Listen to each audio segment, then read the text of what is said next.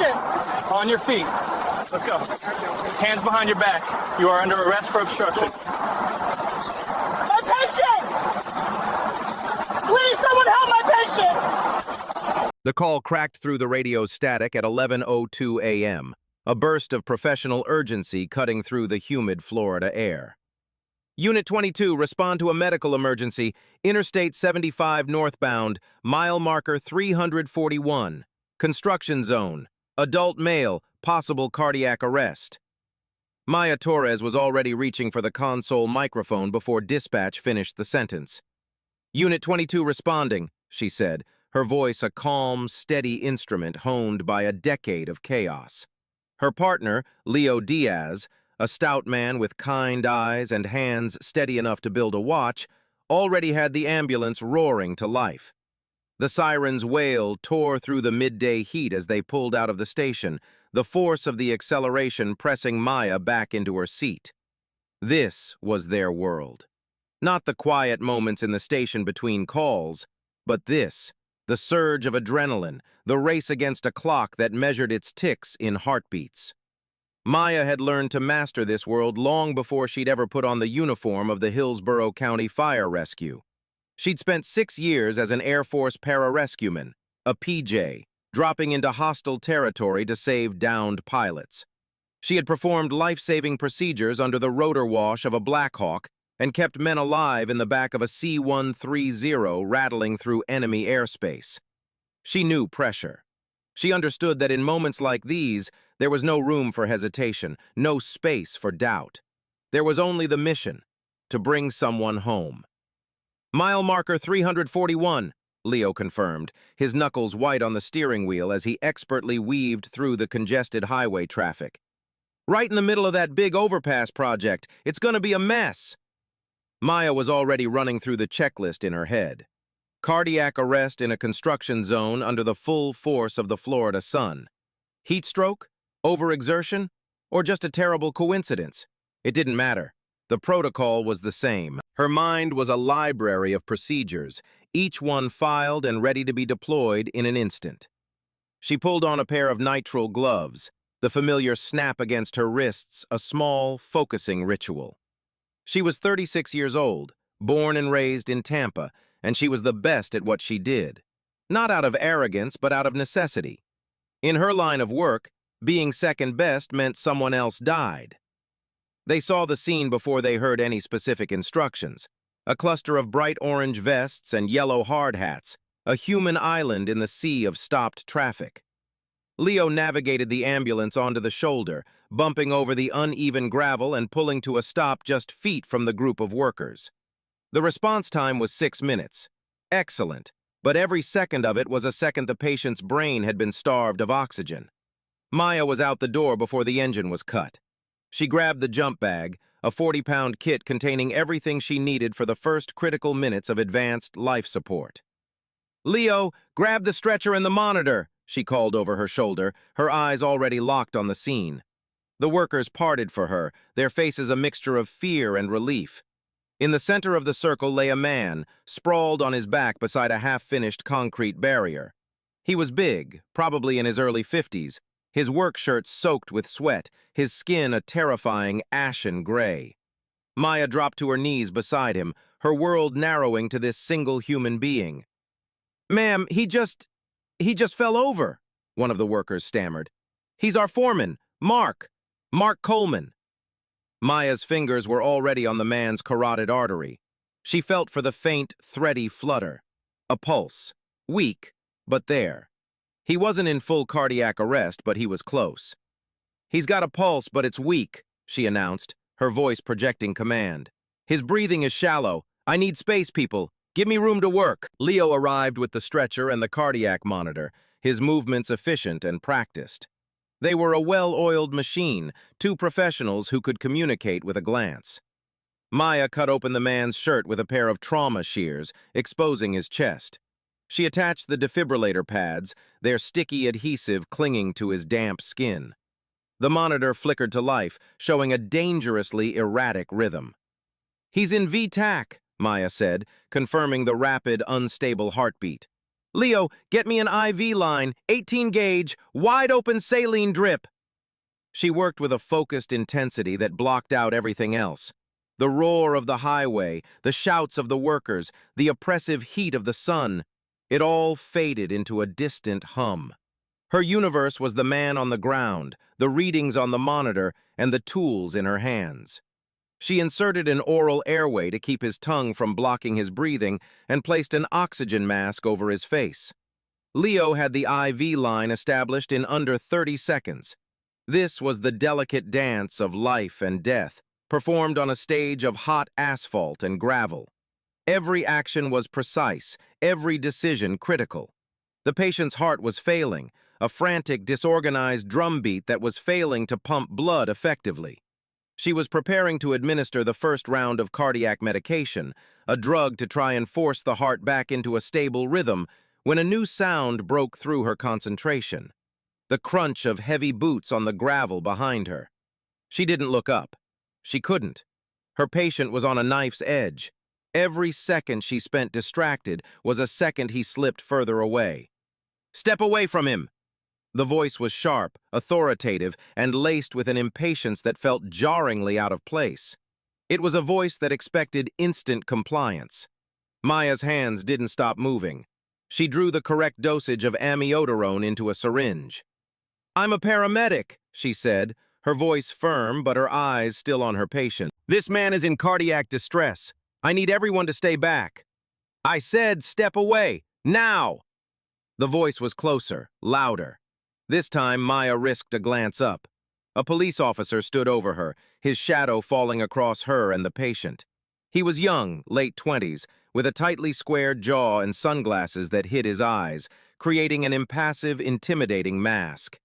His hand was resting on his holstered firearm, a posture of casual dominance. The nameplate on his uniform read, D. Miller. His entire demeanor radiated an aggressive energy that set off immediate alarm bells in Maya's mind. This wasn't an officer here to help. This was an officer here to take control. "Officer, this is a critical medical scene," Maya said, her tone deliberately even. She had to de-escalate this. Her patient's life depended on it. "My patient's heart is in an unstable rhythm. He could go into full cardiac arrest at any moment. I cannot step away." Officer Miller took another step closer, planting his boots firmly on the gravel, a territorial stance. "This is now a potential crime scene. I need to secure it. That means you stop what you're doing and you step away from the individual." Maya's mind reeled. Crime scene? She looked at the man on the ground, then at the surrounding construction equipment, the concerned faces of the workers.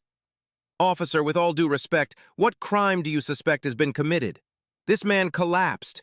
His co-workers called 911. This is a medical emergency." "That's for me to determine, not you," Miller snapped, his voice sharp. "I give an order, you follow it. It's that simple. Now for the last time, back away." Something cold and hard settled in Maya's gut. This wasn't protocol. This wasn't about securing a scene. This was about power. She'd worked with hundreds of officers over the years. She understood the need to coordinate, to respect jurisdictions. But she'd never encountered anything like this. A complete and utter disregard for the life hanging in the balance in favor of asserting authority. The man on the ground let out a low groan, his body tensing. His rhythm on the monitor was deteriorating. She made a decision. She would not be intimidated. She would not let this officer's ego cost her patient his life. She turned her full attention back to the man on the ground, effectively dismissing the officer standing over her. "Leo, push the first dose of amiodarone, now!" Leo, who had been watching the exchange with wide, anxious eyes, hesitated for a fraction of a second before his training took over. He injected the medication into the IV port. "Meds are in," he confirmed. Maya could feel Officer Miller's rage radiating down at her. "Did you not hear me? I gave you a lawful order, paramedic." "And I am following my lawful duty as a licensed medical professional to provide life-saving care," Maya retorted, her eyes still locked on the cardiac monitor. She didn't raise her voice. She kept it clinical, professional. "Florida state statute protects my right and responsibility to treat a critical patient. Interfering with that treatment is a felony. Now you can either help us by keeping the area clear, or you can step back and let us do our jobs." The silence that followed was heavy and dangerous. The workers were watching, phones now emerging from pockets. Maya was vaguely aware of them, a periphery of witnesses to this insane standoff. The only sounds were the beep of the monitor and the distant roar of traffic. "I need to see your identification," Miller said, his voice low and menacing. He had shifted tactics. If he couldn't intimidate her, he would bog her down in procedure. "My identification is in the ambulance," Maya said, not looking up. "You are welcome to go and get my credentials from my partner or verify them through your dispatch. But I am not stopping treatment of a dying man to show you my driver's license." "So you're refusing to identify yourself?" "I'm refusing to abandon my patient," Maya corrected him. "There's a difference. Leo, let's get the stretcher positioned. We need to load and go. The hospital is our best chance now." She and Leo moved as one, preparing to shift the patient onto the stretcher. It was a critical, coordinated movement. As they positioned their hands under the patient's back and legs, Officer Miller moved. He didn't grab her, not yet. He stepped directly in her path, blocking her from the stretcher. His body was a physical barrier between her and her patient's survival. "You are obstructing my investigation," he said, his voice leaving no room for argument. "You are obstructing emergency medical care," Maya shot back, her own patience, a deep and usually unshakable well, finally running dry. Her anger was a cold, sharp thing. "This man is my only priority. Now move out of my way." For a moment they were locked in a stalemate. A paramedic on her knees, hands ready to lift a dying man. A police officer on his feet, arms crossed, the symbol of the law becoming an obstacle to life itself. The air crackled with tension. The other workers were muttering now, their voices rising in a chorus of disbelief. "Officer, for God's sake, let her help him," one of them shouted. Miller's head snapped toward the worker. "You stay out of this or you'll be next," he yelled, pointing a finger. That was the opening Maya needed. While his attention was diverted, she refocused on the patient. "Leo, on 3. 1, 2... But she never got to 3. As she shifted her weight to lift, Miller's hand clamped down on her upper arm. His grip was like iron, a sudden, shocking violation. "I told you to stop," he growled, his face inches from hers. "You don't get to decide what happens here. I do." The world seemed to slow down, the feel of his fingers digging into her biceps, the sight of her patient's face, pale and slack-jawed, the sound of Leo's sharp intake of breath. This was it. The line had been crossed.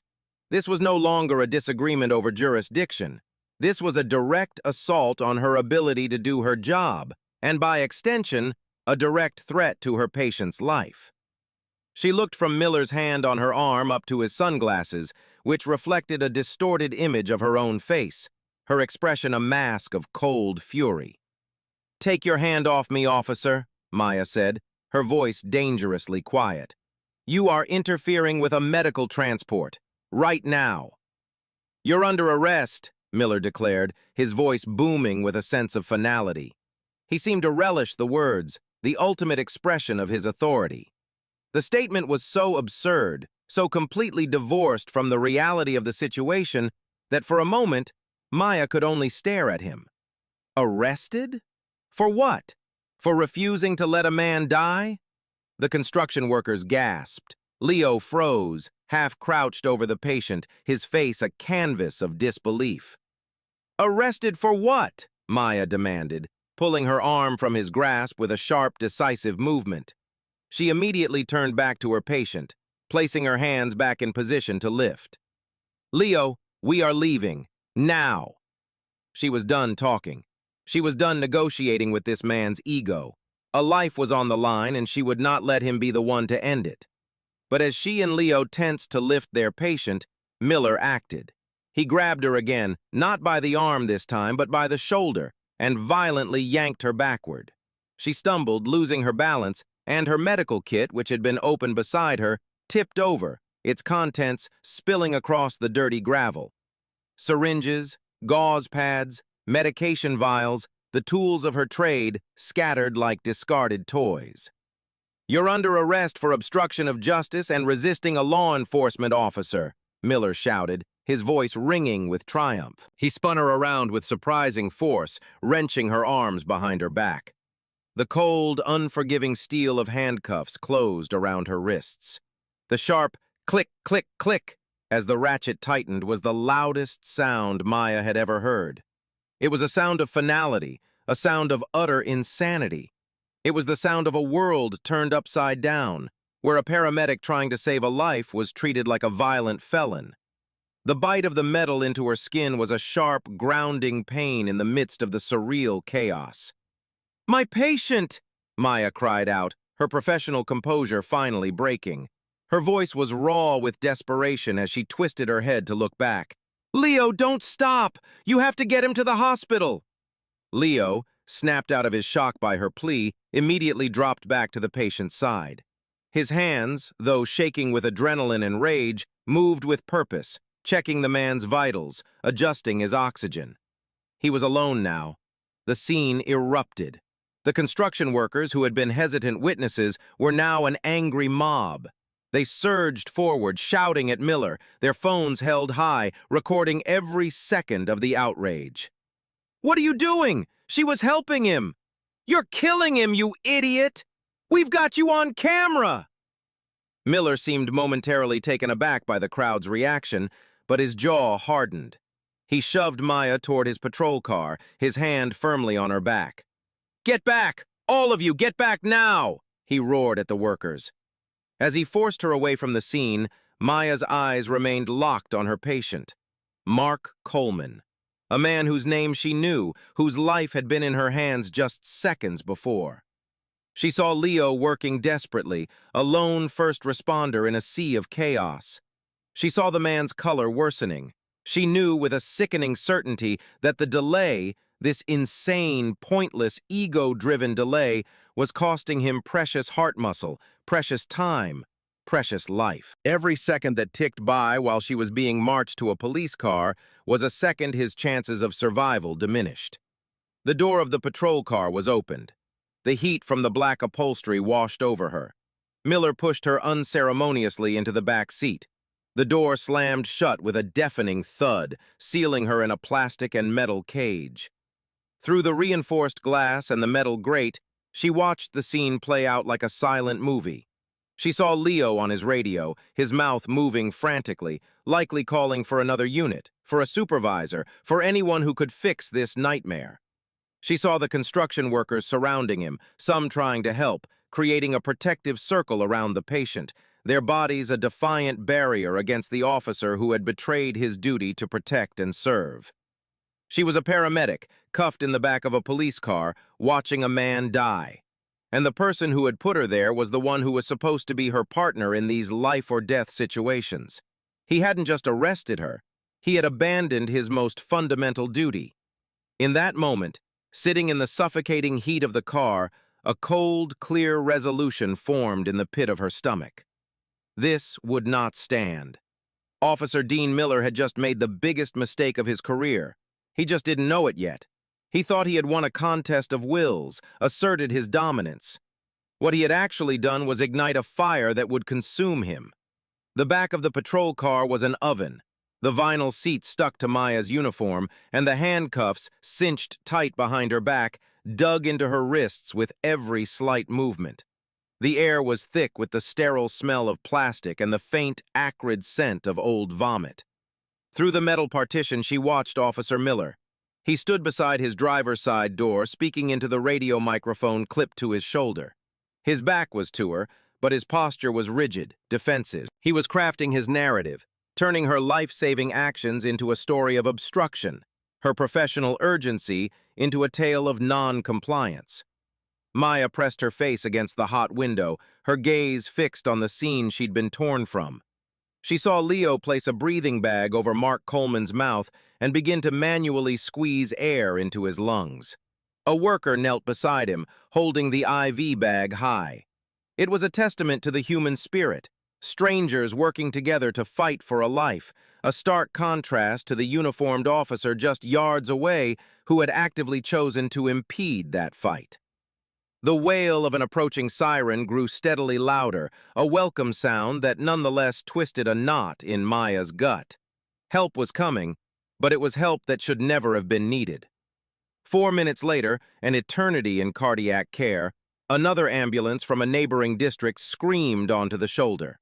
2 new paramedics, a man and a woman Maya vaguely recognized, jumped out and rushed to the scene with their own equipment. There was a frantic, hurried exchange of information. Leo, still bagging the patient, pointed from the monitor to Maya, locked in the back of the patrol car. The female paramedic's head whipped around, her eyes widening in confusion and shock as she saw Maya's face pressed against the glass. The look was a mirror of what Maya felt, a deep, professional offense. One of us is in handcuffs while a patient is coding. It was a violation of a sacred trust. The new crew worked with swift efficiency, taking over from Leo. They loaded Mark Coleman onto their stretcher, a flurry of controlled, expert motion. Maya watched as they lifted him, his body limp, his face partially covered by the oxygen mask. Was he still alive?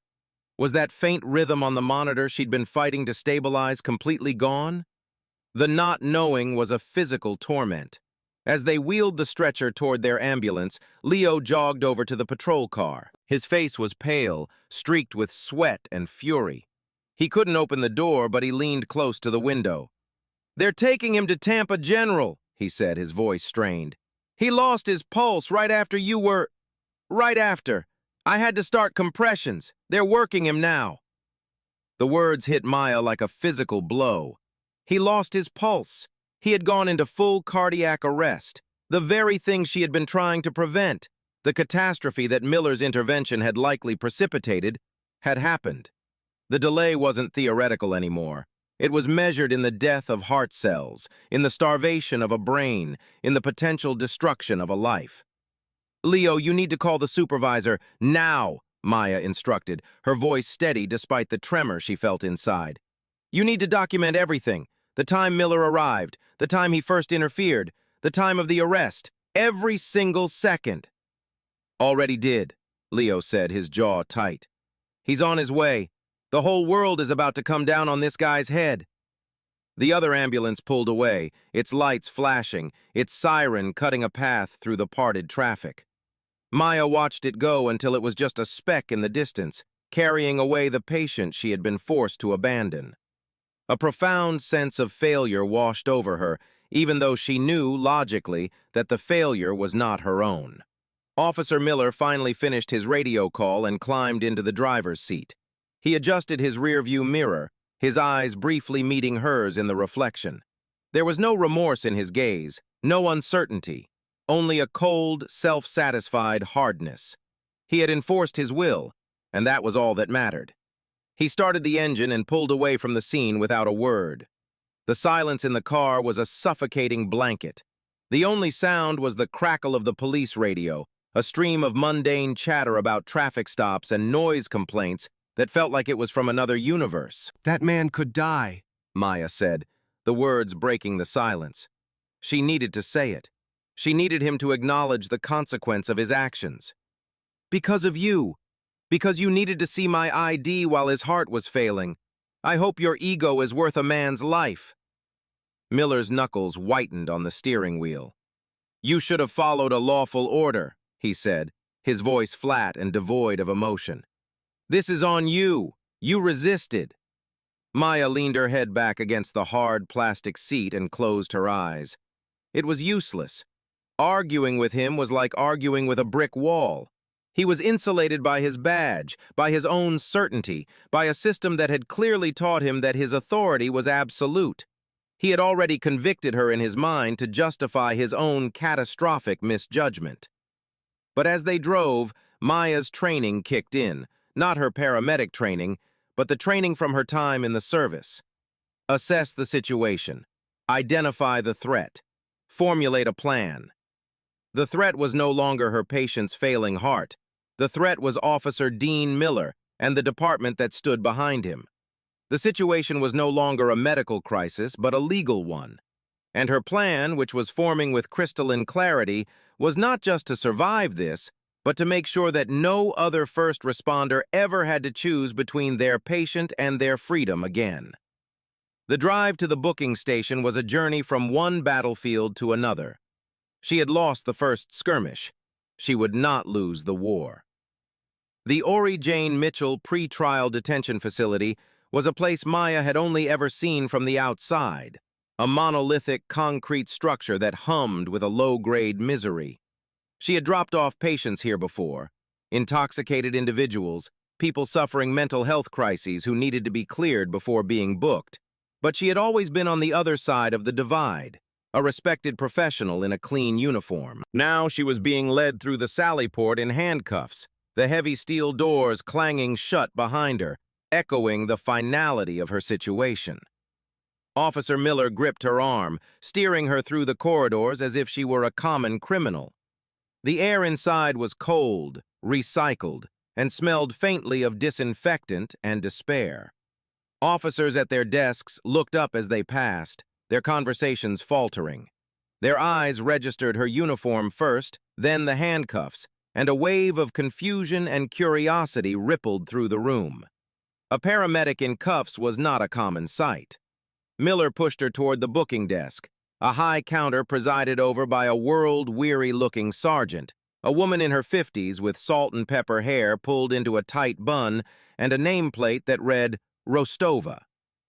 "Got one for booking," Miller announced, his voice unnecessarily loud. "Obstruction and resisting." Sergeant Rostova looked up from her paperwork, her gaze falling on Maya, then on Miller. She raised a skeptical eyebrow. "Resisting? Her?" She looked back at Maya. "I know you. You're Torres from Station 12. You brought in that guy who'd been tasered last week. What in God's name is going on, Miller?" "She refused to follow a lawful order at a scene," Miller said, puffing out his chest slightly. "Interfered with my investigation." "What investigation?" Rostova pressed, her tone sharp. She wasn't buying it. "She was on a medical call on I-75. I heard the chatter. A man down, cardiac event. What exactly did she obstruct? His heartbeat?" The sarcasm was thick, and a few officers within earshot chuckled. Miller's face flushed a deep red. "She refused to provide identification and became belligerent." "Officer, I was treating a critical patient," Maya interjected, her voice calm and measured. "I informed your officer that I would provide my credentials as soon as the patient was stabilized for transport. His life was the priority." Rostova's eyes narrowed, looking from Maya's resolute face to Miller's defensive one. The veteran sergeant had been on the job for 30 years. She could smell a bad arrest from a mile away, and this one reeked. "You pulled a medic away from a critical patient to ask for her driver's license?" she asked Miller, her voice dropping to a low, dangerous level. "Is that what you're telling me?" "I was securing the scene," Miller insisted, but his voice had lost some of its bluster. Rostova just shook her head slowly, a look of profound disappointment on her face.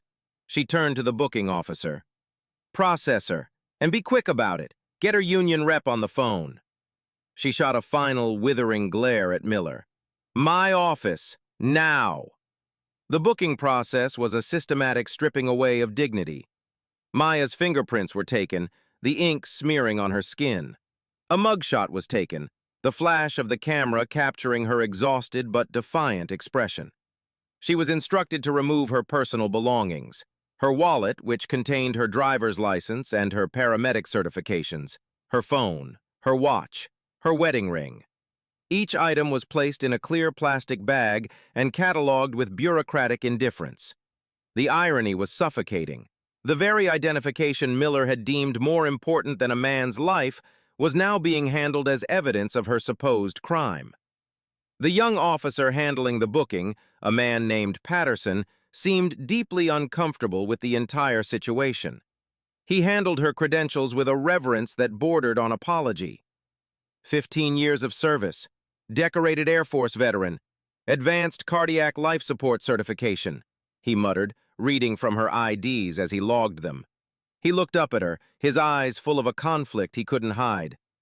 "Ma'am, are the cuffs too tight? Did you sustain any injuries during the arrest?" "I'm fine," Maya replied, her voice flat. "But you should ask my patient that question. The one your colleague prevented me from treating." Patterson flinched and quickly looked down, focusing on his paperwork. The message had been received. Through a nearby office door, Maya could hear the muffled but heated sounds of Sergeant Rostova's voice, rising and falling in a controlled fury as she dressed down Officer Miller. The words weren't clear, but the tone was. Miller wasn't being praised for his decisive action. He was being grilled. The first cracks in his wall of authority were beginning to show. After the paperwork was complete, Officer Patterson led her down a short hallway to a holding cell. The heavy metal door slid open with a groan. "I'm sorry, ma'am. It'll just be until we can get things sorted out." The door slammed shut, and the lock engaged with a deafening clang. Maya was alone.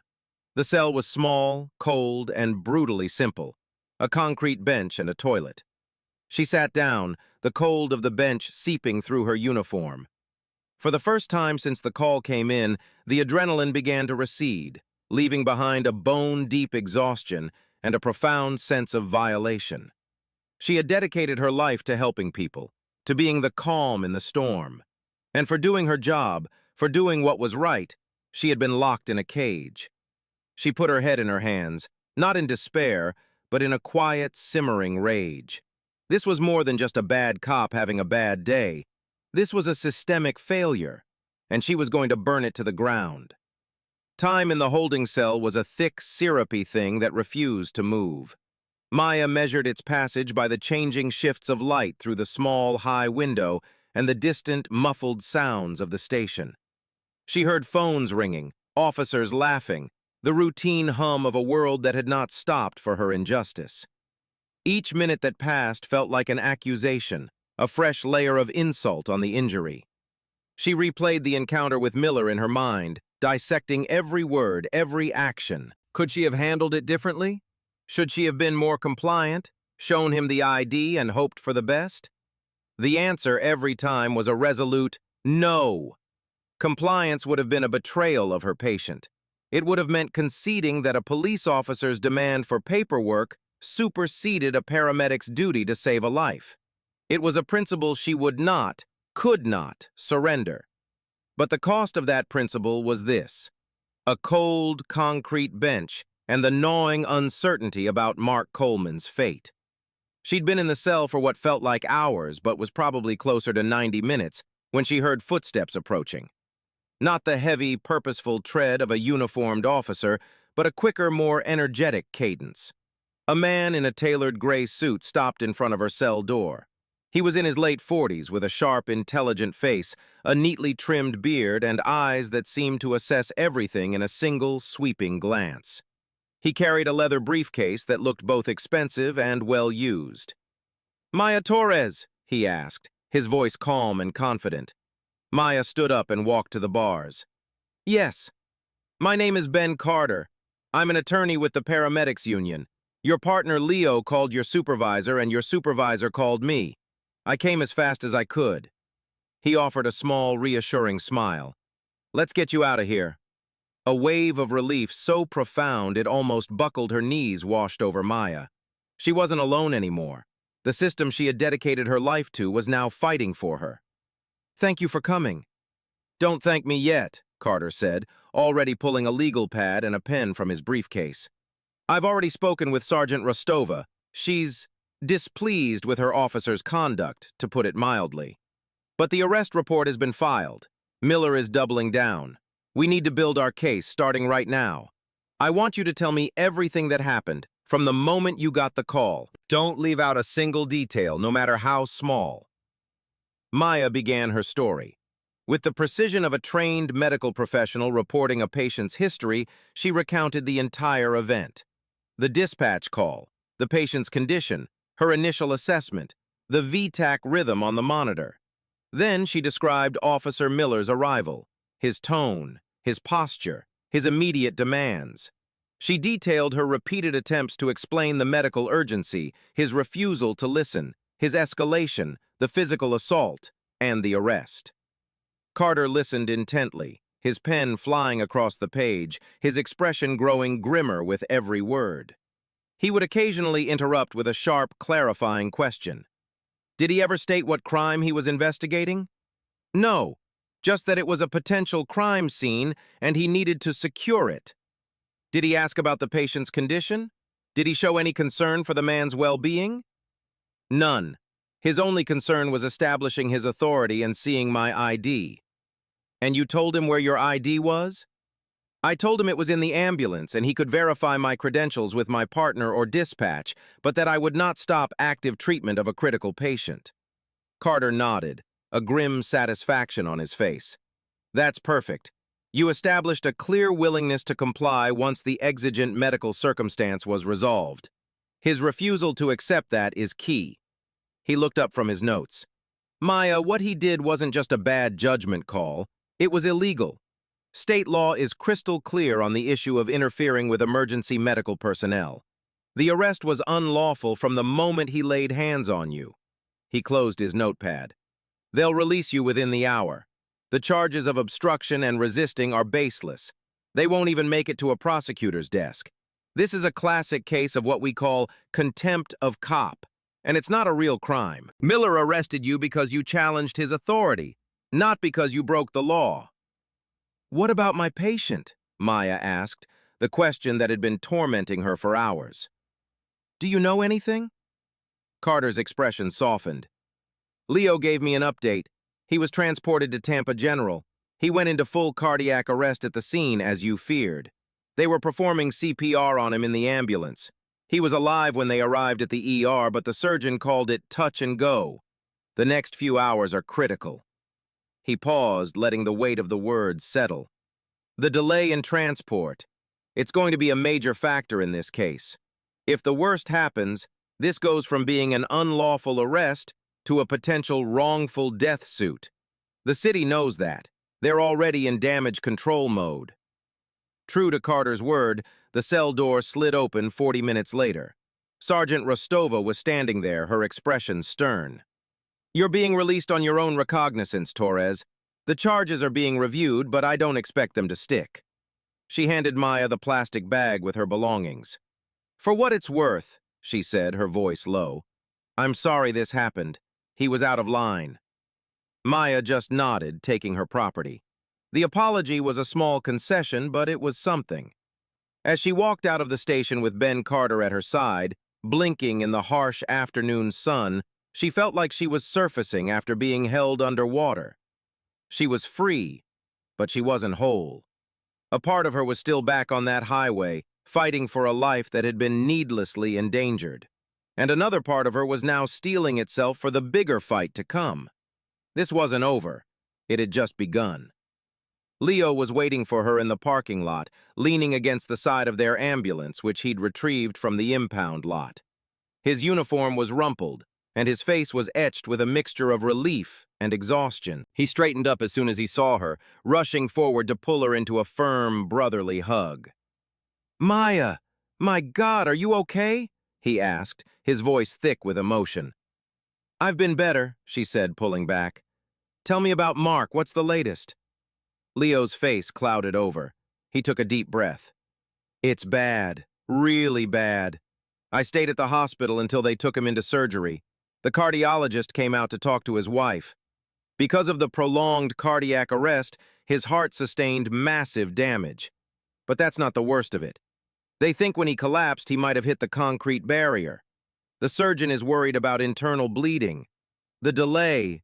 Maya, the doctor said the delay in getting him to the cath lab likely turned a survivable event into a catastrophic one.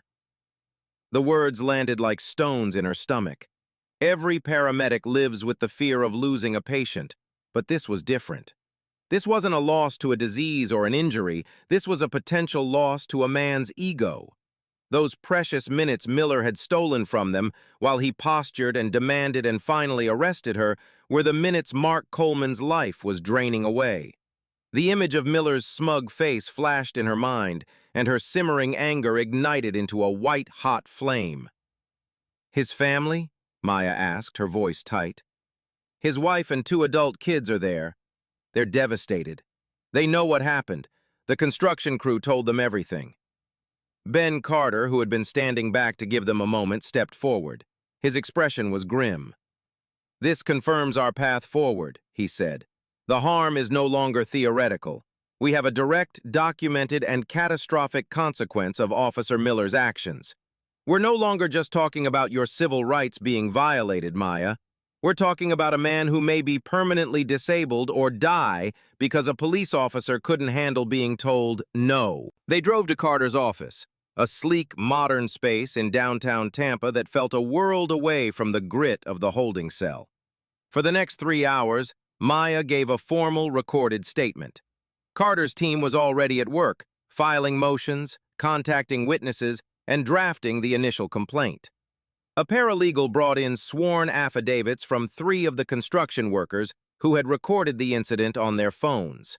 Their videos, though shaky, were damning. They clearly showed Maya providing medical care.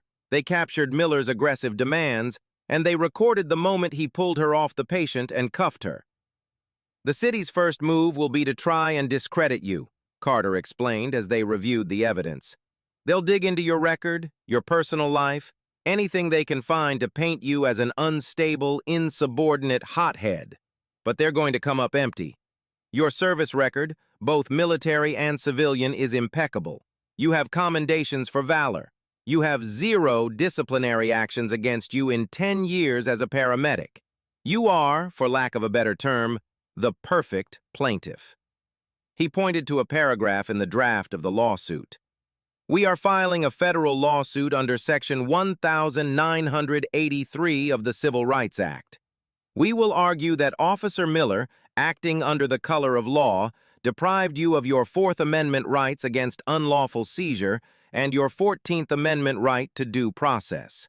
Furthermore, we are adding a state-level claim for intentional interference with emergency medical care, false arrest, and battery." He looked her directly in the eye. "We will be suing Officer Miller individually and the city of Tampa for failure to train and supervise its officers. We are not just going after the soldier, we are going after the army that sent him into battle unprepared." The lawsuit was filed electronically at 9 a.m. the next morning. It was an explosive document, detailing in cold, legal language the horrifying events of the previous day. It named Officer Dean Miller and the city of Tampa as defendants and sought unspecified damages for the violation of Maya's civil rights, emotional distress, and damage to her professional reputation. Within an hour, the media storm began. The story was perfect for the 24-hour news cycle. A hero paramedic arrested by an overzealous cop while saving a man's life. The witness videos, which had been sent to a local news station, went viral. The image of Maya in her uniform being forced into the back of a patrol car while her patient lay on the ground was broadcast across the country. Her phone, which she'd gotten back with her other belongings, began to light up with calls and texts from friends, family, and colleagues from across the state, all expressing their shock and support. The fire department issued a statement standing firmly behind Maya, calling her actions heroic and in accordance with the highest standards of patient care.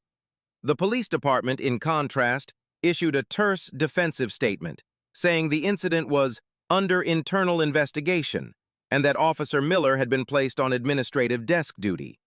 The battle lines had been drawn. Maya, with the backing of her union and Ben Carter, stood on one side.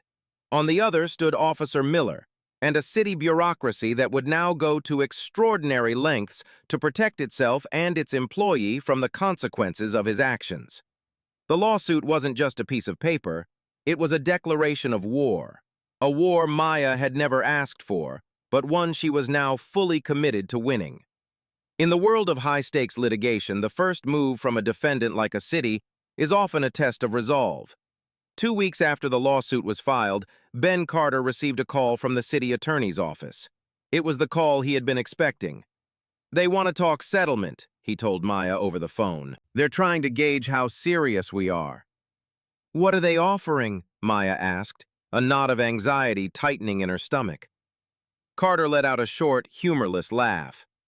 "You should sit down for this. They're offering to pay your legal fees and give you $25,000 for your trouble. They called it a nuisance value settlement. Maya was silent for a moment, processing the sheer audacity of the offer. $25,000. It wasn't a settlement, it was an insult. It was the monetary equivalent of a pat on the head, a pittance meant to make the problem go away before it got too expensive or embarrassing. It was an offer made by people who saw this not as a gross violation of rights and a near-fatal dereliction of duty, but as a public relations inconvenience to be managed. "Tell them no," Maya said, her voice laced with ice. "Tell them I'll see them in court." "That's what I thought you'd say," Carter replied, a note of pride in his voice. "I already told them their offer was offensive and that our next conversation would be during depositions. This was their gambit. They were hoping you were just looking for a quick payday, that the pressure would make you fold. They misjudged you." They had. The city's lawyers and risk managers had made a critical error. They had mistaken Maya's quiet professionalism for weakness. They didn't understand that her fight was no longer just about her own vindication. It had become about Mark Coleman. Mark had survived the surgery, but just barely. He had spent 6 days in a medically induced coma. When he woke up, the doctors delivered the devastating news. The prolonged lack of oxygen had caused irreversible damage to his heart. His ejection fraction, a measure of the heart's pumping efficiency, was less than half of what it should be. He would never work construction again. He would likely need a heart transplant in the future. He was 52 years old, and his life had been permanently, catastrophically altered because of a 7-minute delay on the side of a highway. His family had retained their own lawyer and were preparing a separate multi-million-dollar lawsuit against the city. The two cases, while legally distinct, were inextricably linked. Every victory for Maya would be a victory for Mark. The city's refusal to take her lawsuit seriously had the opposite effect they intended. Instead of silencing her, it galvanized her, and it enraged the public. When news of the nuisance value offer leaked to the press, a strategic leak from Carter's office, the story exploded with renewed fury. Editorials were written condemning the city's callousness. National news outlets picked up the story, framing it as a textbook example of police overreach and municipal arrogance. A GoFundMe page started by Maya's fire station to help with any uncovered expenses was flooded with donations from strangers across the country. Paramedics from as far away as California and New York sent messages of solidarity. She had become an unwilling symbol for every first responder who had ever been bullied, questioned, or impeded by a law enforcement officer on a power trip. The pressure on the city mounted. The police chief held a press conference where he was hammered with questions about Officer Miller's disciplinary record. It was revealed that Miller, in his short 6-year career, had accumulated over a dozen citizen complaints for excessive force and abuse of authority, none of which had resulted in any significant disciplinary action. He was a lawsuit waiting to happen, a problem the department had ignored until it blew up in their faces on a national stage. For Maya, life had become surreal. She was on paid leave from the job she loved, spending her days in meetings with lawyers instead of responding to 911 calls. She tried to keep a low profile, but her face was everywhere. She'd be recognized at the grocery store, with strangers stopping her to shake her hand and thank her for standing up. The attention was uncomfortable, but it strengthened her resolve.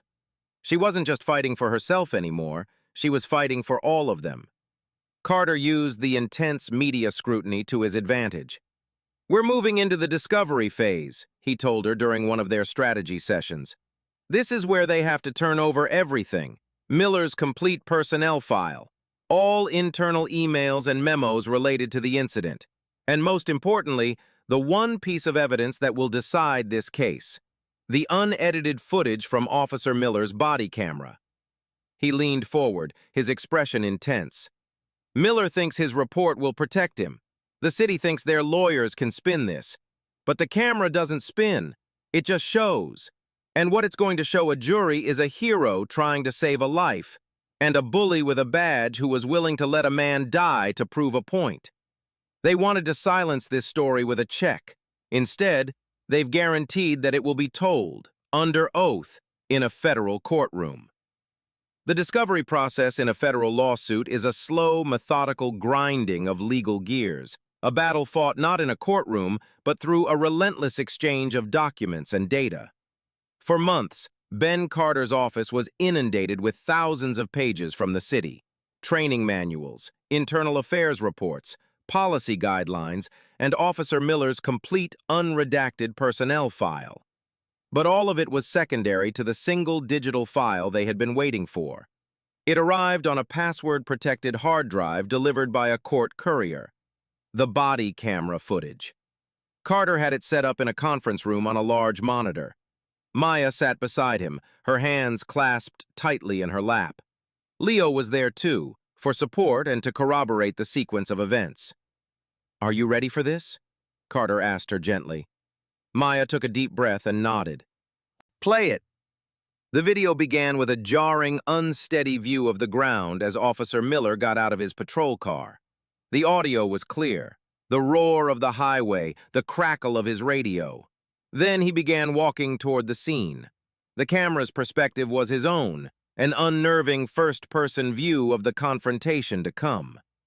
He approached the circle of workers, his voice already sharp. "What's going on here? Everybody back up!"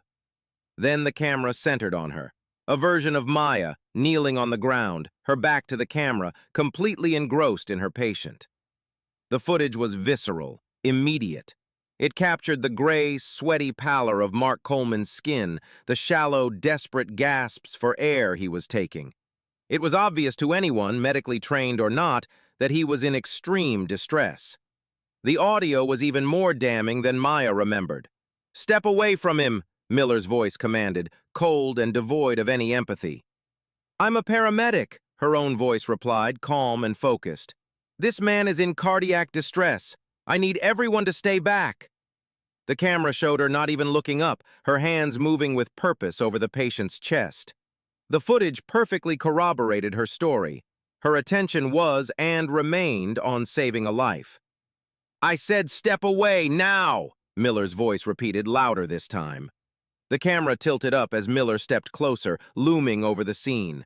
It captured Maya's quick glance up, the firmness in her voice as she explained the situation. "Officer, this is a critical medical scene. My patient's heart is in an unstable rhythm. He could go into full cardiac arrest at any moment. I cannot step away." Watching it now, from his perspective, was chilling. The camera showed no interest in the patient. It remained fixed on her, the perceived source of defiance. It recorded her clear, concise explanations of the medical emergency and her lawful duty. It recorded her offer to have her credentials verified by other means. It recorded the moment she dismissed him to instruct Leo to administer the life-saving medication. Then came the escalation. The camera lurched as Miller stepped forward to block her. His voice, captured by the microphone inches from his mouth, was a low growl. "You are obstructing my investigation." Her reply was just as clear. "You are obstructing emergency medical care." The most crucial moment was the arrest itself. The video showed Miller grabbing her arm. It showed him yanking her away from the patient. The camera swung wildly, capturing the medical kit spilling across the ground. Then, the view became a chaotic jumble of Maya's back and the sky as Miller spun her around and forced her arms behind her back. The sharp metallic clicks of the handcuffs were picked up with perfect clarity by the microphone. The video continued for another 20 minutes. It showed the angry shouts of the construction workers. It showed Leo, his face a mask of desperation, taking over CPR. It showed the arrival of the second ambulance. And it showed the long, silent walk back to the patrol car, where Maya was placed in the back like a piece of cargo. When the video ended, the conference room was silent. Leo was shaking his head, his face pale. Maya felt strangely numb, vindicated but also sickened. It was all there. Every lie in Miller's report, every self-serving statement the city had made was obliterated by this single, unblinking recording of the truth. Ben Carter sat back in his chair, a slow, grim smile spreading across his face. He looked at Maya. "In 25 years of practicing law," he said, his voice quiet with awe, "I have never seen a more powerful piece of evidence. That camera didn't just record an unlawful arrest. It recorded a man's soul. It recorded his arrogance, his insecurity, and his utter disregard for human life. He stood up and began to pace the room, energized. This changes everything. Their strategy was to paint you as the aggressor, as uncooperative. This video proves you were the only person in that interaction who remained calm, professional, and focused on the job at hand. Miller wasn't a cop maintaining order.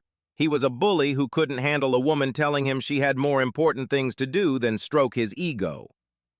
Carter stopped pacing and looked at the blank screen. The city's lawyers will see this footage, and they will know their case is unwinnable. They'll come back to the table with a real settlement offer. But that's not what we're going to do. He turned to Maya, his eyes glinting. We're going to show this video to a jury. We're going to let 12 ordinary citizens see what Officer Dean Miller did on that highway. We're going to depose him, make him watch it, and make him explain every single second of it under oath. This case is no longer about getting you a settlement. It's about getting you justice, the kind of justice that changes laws. A deposition is not a trial. There is no judge, no jury. It takes place in the sterile confines of a law firm's conference room. But in many ways, it is more grueling. It is a slow, methodical dissection of a witness's story designed to lock them into a version of events they cannot later change, and to expose every weakness, every contradiction, every lie. Officer Dean Miller walked into the deposition room flanked by 2 attorneys from the city, his uniform crisp, his posture ramrod straight. He carried himself with the same air of unshakable confidence he'd had on the highway. He was there to defend his actions, to project the image of a decisive officer who had been forced to take control of a chaotic scene from an uncooperative paramedic. He believed his badge and his version of the story would protect him. He was wrong. For the first hour, the city's attorney led Miller through his own testimony, allowing him to construct his narrative. He described arriving at a disorderly scene, his attempts to secure the area, and paramedic Torres's immediate and hostile refusal to comply with his lawful orders. He painted a picture of himself as the calm center of a storm, a professional doing his job. Then, it was Ben Carter's turn. Carter began calmly, his questions simple and direct. Officer Miller, you've been with the Tampa Police Department for 6 years, is that correct? Yes, sir. And in that time, have you received training on interacting with other first responders at emergency scenes? Yes, sir, we receive extensive training. And does that training instruct you that the immediate life-saving care of a patient is the top priority at a medical emergency? Miller shifted in his seat. My priority is to secure the scene for the safety of all personnel. That wasn't my question, officer, Carter said, his voice still mild. Does your training instruct you that a paramedic's active treatment of a critical patient takes precedence over administrative requests, like asking for identification? The city's attorney objected, but Carter just smiled. Let me rephrase. At any point did you believe the patient, Mr. Coleman, was not in serious medical distress? I am not a medical professional, Miller said stiffly. I could not make that assessment. Exactly, Carter pounced. You are not a medical professional, yet you felt qualified to order the actual medical professional on scene to stop providing care. Is that correct? I ordered her to step back so I could secure the scene. Carter nodded slowly, then turned to his paralegal. Please play the first video exhibit, body camera footage of Officer Miller, timestamp 11:08:14. The large monitor at the end of the conference table flickered to life. The deposition room was filled with the sounds of the highway, and the video began. Carter had Miller watch the first 2 minutes, showing his arrival and his initial aggressive demands. Officer, Carter said, pausing the video just after Miller had yelled, I said step away, now! At this point, you had been on scene for less than 30 seconds. You had not spoken to any witnesses. You had not assessed any potential threats. Yet you decided the most important action was to stop the paramedic from treating her patient. Why? I was establishing control of the scene, Miller repeated, his jaw tight. Control over what, exactly? A woman on her knees trying to save a man's life? Carter let the question hang in the air before playing the next segment, the one where Maya calmly explained the patient's condition. He paused it again. Officer, on this video, we can hear Paramedic Torres, a 10-year veteran with an exemplary record, telling you the patient is in VTAC and could go into full cardiac arrest. Did you know what VTAC was? Miller hesitated. I have basic first aid training. So you understood it was a life-threatening cardiac arrhythmia?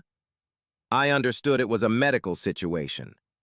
And yet your response was not to ask how you could help. It was not to clear the area for her. It was to demand her identification. Is that right? It is standard procedure to identify all parties on a scene. Is it standard procedure to arrest a paramedic for prioritizing her dying patient over your request for her driver's license? Carter's voice was rising now, losing its gentle tone and taking on a hard, prosecutorial edge. For the next 4 hours, Carter dismantled Miller's story piece by piece, using the officer's own camera footage as the wrecking ball. He forced Miller to watch himself yank Maya away from the patient. Please describe for the record what is happening in this video, officer. Miller stared at the screen, his face pale. I am effecting an arrest. You are physically assaulting a licensed paramedic and preventing her from rendering aid, Carter corrected him. Did you see the medical kit spill onto the ground? Did you see the patient unattended while you focused on handcuffing Ms. Torres? By the end of the deposition, Dean Miller was a changed man. His arrogance had evaporated, replaced by a sullen, defensive silence. His carefully constructed narrative of a hero cop had been exposed as a self-serving fantasy. The transcript would show him to be evasive, argumentative, and ultimately unable to provide a single credible justification for his actions. He had walked into the room a confident officer of the law. He walked out a man who knew his career was over. The city's attorneys knew it too. Their faces were grim. They had built their entire defense around the testimony of their officer, and Carter had just reduced that testimony to rubble. The unblinking eye of the camera, combined with Carter's relentless questioning, had left them with nothing. Their star witness had just become their biggest liability. The day after the deposition, Ben Carter's phone rang. It was the lead counsel for the city of Tampa. The tone was no longer dismissive or condescending. It was the sound of defeat. They want to settle, Carter told Maya later that day at his office. They know the deposition was a disaster. They know what that body camera footage will do to a jury. They're no longer talking about nuisance value. He slid a piece of paper across his desk. On it was a number, $750,000. Maya stared at the figure. It was an incredible amount of money, a life-changing sum. It was an admission of guilt, a clear signal that the city knew it had no legal leg to stand on. A year's salary for her was around $60,000. This was more than 10 times that. It was enough to pay off her mortgage, set up a college fund for her kids, and live without financial worry for years. It was everything the city had said her ordeal wasn't worth, and then some. Part of her, the tired part that had been living this nightmare for months, wanted to say yes. She wanted it to be over. She wanted to stop the endless meetings, the media attention, the gnawing anxiety of the impending trial. She wanted to go back to her life, to her ambulance, to the simple, profound work of saving people. What do you think? She asked Carter, her voice quiet. Carter leaned back in his chair, steepling his fingers. From a purely financial perspective, it's a very strong offer. We could probably push them to $1 million, but this is in the ballpark of a major victory without the risk and stress of a trial. If you take this, you walk away with financial security, and we can probably get them to expunge the arrest record as part of the deal. No one would blame you for taking it. He paused, his gaze steady. But you didn't come to me for a purely financial perspective. You came to me for justice. Justice. The word hung in the air between them. Was this justice? A check and a quiet end to the affair? Officer Miller would likely be fired, but the system that created him, the policies that enabled him, would remain unchanged. The next Officer Miller, in another city on another highway, could do the very same thing to another paramedic.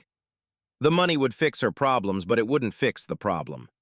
She thought about Mark Coleman, who was beginning a long, painful rehabilitation, his life forever diminished. She thought about the messages of support she'd received from EMTs and paramedics across the country, stories of their own run-ins with police, of being bullied, threatened, and treated like subordinates instead of partners. She thought of the fear they all felt, the worry that doing their job correctly could cost them their own. This wasn't just her fight anymore. The viral videos, the media attention, the deposition, it had all turned her case into something bigger. It had become a test case, a potential landmark for the rights of all first responders. This offer comes with a non-disclosure agreement, doesn't it? Maya asked. Carter nodded. Of course. They want your silence. They'll pay a premium for it. They want to make sure that body camera footage is never shown in a public court, that Miller's deposition transcript is never released. That was the deal breaker. They wanted to buy her story, to bury the truth she had fought so hard to bring to light. They wanted to pay her to pretend this never happened. No, Maya said, the single word firm and clear. The doubt vanished, replaced by a cold, hard certainty. No deal.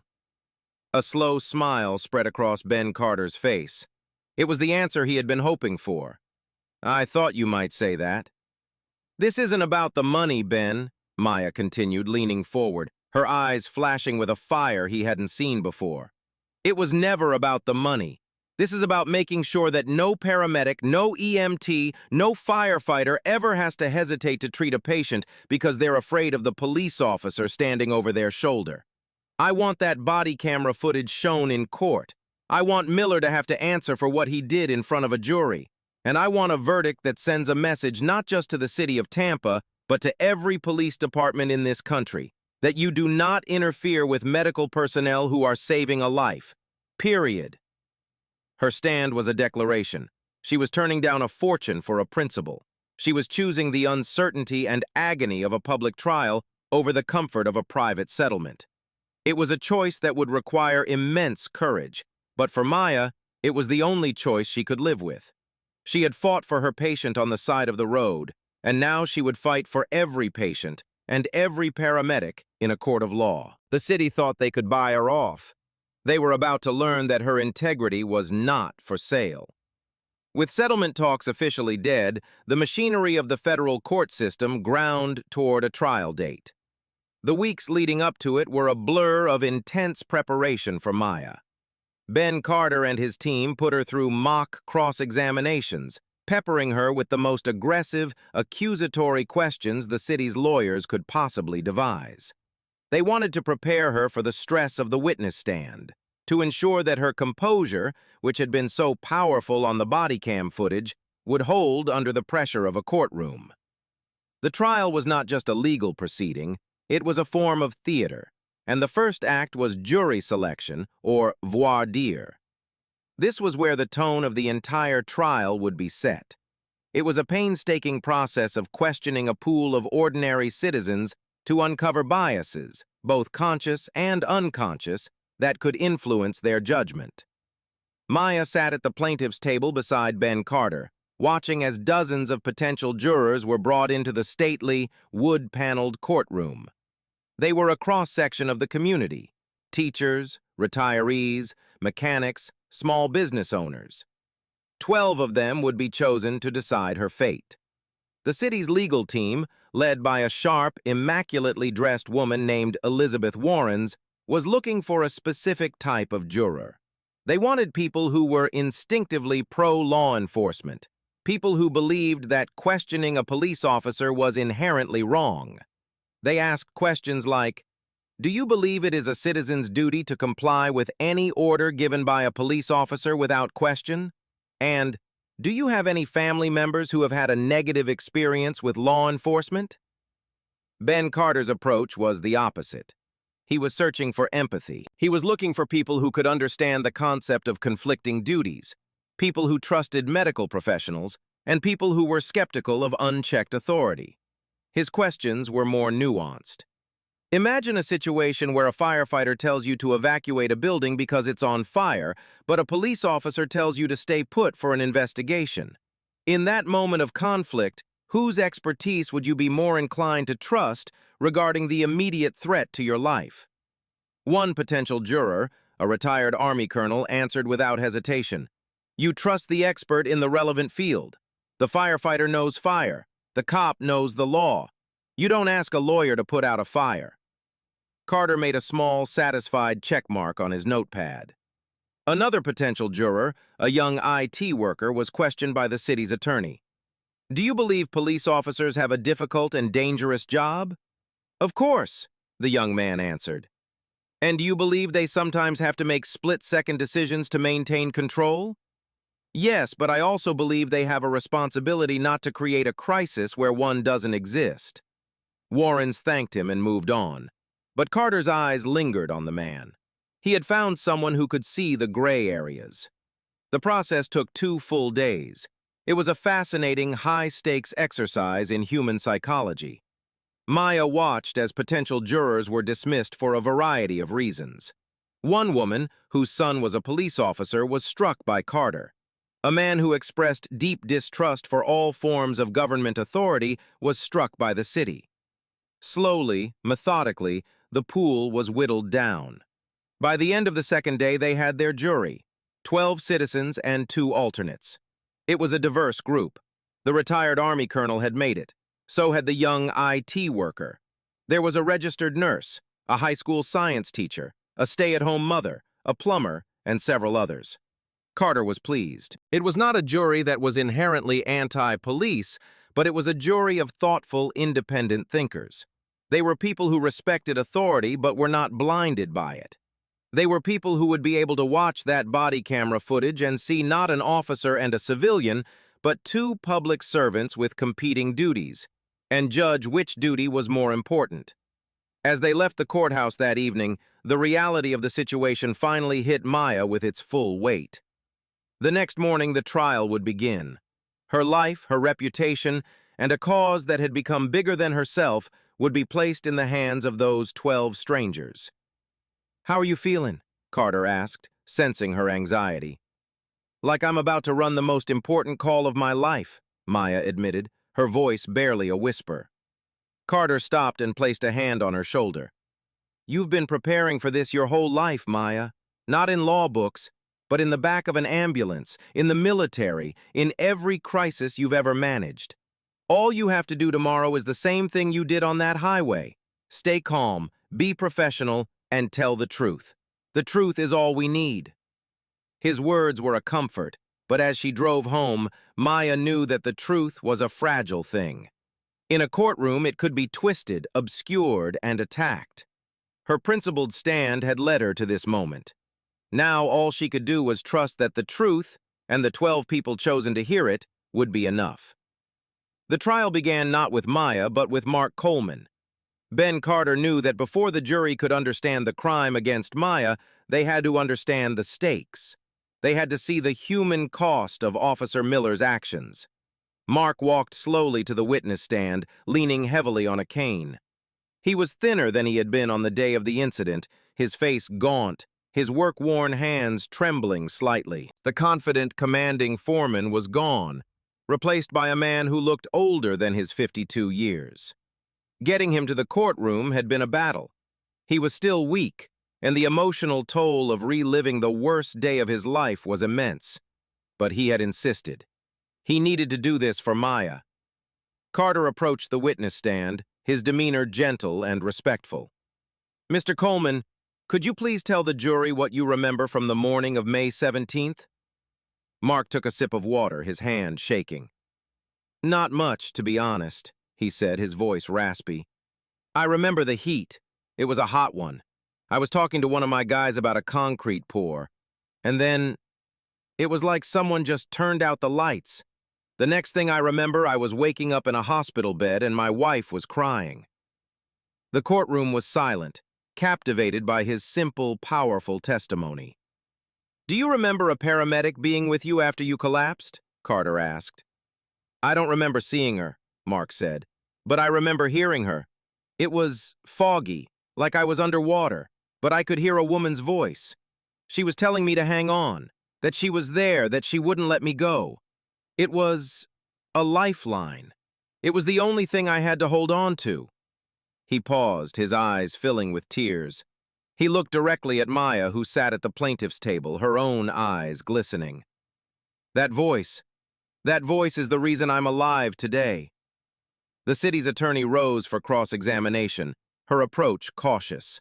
She knew she had to tread lightly. Attacking a sympathetic victim was a risky strategy. Mr. Coleman, you have a separate lawsuit filed against the city of Tampa, don't you? Elizabeth Warrens asked. Yes, ma'am. And that lawsuit seeks millions of dollars in damages, correct? It seeks to cover my medical bills, which are already over $1 million, and to provide for my family now that I can't work anymore, Mark said, his voice gaining a spark of its former strength. So you have a significant financial interest in the outcome of this trial, don't you?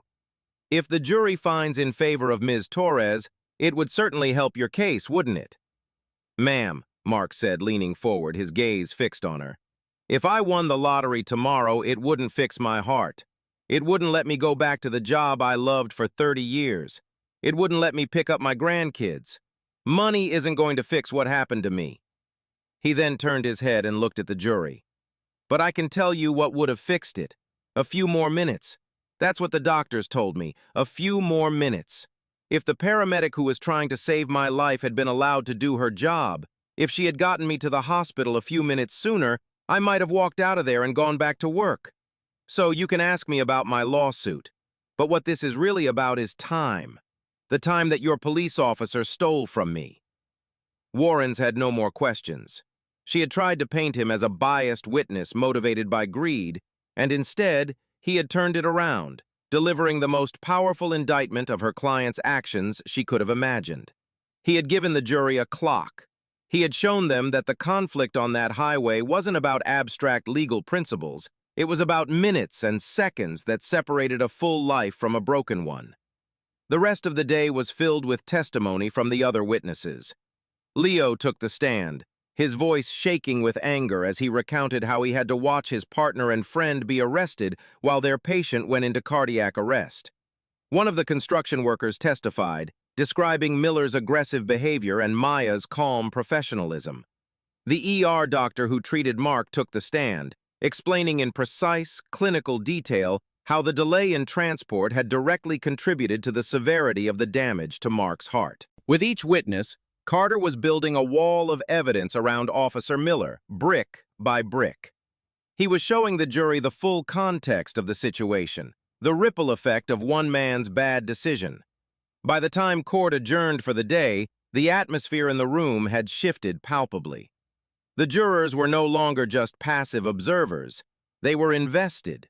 They had heard from the survivor, from the partner, from the witnesses, from the doctor.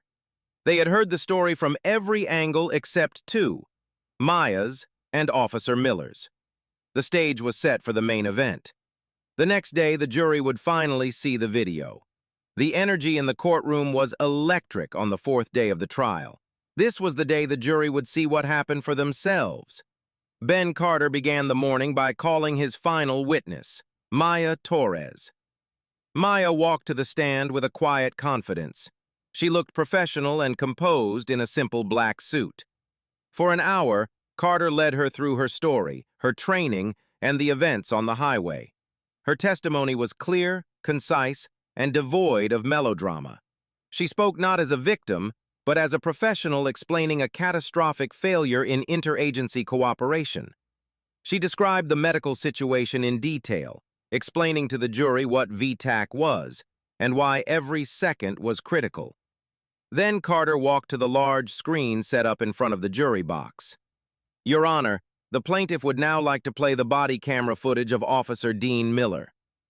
The lights in the courtroom were dimmed slightly. The room was silent as the video began to play. For the next 10 minutes, the jury was transported to the side of I-75. They saw the scene not from a distance, but through the eyes of the man who caused the crisis. They saw Maya's focused professionalism. They saw Mark Coleman's gray, dying face. They heard Miller's aggressive demands and Maya's calm, firm refusals. They heard her literally pleading for her patient's life, and then they saw it. They saw Miller, from his own point of view, lunge forward and grab Maya. They saw him yank her away from her patient. They saw him spin her around and force her arms behind her back. The sharp metallic clicks of the handcuffs echoed through the silent courtroom. Several jurors flinched. One woman put her hand over her mouth in shock. They weren't just hearing about the arrest anymore, they were witnessing an assault. When the video ended and the lights came up, the impact was visceral. The footage had transformed the case. It was no longer a matter of he said, she said. It was a matter of objective, undeniable reality. The city's attorney, Elizabeth Warrens, knew she was in deep trouble. Her cross-examination of Maya was tentative. She tried to portray Maya as insubordinate, but the video had already refuted that. Ms. Torres, you'd agree that when a police officer gives you an order, you should follow it. I agree that I should follow a lawful order, Maya corrected her gently. An order that forces me to abandon a dying patient in violation of my medical oath and state law is not a lawful order. Warrens had no effective rebuttal. Maya's testimony, backed by the video, was a fortress. After Maya stepped down, the defense had no choice but to call their only witness, Officer Dean Miller. He walked to the stand, his face a grim mask. He knew what was coming. Warrens led him through his testimony, but it was a hollow exercise. Everyone in the room had already seen the truth. His claims of a chaotic scene and a belligerent paramedic sounded absurd after watching the video. Then it was Carter's turn for cross-examination. He approached the witness stand not with anger but with a quiet, surgical precision. Officer Miller, he began, we've all seen the footage from your body camera.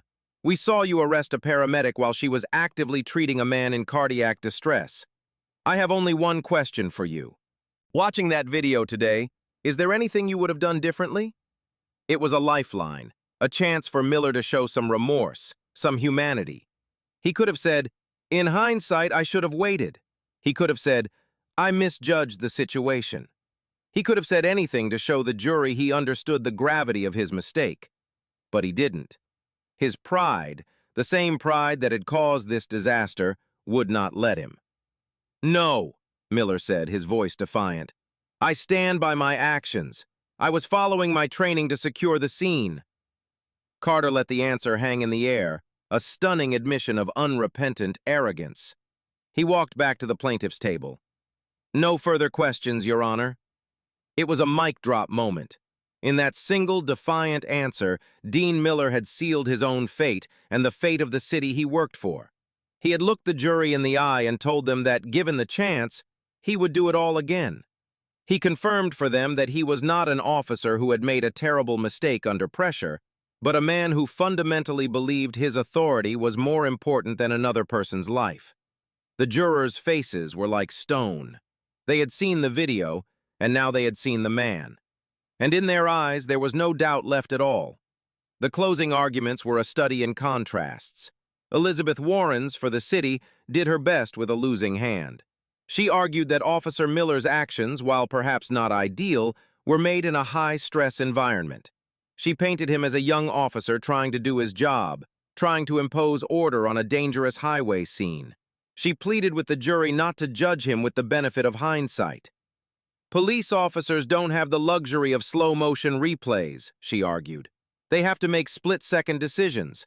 Officer Miller made a decision. It may not have been the perfect decision, but it was not a violation of the Constitution. Then Ben Carter rose to give his closing statement. He didn't shout. He didn't use flashy rhetoric. He spoke with a quiet, righteous anger that was far more powerful. He stood directly in front of the jury box, making eye contact with each of them. For 4 days we have talked about laws and procedures and amendments, he began. But this case isn't about that. This case is about a choice. Officer Dean Miller arrived at a scene where a woman was on her knees, fighting to keep a man's heart beating. And he had a choice. He could have chosen to help. He could have chosen to protect the scene, to direct traffic, to give her the space she needed to do her sacred work. He could have chosen to be a partner, but he didn't. Carter walked over to the evidence table and picked up a pair of handcuffs, holding them up for the jury to see. Instead, he chose this. He chose his ego. He chose his authority. He looked at a life hanging in the balance and decided that seeing a paramedic's driver's license was more important. He chose to turn a medical rescue into a crime scene of his own making. He let the silence hang in the air. Maya Torres also had a choice. She could have complied. It would have been the easy thing to do, to step away, show her ID, and let the chips fall where they may for Mark Coleman. But she chose her oath. She chose her patient. She chose to honor her duty, even when it meant being humiliated, arrested, and caged like an animal. She chose to be a paramedic. He turned and pointed at Miller, who sat stiffly at the defense table. His decision cost Mark Coleman his health and his livelihood. Her decision is the only reason Mark Coleman is alive to tell his story today. Carter turned back to the jury, his voice dropping to a near whisper. The city wants you to believe this was a split-second decision gone wrong. But the video shows you this was a 7-minute campaign of harassment and intimidation. They want you to excuse his action. But he sat on that stand yesterday and told you he wouldn't change a thing. He is asking you to ratify his behavior. He is asking you to tell every police officer in this country that it is acceptable to pull a first responder off a dying patient. He paused, letting his final words sink in. Your verdict today will do more than decide this case. It will send a message about what we value as a society. Do we value blind obedience over professional duty? Do we value ego over empathy? Do we value a badge over a human life? Send a message that the answer is no. Send a message that will protect every first responder who has to make that same hard choice Maya Torres had to make. Send a message that justice in this courtroom is not for sale. The jury filed out of the room. The wait began. An hour passed, then 2. The tension in the courtroom was a physical thing. Maya sat with her hands clasped, her heart pounding a nervous rhythm against her ribs. Just after 3 p.m., the bailiff announced that the jury had reached a verdict. The jurors filed back into the box, their faces unreadable. The foreman, the retired Army colonel, handed a slip of paper to the clerk. The clerk handed it to the judge. The judge read it, his expression unchanging, and handed it back to the clerk to be read aloud. In the matter of Torres versus Miller and the city of Tampa, the clerk began, her voice echoing in the silent room, on the claim of unlawful seizure in violation of the Fourth Amendment, we, the jury, find for the plaintiff, Maya Torres. A gasp went through the courtroom. On the claim of false arrest, we find for the plaintiff, Maya Torres. Maya squeezed her eyes shut as tears began to stream down her face. Ben Carter put a comforting hand on her shoulder. We will now read the damages, the clerk continued. For compensatory damages, including emotional distress and reputational harm, we award the plaintiff $1.6 million. The number was staggering, but the foreman wasn't finished. And for punitive damages, to be levied against Officer Dean Miller and the city of Tampa for its willful and reckless disregard for the plaintiff's constitutional rights, we award the plaintiff $14 million. The courtroom erupted in stunned murmurs. $15.6 million. It was a thunderous verdict, a number so large it was clearly meant not just to compensate, but to punish. It was a statement. The jury hadn't just sided with Maya, they had adopted her outrage. They had sent the message Carter had asked for, a message so loud and clear it would be heard in every police precinct and city hall in America. Maya sobbed, not for the money, but for the overwhelming sense of vindication. The jury had seen her, they had heard her, and they had believed her. Justice had been done. The verdict was more than a legal victory, it was an earthquake. The $15.6 million judgment sent shockwaves through the city of Tampa and beyond. It was a headline-grabbing figure that forced an immediate and painful reckoning within the city's leadership and police department. The message from the jury was unequivocal. The old way of doing business, of protecting bad cops and ignoring systemic problems, was no longer acceptable and would come at a devastating financial cost. The first domino to fall was Officer Dean Miller. Less than a week after the verdict, following a rushed internal affairs investigation that suddenly found the courage to state the obvious, he was fired from the Tampa Police Department. His career in law enforcement was over, his name forever linked to one of the largest civil rights verdicts in the state's history. But the changes didn't stop there. Facing immense public pressure and the looming, even larger lawsuit from Mark Coleman's family, which they settled out of court for an undisclosed but reportedly massive sum, the City Council approved a sweeping overhaul of police training and policy. They brought in outside consultants to rewrite the department's protocols for interacting with other first responders. The new policy, which became known informally as the Torres Mandate, was explicit. At a medical emergency scene, the senior paramedic, or EMT, was in command of patient care, and any interference by law enforcement, outside of a direct threat to life, was grounds for immediate disciplinary action. The story of Maya's ordeal and the staggering verdict became a case study in police academies and paramedic training programs nationwide. The body camera footage, once a piece of evidence, was now a powerful educational tool. It was used to teach new recruits on both sides of the divide about the critical importance of communication, respect, and a clear understanding of roles at an emergency scene. It showed in stark, undeniable detail how arrogance and a rigid adherence to authority could escalate a situation with tragic consequences. For Maya, the aftermath was a whirlwind. She was hailed as a hero, a champion for first responders. She was invited to speak at national EMS conferences and was instrumental in lobbying the Florida state legislature. A year after her trial, the governor signed the First Responder Protection Act into law, a bill that codified many of the principles her case had brought to light, creating specific legal protections for medical personnel against obstruction or interference while performing their duties. Maya stood beside the governor at the signing ceremony, a reluctant but powerful symbol of change. She eventually returned to work at Station 12. The money from the settlement afforded her financial freedom, but she couldn't imagine doing anything else. The ambulance, the adrenaline, the profound privilege of being the person someone called on the worst day of their life. It was a part of who she was. Things were different, though. When she arrived at scenes, police officers treated her with a new level of respect, almost a reverence. They kept their distance. They offered help. They deferred to her medical judgment.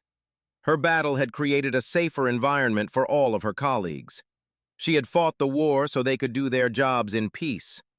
In the quiet moments after a storm, reflection offers a clarity that the chaos itself can never provide.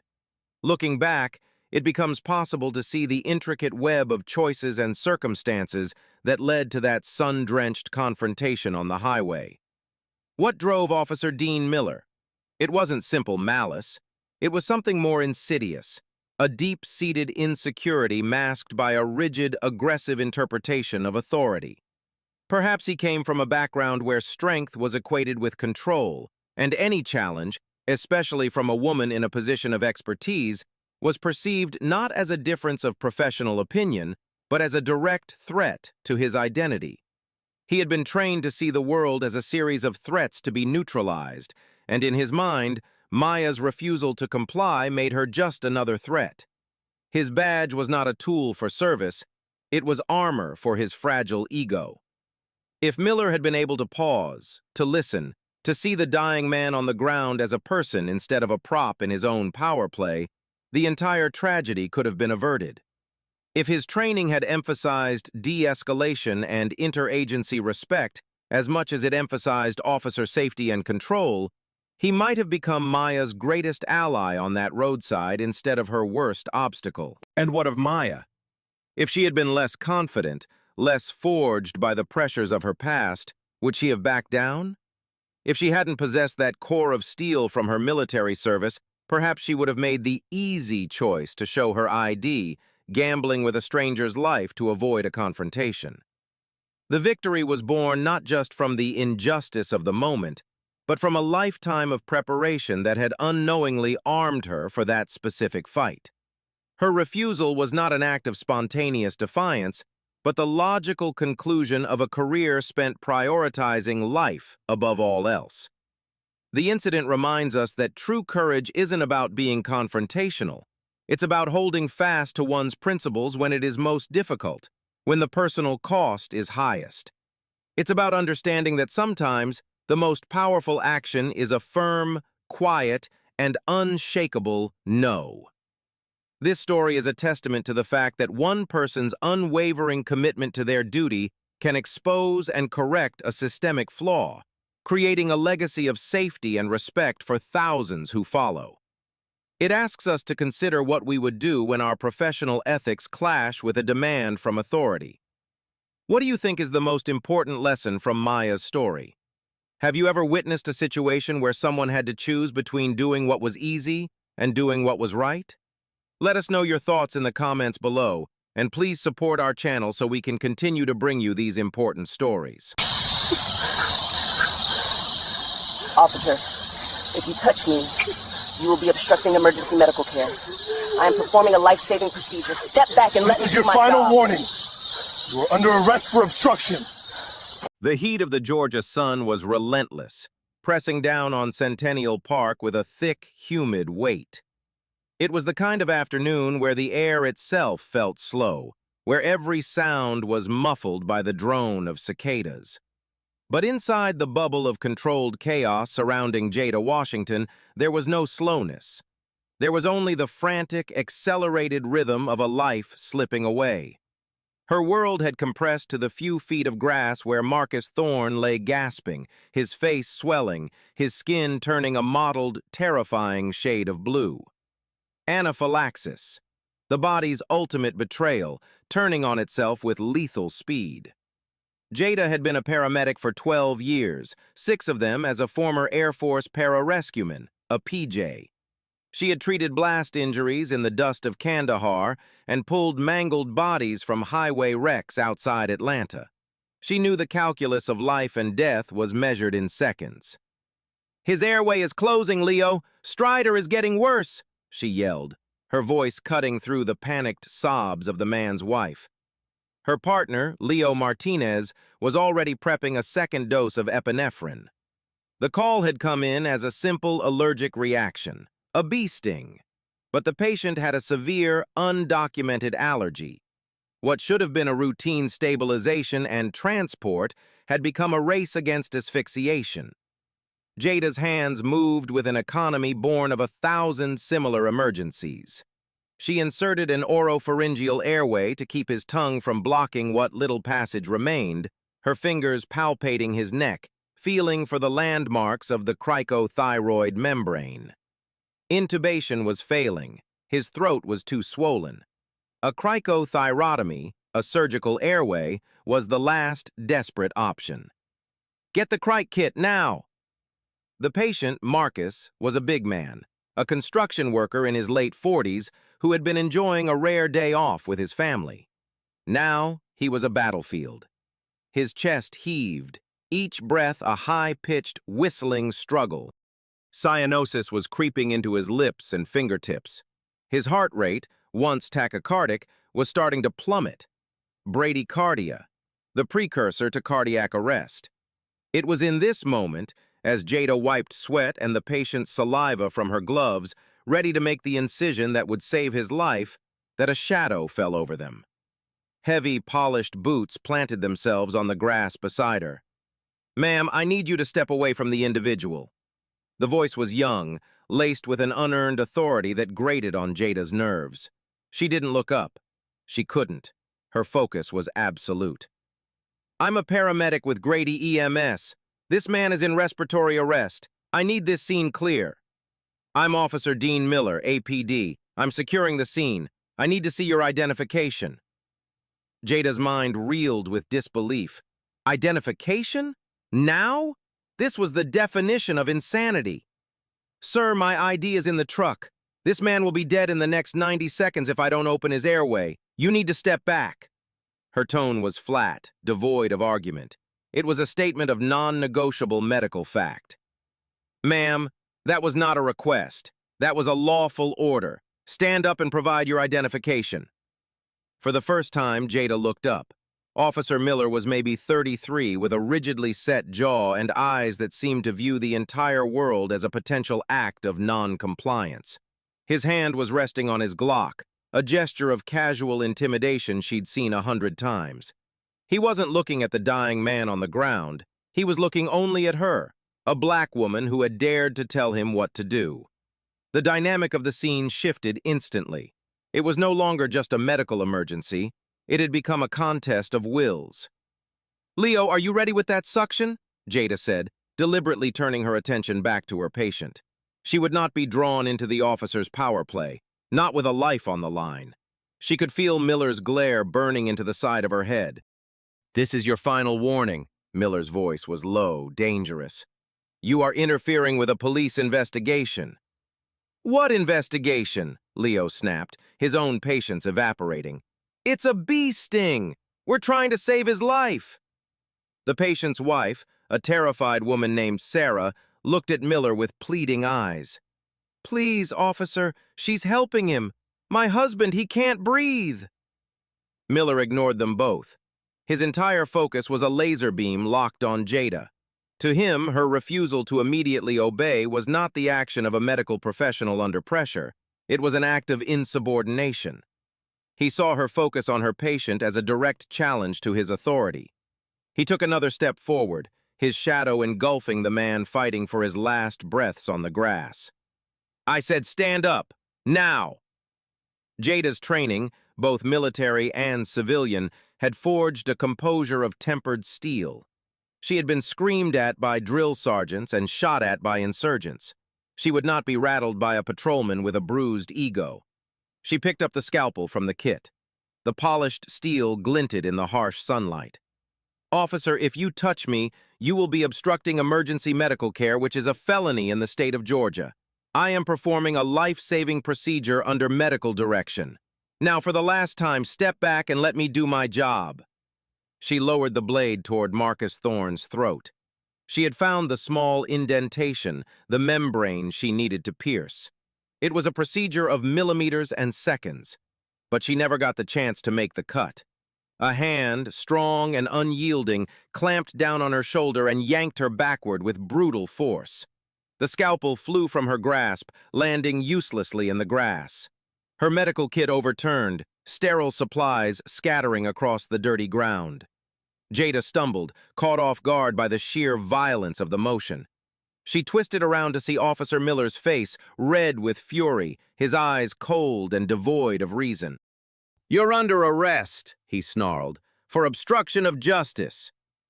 The world seemed to slow down, the buzz of the cicadas fading into a dull roar in her ears.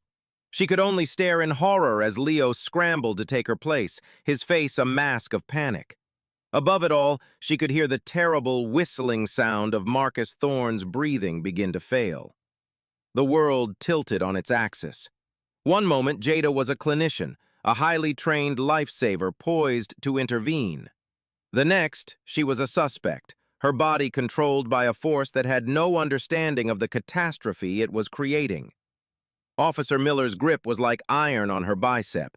He spun her around with a practiced, impersonal efficiency that spoke of countless other arrests. The sharp, metallic click-click of the handcuffs locking around her wrists echoed in the sudden, shocked silence of the park. The cold steel bit into her skin, a profound and sickening violation. "What are you doing?" she gasped, not out of fear for herself, but from a surge of pure, unadulterated panic for the man on the ground. "My patient! He's crashing!" She craned her neck, trying to see past Miller's rigid form. Leo was on his knees beside Marcus, his hands shaking as he fumbled to re-establish the airway Jada had been managing. The precious seconds were hemorrhaging. "You should have thought of that before you decided to obstruct," Miller said, his voice flat and self-righteous. He tightened his grip, pulling her arms up behind her back to an uncomfortable angle. A chorus of outrage erupted from the small crowd of bystanders that had gathered. Cell phones were already up, dozens of tiny lenses recording the unfolding insanity. "He's arresting the paramedic!" someone shouted. "What the hell is wrong with you? She was trying to save him!" Sarah Thorne, the patient's wife, let out a wail of despair and fury. She lunged toward Miller, her hands outstretched. "Let her go! You're killing my husband! Please, God, somebody help!"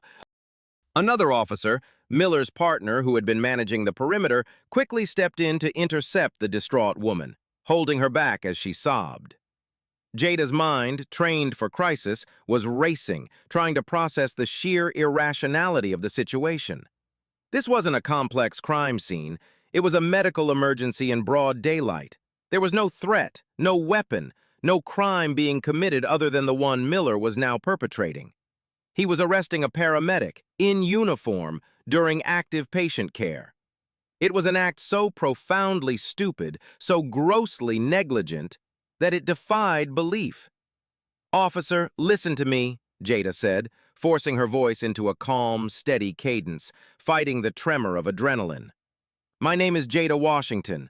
I am a licensed paramedic. The man on the ground is Marcus Thorne. He is in anaphylactic shock. He is experiencing a complete airway obstruction. If he is not surgically intubated in the next minute, he will suffer catastrophic brain damage or die. You are directly interfering with his only chance of survival." She was not pleading. She was documenting. She was creating a verbal record for the cameras she knew were rolling. Miller's response was to shove her forward, toward his patrol car parked haphazardly on the grass.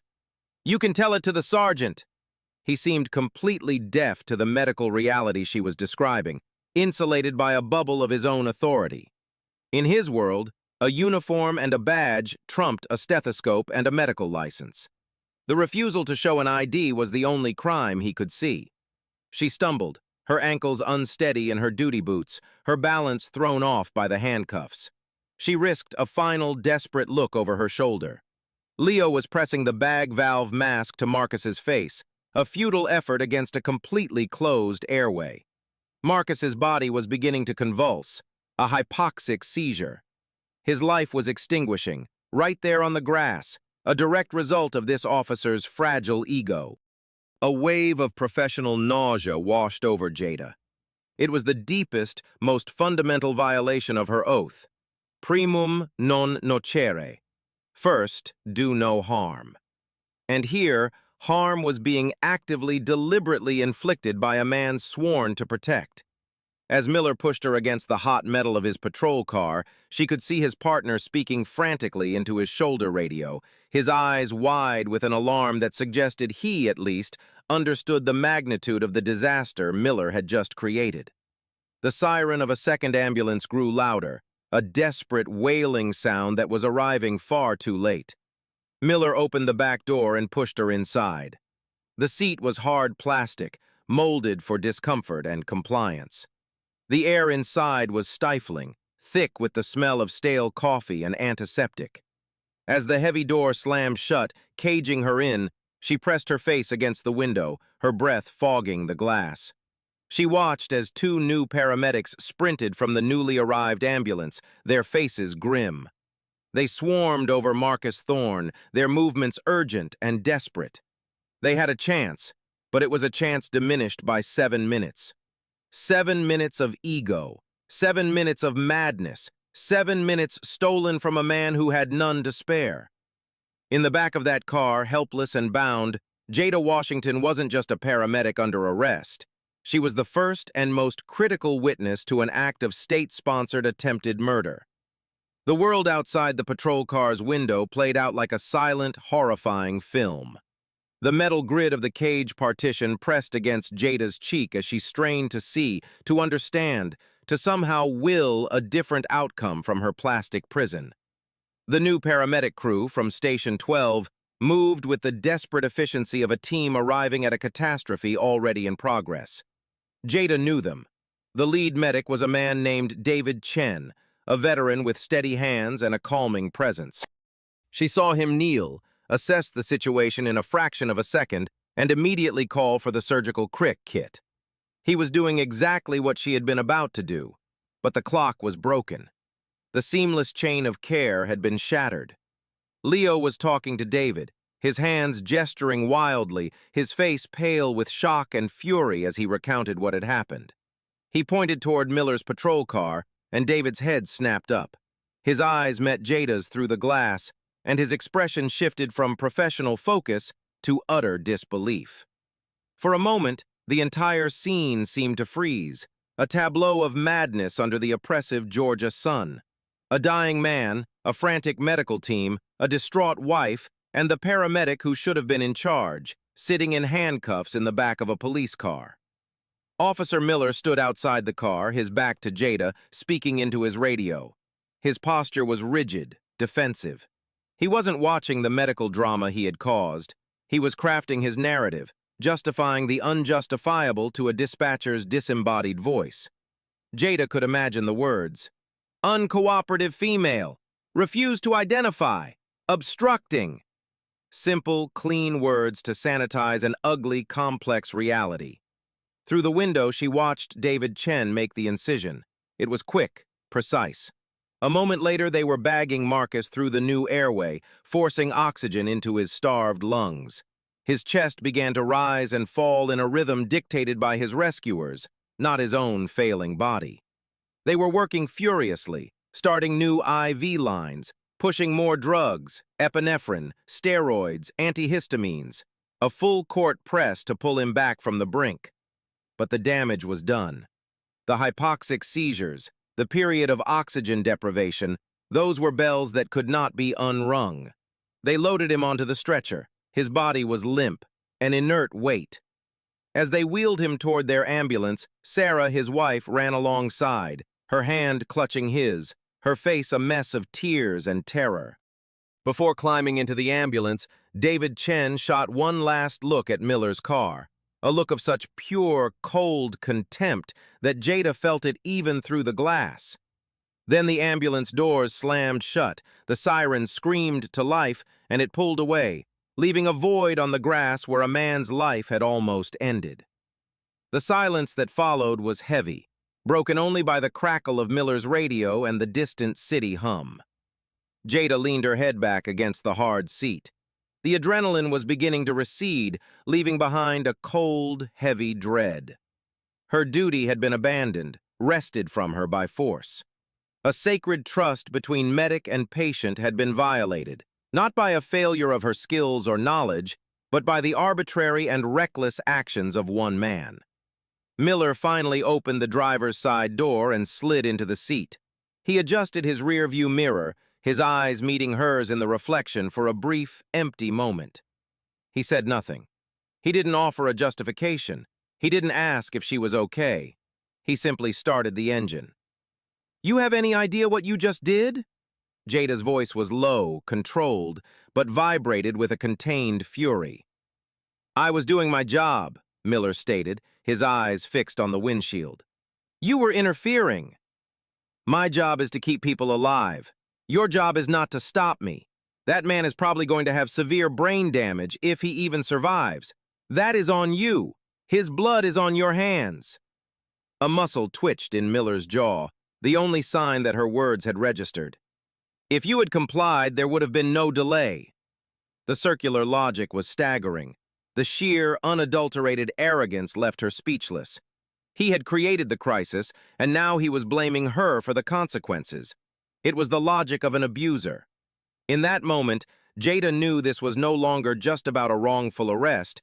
This was about accountability. This was about ensuring that Dean Miller, and any officer who thought like him, would never be in a position to make such a monstrously ignorant decision again. The drive to the precinct began, each block they traveled taking her further from her calling and deeper into a system that had just declared war on it. She was no longer just a paramedic. She was now a plaintiff. The drive to the Atlanta Police Department's Zone 5 precinct was a surreal journey through a city that seemed oblivious to the drama unfolding within the patrol car. Tourists milled around World of Coke. Business people hurried along Peachtree Street. and life went on, vibrant and loud. Inside the car, a cold, suffocating silence reigned. Jada focused on her breathing, a rhythmic cadence she'd learned in the military to control fear and pain. Inhale for 4, hold for 4, exhale for 4. She cataloged every detail: the route they were taking, the time on the car's dashboard clock, the call signs she heard crackling over the radio. She was no longer just a victim of the system. She was a student of it, gathering the evidence she would need to dismantle the injustice being done to her. When they arrived at the precinct, Miller walked her inside with a proprietary grip on her arm, as if she were a common criminal. The air in the station was cool and smelled of industrial cleaner and stale coffee. Heads turned as they entered. A paramedic in uniform, in handcuffs, was not a common sight. She saw expressions of confusion, curiosity, and on the faces of a few older, more seasoned officers, a flicker of weary concern. They knew this image was not good for anyone. A portly, gray-haired sergeant at the front desk looked up from his computer, his eyebrows rising into his hairline. "Miller, what in God's name is this?" "Arrested for obstruction and refusal to identify, Sarge," Miller announced, his voice carrying a note of defensive pride. "She was interfering with a medical assistance call." The sergeant, whose nameplate read Wallace, blinked slowly, as if the words weren't computing. "She was the medical assistant, you idiot! That's Jada Washington from Grady. She's one of the best medics in the city." He looked past Miller, his eyes meeting Jada's with a look of profound apology. "Jada, you all right? I'd be better if my patient wasn't on his way to the ICU because your officer thinks his authority is more important than a man's life," Jada replied, her voice steady and clear. Wallace winced, the color draining from his face. He knew exactly what that meant. The liability, the optics, the sheer, unmitigated wrongness of it. He jabbed a thumb toward a small office. "Miller, in here, now!" Miller's confident facade wavered for the first time. He shot Jada a venomous glare before following the sergeant into the office, the door closing behind them with a sharp click. Jada was left standing in the middle of the booking area with another officer who seemed deeply uncomfortable with the entire situation. He led her to a bench and, after a moment's hesitation, spoke into his radio to get authorization to remove the handcuffs. The release of the steel cuffs from her wrists was a small mercy, but the deep red marks they left behind were a stark reminder of her humiliation. The booking process began, a dehumanizing ritual of paperwork and procedure. Fingerprints were taken, her face captured in a flat, emotionless mugshot. The most surreal part was the inventory of her belongings. The officer pulled items from her uniform pockets and cataloged them with bureaucratic detachment. Her trauma shears, her pen light, her wallet, which contained her driver's license, her credit cards, and the very thing that had started this whole nightmare, her state-issued paramedic license. The young booking officer paused when he saw it, turning the plastic card over in his hands. He read the certifications listed: Paramedic, Advanced Cardiac Life Support, Pediatric Advanced Life Support, Pre-Hospital Trauma Life Support. He looked from the card to her face, then back to the card. He didn't have to say anything. The absurdity of charging a woman with these credentials for interfering with a medical call was written all over his face. She was allowed one phone call. She didn't call a family member. She called her station captain, a man named Frank Dorsey who had been her mentor for a decade. Her voice was pure steel. "Frank, it's Jada. I've been arrested. Zone 5. Officer Dean Miller. He pulled me off a critical anaphylaxis patient at Centennial Park. The patient was crashing. I need you to call the union rep, and I need you to get a lawyer. The best civil rights attorney you can find."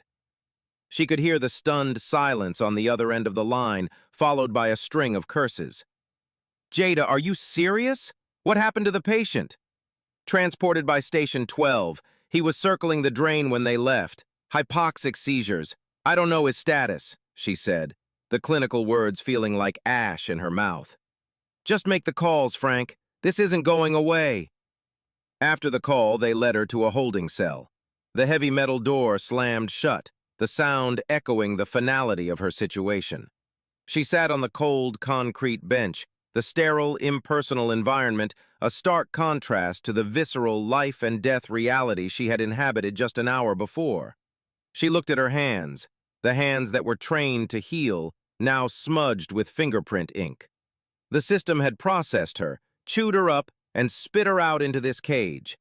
But they had made a grave miscalculation. They thought they had caged a criminal. What they had actually done was cage a witness who remembered every single detail, and she was ready to burn them to the ground with the truth. Time in a holding cell has a different texture.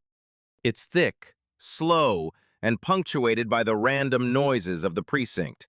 A ringing phone, a burst of laughter, the distant clang of another metal door. Jada sat on the bench, her back straight, refusing to let the cold concrete seep into her resolve. She replayed the incident in her mind, not with emotion, but with the cold, analytical precision she applied to a medical diagnosis. She broke it down, moment by moment. Miller's approach, his words, her responses, the position of the witnesses, the angle of the sun. She was building her case, organizing the facts into an unshakable timeline. She had been in the cell for what felt like an eternity, but was probably less than an hour, when she saw Sergeant Wallace approaching. He stopped outside the bars, his face etched with a weary frustration. He looked like a man who had just lost a fight he knew he couldn't win. "The chief knows," Wallace said, his voice low. "My report is already on his desk. Miller is on administrative leave pending an investigation." "Administrative leave is a paid vacation, Sergeant," Jada replied, her voice flat. "It's not accountability." Wallace sighed, running a hand over his tired face. "Look, Washington, I know this is bad. It's as bad as it gets. Miller's a hothead.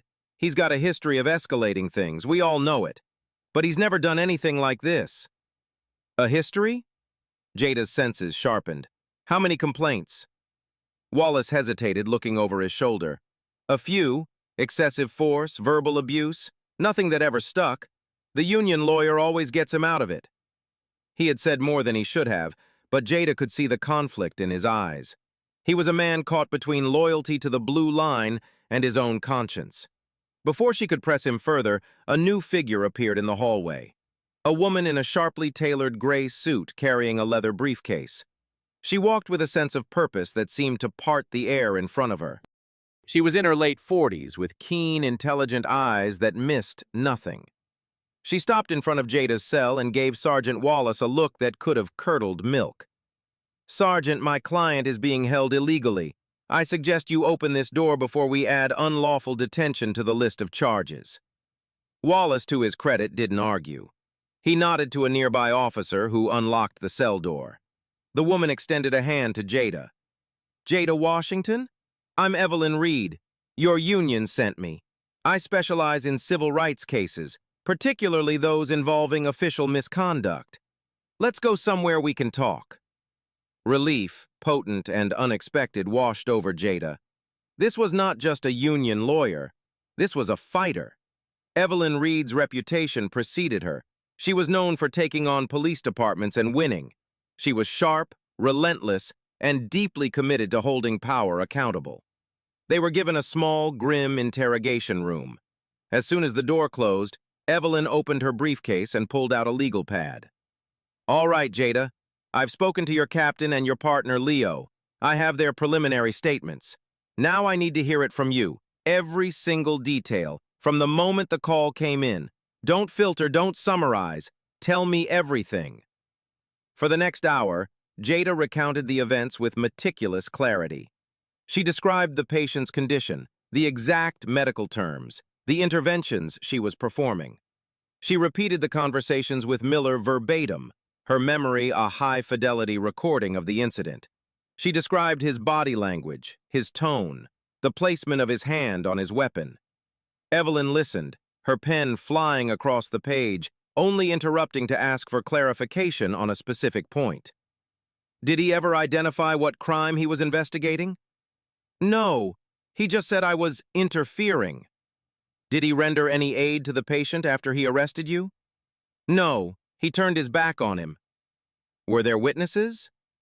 The patient's wife, my partner, and at least a dozen people with cell phones. The whole thing was recorded. A slow, cold smile spread across Evelyn Reed's face. Good. Video evidence is the great equalizer. It cuts through the he said, she said nonsense. She closed her notepad. Okay, here's what's going to happen. They've charged you with obstruction of a peace officer and resisting arrest without violence. Both are misdemeanors. Both are complete and utter bullshit. The district attorney's office will drop these charges before they even hit a judge's desk. They'd be laughed out of court. She leaned forward, her eyes locking with Jada's. Getting you out of here and getting the charges dropped is the easy part. That will be done within the hour. The hard part comes next. What do you want to do about this? Jada didn't hesitate. The image of Marcus Thorne convulsing on the grass was burned into her mind. I want him off the street, she said, her voice trembling with a quiet rage. I want to make sure no officer ever thinks they have the right to do this again, to anyone. Evelyn nodded, her smile gone, replaced by a look of grim determination. Good. That's what I was hoping you'd say. Because we're not just going to file a complaint. We're going to file a Section 1983 federal lawsuit for violation of your 4th and 14th Amendment rights. We're going to sue Officer Miller individually, and we're going to sue the city of Atlanta for their failure to train and supervise their officers. We are going to make this so painful for them that they will rewrite their policies from the ground up. She stood up, a general surveying her new battlefield. They picked a fight with the wrong paramedic today, Jada. Now let's go get you out of this cage. Walking out of the precinct into the late afternoon sun felt like surfacing after being held underwater. The air was still hot and heavy, but it was the air of freedom. Jada blinked, her eyes adjusting to the brightness. Her partner, Leo, was waiting by their ambulance, which was parked across the street. Her captain, Frank Dorsey, stood beside him, his arms crossed, his face a thundercloud of controlled anger. Leo rushed forward the moment he saw her. Jada, are you okay? What did they do? I'm fine, Leo, just processed. The word felt inadequate, clinical. What about our patient? What about Marcus? Leo's face, which had been alight with relief, darkened. He exchanged a look with Frank. It's bad, Jada. It's really bad. A cold dread, heavier than any jail cell, settled in Jada's stomach. How bad? Frank stepped forward, his voice grave. I just got off the phone with the chief of surgery at Grady Memorial. They got his heart started again in the ER. He arrested twice on the way in. But he was without a stable airway for too long. The hypoxia.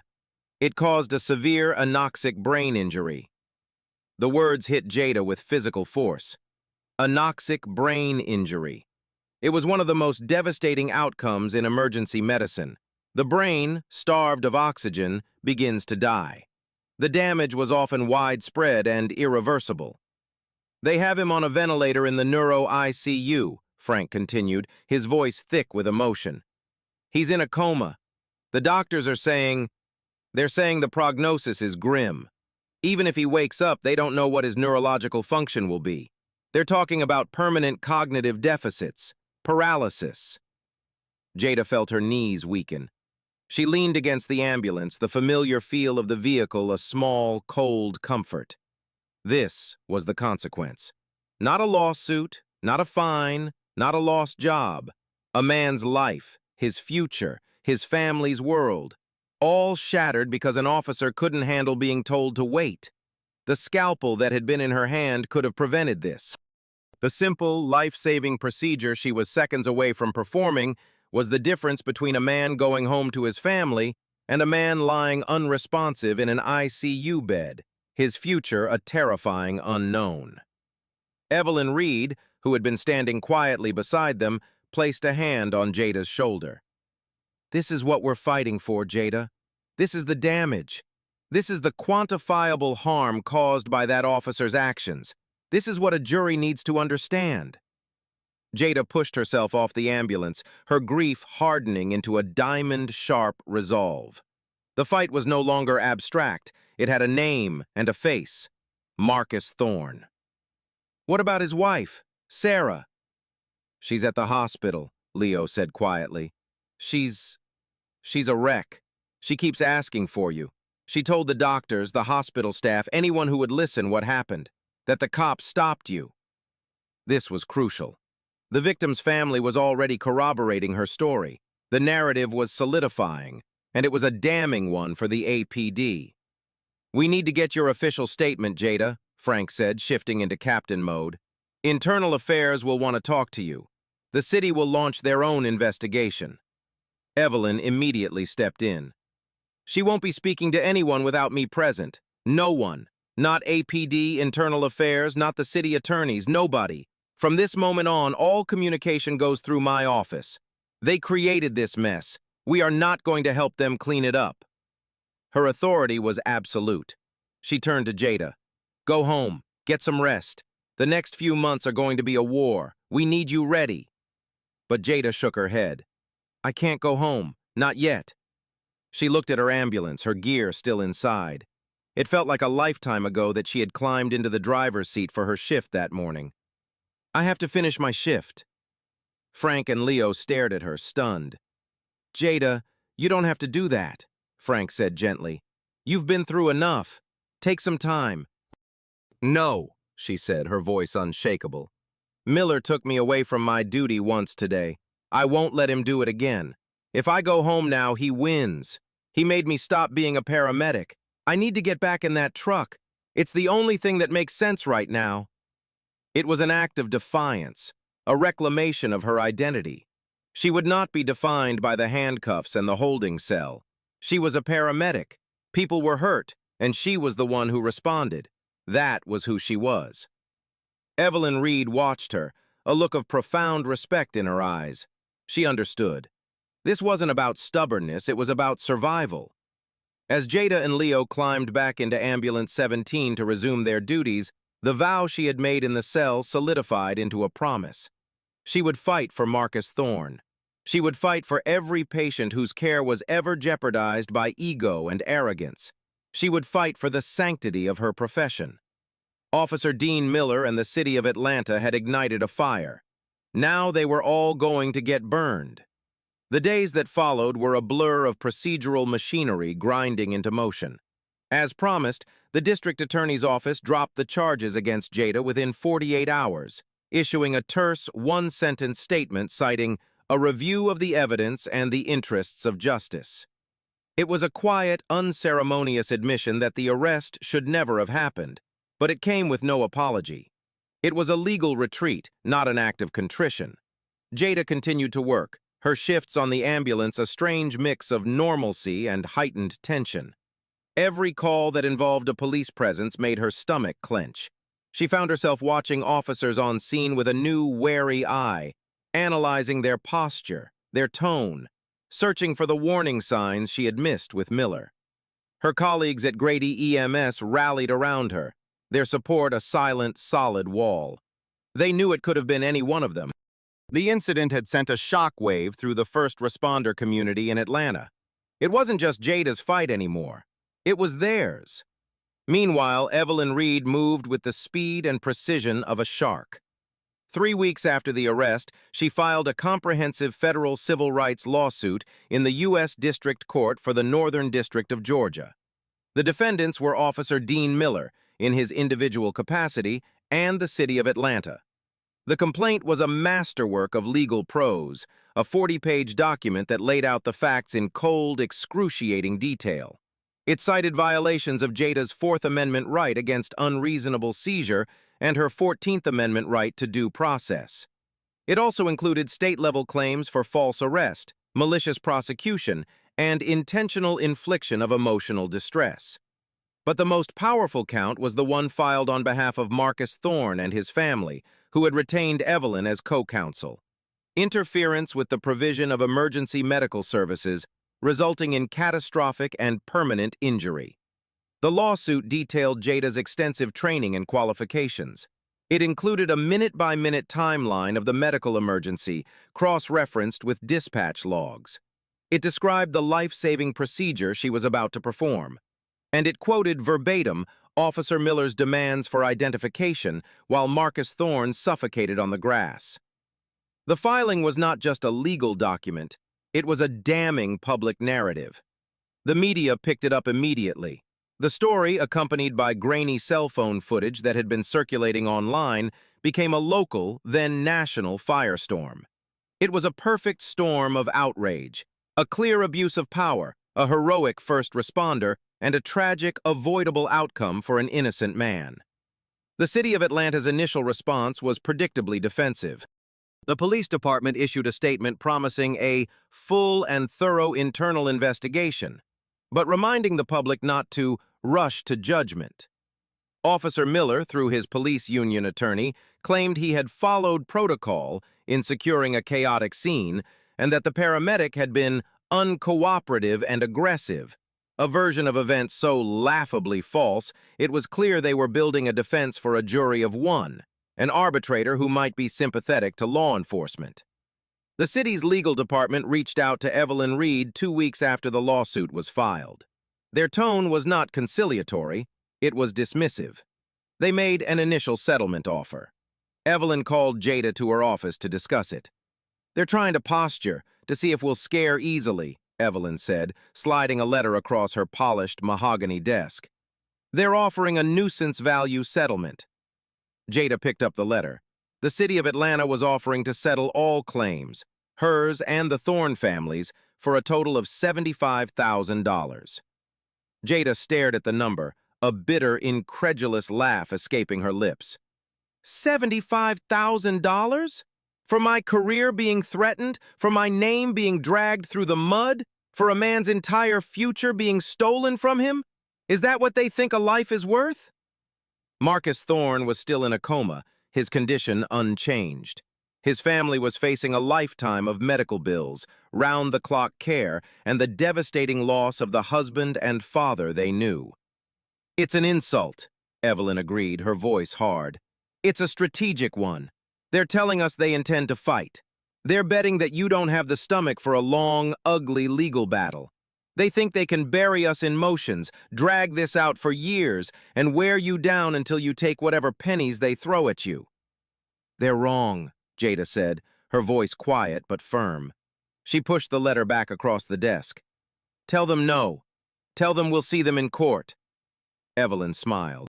"I already did. I told them their offer was so offensive it didn't even merit a counter. I told them we would proceed with discovery, and that after we depose Officer Miller and get our hands on his personnel file, our settlement demand would be in the 8-figure range." The city's dismissive offer was a tactical blunder. It wasn't just a lowball number, it was a sign of contempt. It told Jada and Evelyn everything they needed to know about the city's mindset. They didn't see this as a tragedy to be rectified. They saw it as a problem to be managed, a liability to be minimized. They were not interested in justice. They were interested in damage control. That single insulting offer galvanized Jada's resolve. This was no longer just about holding one officer accountable. It was about taking on the entire system that produced and protected him. The city wanted a fight. Evelyn Reed was more than happy to give them one. The rejection of the city's insulting offer marked the official beginning of the war, the discovery phase. This was the part of litigation where the polished veneers were stripped away, where both sides were legally compelled to turn over their evidence, their documents, and their secrets. For Evelyn Reed, this was the hunt. She immediately filed a sweeping set of discovery requests, demanding everything. Officer Miller's complete personnel file, all internal affairs complaints filed against him, his training records, use of force reports, and every second of body camera and dash camera footage from the incident. The city's attorneys fought back as expected. They filed motions to quash, claiming the requests were overly broad, burdensome, and sought privileged information. It was a standard stonewalling tactic, but Evelyn was prepared. She argued before the federal judge that Miller's past conduct was directly relevant to the city's liability. The lawsuit wasn't just about one officer having a bad day. It was about the city's alleged failure to discipline or retrain an officer with a known pattern of aggressive behavior. The judge, a no-nonsense woman named Judge Eleanor Vance, agreed. She ordered the city to produce the files with minor redactions for privacy. It was the first major victory of the case. When the boxes of documents arrived at Evelyn's office, it was like unearthing a buried history. Jada sat with Evelyn and her legal team for days, poring over the contents of Dean Miller's career. What they found was not a single shocking revelation, but a slow, sickening pattern of behavior. In his 8 years with the APD, Miller had accumulated 19 citizen complaints. The number itself was startlingly high for an officer of his tenure. The nature of the complaints told the story. They were a litany of unnecessary escalations. A traffic stop for a broken taillight that ended with the driver, a college professor, being slammed against his car for arguing. An encounter with a homeless man that resulted in the man being arrested for disorderly conduct after he refused to move from a public sidewalk. A domestic dispute where Miller arrested the female victim for obstruction because she wouldn't let him into her home without a warrant. In every case, the pattern was the same. Miller would issue a command. If he met with anything other than immediate, unquestioning compliance, a question, a hesitation, an assertion of rights, he interpreted it as a challenge to his authority and responded with overwhelming force or a punitive arrest. He was a bully with a badge. Even more damning was how the APD's Internal Affairs Division had handled these complaints. Of the 19, 17 were dismissed as unfounded or unsubstantiated. The other 2 resulted in a simple letter of counseling, the department's equivalent of a slap on the wrist. He had never been suspended. He had never been demoted. He had never faced any meaningful consequences for his behavior. The system hadn't just failed to stop him, it had actively enabled him. It had taught him that his actions had no repercussions. "This is gold, Jada," Evelyn said, tapping a thick stack of complaint files.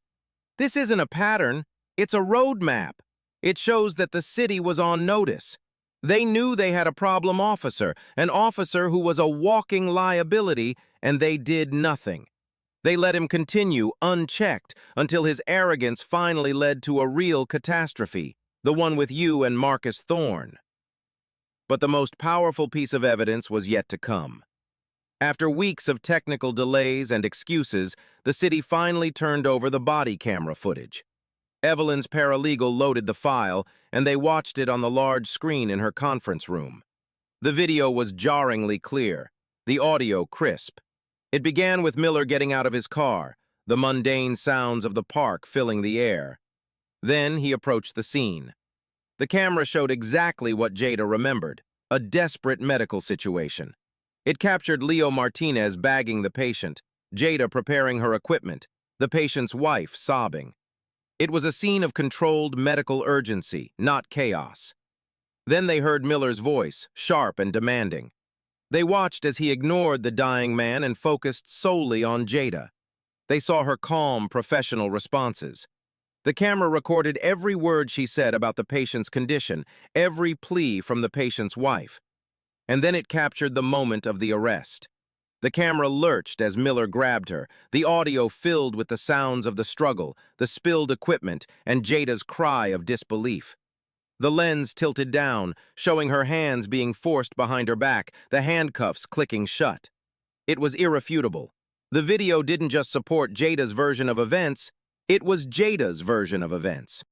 It exposed Miller's report, where he claimed Jada had been hostile and physically resistant, as a complete fabrication. The unblinking eye of his own camera had become her best witness. They watched the footage 3 times in stunned silence. The video was more than just evidence. It was a story, a visceral 9-minute film about the collapse of reason and the catastrophic consequences of a fragile ego. And Evelyn Reed knew, with absolute certainty, that it was the weapon that would win them the war. The body camera footage was not merely a piece of evidence. It was the entire case encapsulated in 9 minutes and 47 seconds of high-definition video. Evelyn Reed's legal team treated it like a sacred text, breaking it down second by second, creating a synchronized transcript that aligned the video with the dispatch logs and the witness statements. They weren't just watching a video, they were dissecting a disaster.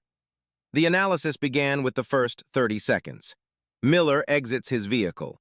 The audio picks up the dispatcher's voice, clearly stating it's a Code 3 medical, possible anaphylaxis. He was informed of the nature of the emergency before he ever took a single step. Yet, as he approaches, his first words are not, "What do you need?" or "How can I help?" They are a command. "I need everyone to back up. I'm securing the scene." At the 1-minute mark, he confronts Jada. The camera angle from his chest shows a clear view of Marcus Thorne. The man's face is visibly swollen, his skin has a distinct bluish tinge, and his breathing is audible, a strained, high-pitched wheeze. Any layperson could see this was a dire emergency. A trained police officer should have recognized the signs of a life-threatening event immediately. Miller, however, seems to look right through the dying man. His focus is entirely on the person in charge, Jada. Evelyn pointed to the screen. Right here. This is where his bias kicks in. He sees a black woman in a position of authority, giving orders, and his training, or his prejudice, tells him she needs to be brought into line. He doesn't see a paramedic saving a life. He sees a challenge. The transcript highlighted the critical exchange. Miller: "Ma'am, I need to see your identification." Jada: "Sir, I'm in the middle of treating a critical patient. He is in respiratory arrest." Miller: "That's not what I asked. I gave you a lawful order. Show me your ID." Her explanation was met not with understanding, but with escalation. The footage showed Jada never raised her voice. Her tone was firm, clinical, and focused. She was communicating essential information. Miller's tone, in contrast, grew increasingly aggressive and personal. The camera captured the subtle shifts in his body language, the puffed-out chest, the slight widening of his stance, the way his hand drifted down to his belt. The most damning sequence occurred around the 4-minute mark. Jada explicitly states, "I am about to perform a surgical cricothyrotomy. If I do not, this man will die." She holds up the scalpel, not as a threat, but as a demonstration of her intent. This was the moment of truth, the point of no return. A reasonable officer, even one feeling his authority was challenged, would have recognized the stakes and backed off. Miller did the opposite. The video shows him physically moving forward, grabbing her shoulder. The camera shakes violently. The audio explodes with the shouts of bystanders, the clang of falling medical equipment, and Miller's voice, guttural with rage, shouting, "You're under arrest!" The lens is pointed at the ground, then the sky, then Jada's back as he forces her hands behind her. "And there it is," Evelyn said, pausing the video on the image of Jada's face, a mask of shock and disbelief. He had a choice, a dying man on one hand and his own ego on the other. He chose his ego, and his own camera recorded him doing it. The rest of the footage was just as incriminating. It recorded him ignoring his own partner's hesitant pleas to rethink this. It recorded the patient's wife's hysterical screams. It recorded him telling Jada, "This is your fault," as he shoved her into his car. He was not just an officer who made a mistake. He was an officer constructing a false narrative in real time, blaming the victim for his own catastrophic failure of judgment. Evelyn's team prepared a presentation for the eventual trial. They would play the video for the jury on a massive screen. They would pause it at key moments. They would show them Miller's face, Jada's face, and Marcus Thorne's face. They would let the objective, unblinking eye of the camera tell the story. They would compare the reality of the video with the fiction of Miller's official report, which they now had. In his report, Miller had written, "The subject, later identified as Jada Washington, was belligerent and uncooperative. She refused to follow lawful orders to clear the scene. When I attempted to detain her, she physically resisted, requiring me to use necessary force to effect the arrest." Every single sentence in that paragraph is a lie, Evelyn stated, her voice cold. and we have the video to prove it. At his deposition, I'm going to make him watch this video. I'm going to make him read his report out loud. And then I'm going to ask him to explain to me how both of those things can possibly be true. He's not just going to be exposed as a bad cop. He's going to be exposed as a liar. The body camera, a tool intended to promote police accountability, was about to fulfill its purpose in the most spectacular way imaginable. It had captured the truth, raw and unfiltered. And that truth was going to cost Officer Miller his career and the city of Atlanta millions of dollars. The deposition of Officer Dean Miller took place in a sterile, soulless conference room at a neutral law firm. The air was thick with tension. On one side of the long table sat Miller, looking uncomfortable in a suit that was slightly too tight, flanked by a grim-faced attorney from the police union and a lawyer from the city's legal department. On the other side sat Evelyn Reed, cool and composed, with Jada beside her. A court reporter was positioned at the head of the table, her fingers poised over her stenotype machine, ready to capture every word. Depositions are not about grand speeches or surprising revelations. They are a grueling, meticulous process of locking a witness into their testimony under oath. For Evelyn, it was a surgical procedure. Her goal was to dismantle Dean Miller, piece by piece. She began gently, establishing the basics: his name, his years of service, his training. Miller's answers were short, clipped, and confident. He projected an air of professional competence, the image of a seasoned officer who had seen it all. Then, Evelyn shifted to the day of the incident. "Officer Miller, please describe for me your understanding of the dispatch call you received regarding the incident at Centennial Park." "It was a medical call," Miller said. "A possible allergic reaction." "So you were aware before arriving that you were responding to a medical emergency, not a crime in progress?"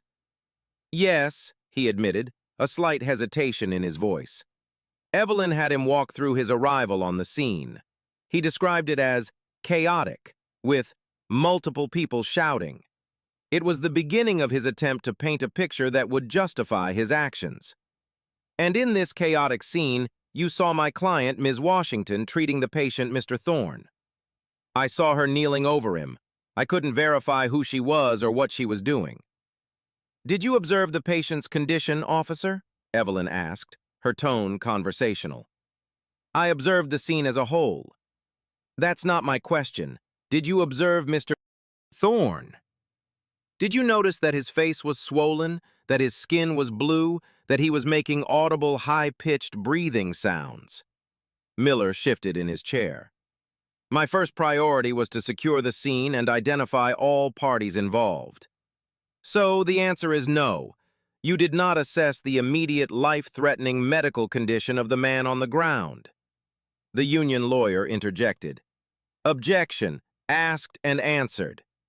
Evelyn ignored him. "You can answer the question, officer." Miller's jaw tightened. "I am not a paramedic. I was there to perform a law enforcement function."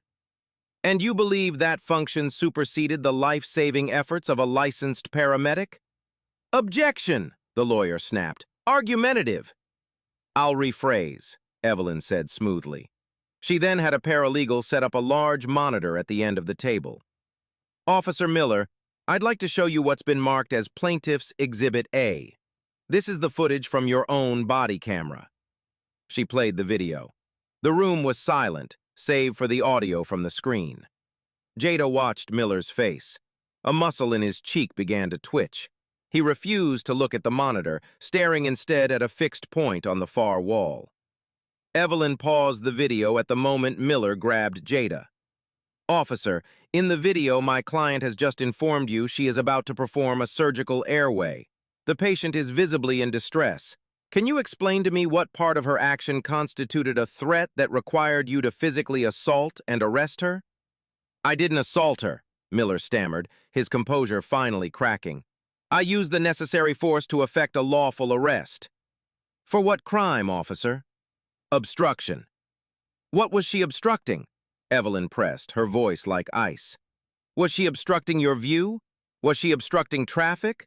Or was she perhaps obstructing your desire to feel in control? Objection! Evelyn then handed Miller a copy of his official report. Officer, could you please read the final paragraph aloud for the record? He read the words in a low monotone, the sentences about Jada being belligerent and physically resistant hanging in the silent room. Now, Officer Miller, Evelyn said, leaning forward, we have all just watched the video. We have all just heard your sworn report. My question is simple. Which one is the lie? The video from your own camera or the report you signed your name to? Miller stared at her, his face flushed with anger and humiliation. He opened his mouth, then closed it. He looked to his lawyer, who could offer him no help. He was trapped between his own lies and the objective, unchangeable truth of the recording. My recollection in the report, he began, faltering, was based on my perception of a tense and rapidly evolving situation. Your perception? Evelyn's voice was laced with disbelief. So your perception is that a calm, professional woman telling you she is saving a man's life is belligerent? Your perception is that a woman being violently pulled away from her patient is physically resisting? Is that your sworn testimony today, officer? The deposition continued like that for 6 grueling hours. Evelyn picked apart every decision, every statement, every inconsistency. By the end, Dean Miller was a shadow of the confident officer who had walked in that morning. His arrogance had been stripped away layer by layer, revealing the petty, insecure bully beneath. He had been so thoroughly discredited by his own words and his own video that the city's lawyer spent the final hour just staring down at his legal pad, no longer bothering to even object. The deposition was a disaster for the defense, and Evelyn Reed knew that the city's next settlement offer would look very different. A week later, the roles were reversed. It was Jada's turn to be deposed, and the city's attorney, a man named Gerald Vance, was tasked with the unenviable job of trying to find a crack in her story. They met in the same sterile conference room, but the atmosphere was entirely different. Where Miller's deposition had been fraught with tension and hostility, Jada's was a study in calm professionalism. She walked in wearing her formal Grady EMS dress uniform, the one reserved for ceremonies and official proceedings. It was a subtle but powerful statement. She was not here as a victim or a plaintiff. She was here as a representative of her profession, a profession that had been assaulted by the actions of the city's employee. Vance began his questioning, his approach cautious. He knew that any aggressive or disrespectful questioning of Jada would play horribly in front of a jury, especially after the body cam footage had established her as the hero of the story. His goal was to try and paint her as rigid, someone whose adherence to her own protocols made her unwilling to cooperate with law enforcement. Ms. Washington, you've been a paramedic for 12 years, is that correct? Vance began. Yes, that's correct. And in those 12 years, you've worked alongside police officers on countless calls, I assume? Yes, hundreds.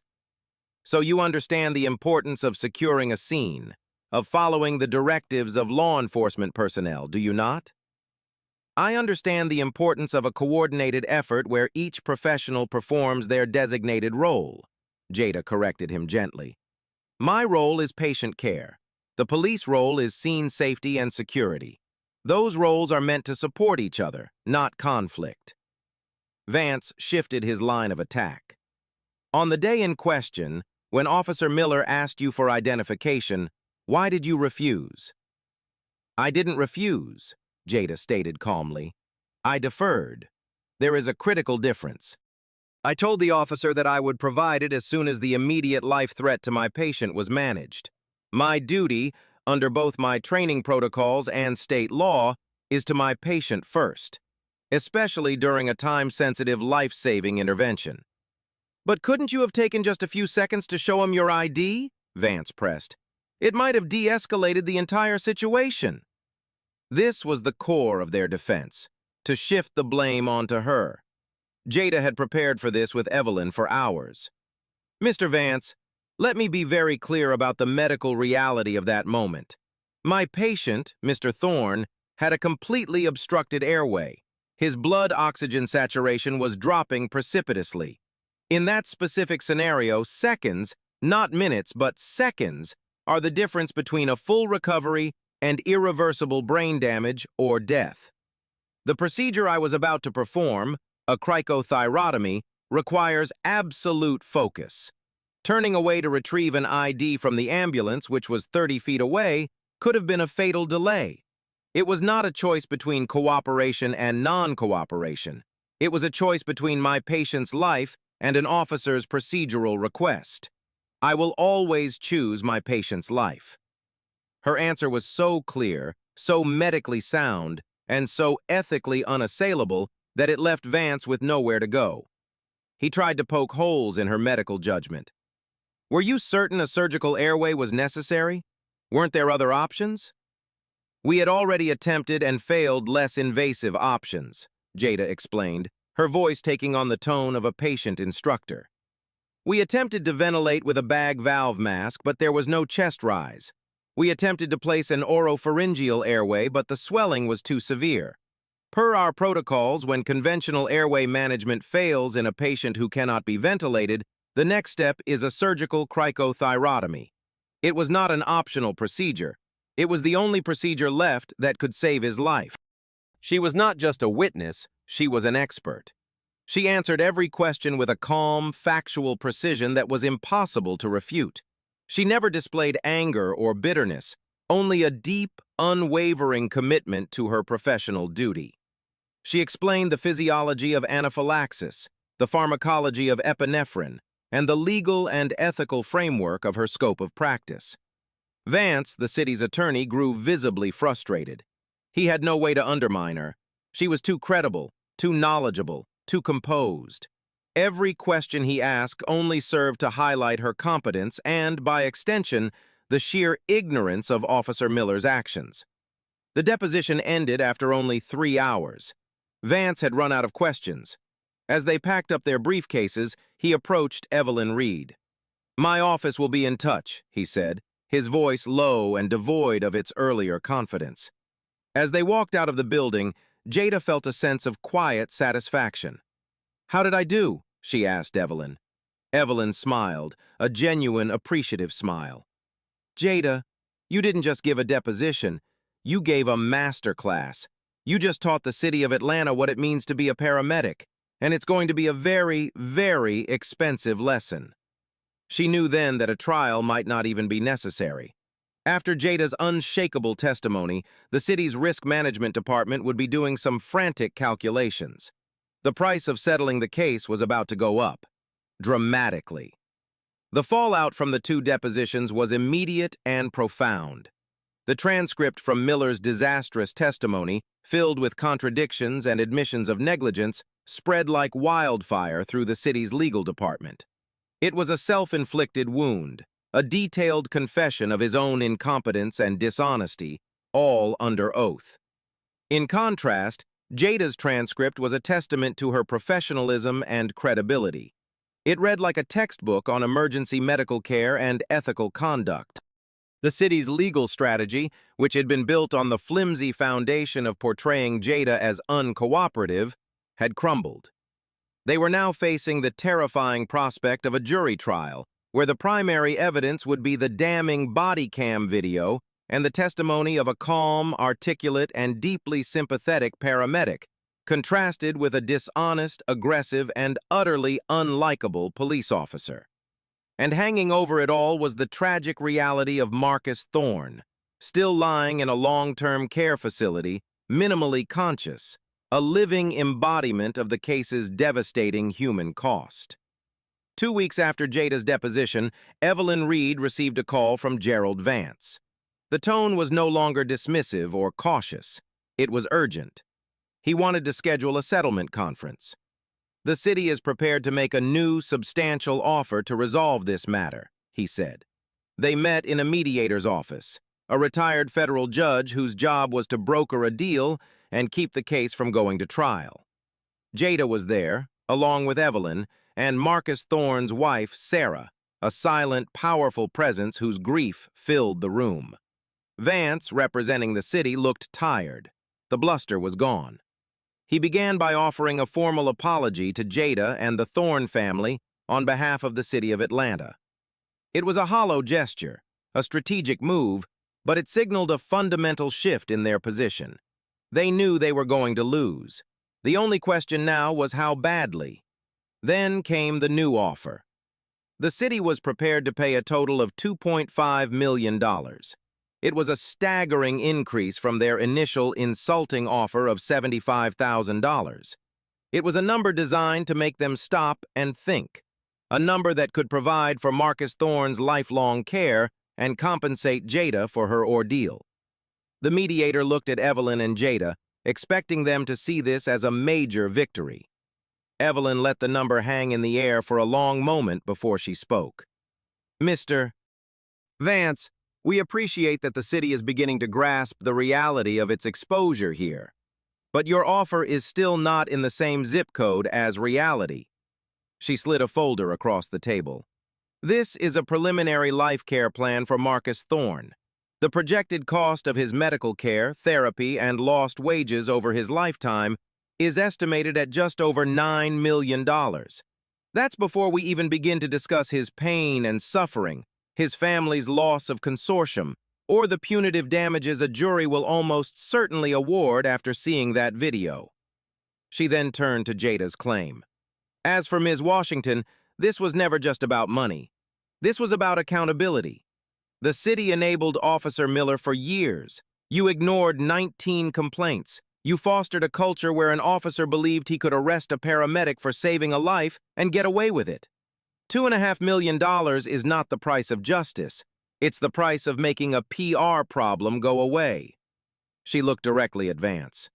Our demand is $20 million, and that's not our opening bid. That's our final number. But more importantly, any settlement must be contingent on two non-negotiable conditions. First, the immediate termination of Dean Miller from the Atlanta Police Department. No more paid leave, no quiet resignation. Termination. Second, the city must agree to a federally monitored consent decree to overhaul its policies and training regarding interactions with emergency medical personnel. The color drained from Vance's face. The monetary demand was huge, but the policy demands were, in some ways, even bigger. A consent decree would mean years of federal oversight and would be a public admission of systemic failure. That's not possible, he stammered. We can't agree to those terms. Then we'll see you in court, Evelyn said, starting to gather her files. Jada spoke for the first time, her voice quiet but ringing with moral authority. Mr. Vance, I became a paramedic to save lives. On that day, your officer stopped me from doing that, and a good man was destroyed. I will not accept 1 penny of the city's money if that man is still wearing a badge. I will not settle this case if the city doesn't commit to real, enforceable changes to ensure this never, ever happens again. This isn't a negotiation for me. It's my line in the sand.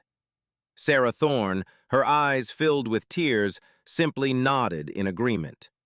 The city had hoped to buy its way out of trouble. They had miscalculated again. Jada wasn't just seeking compensation, she was demanding reformation.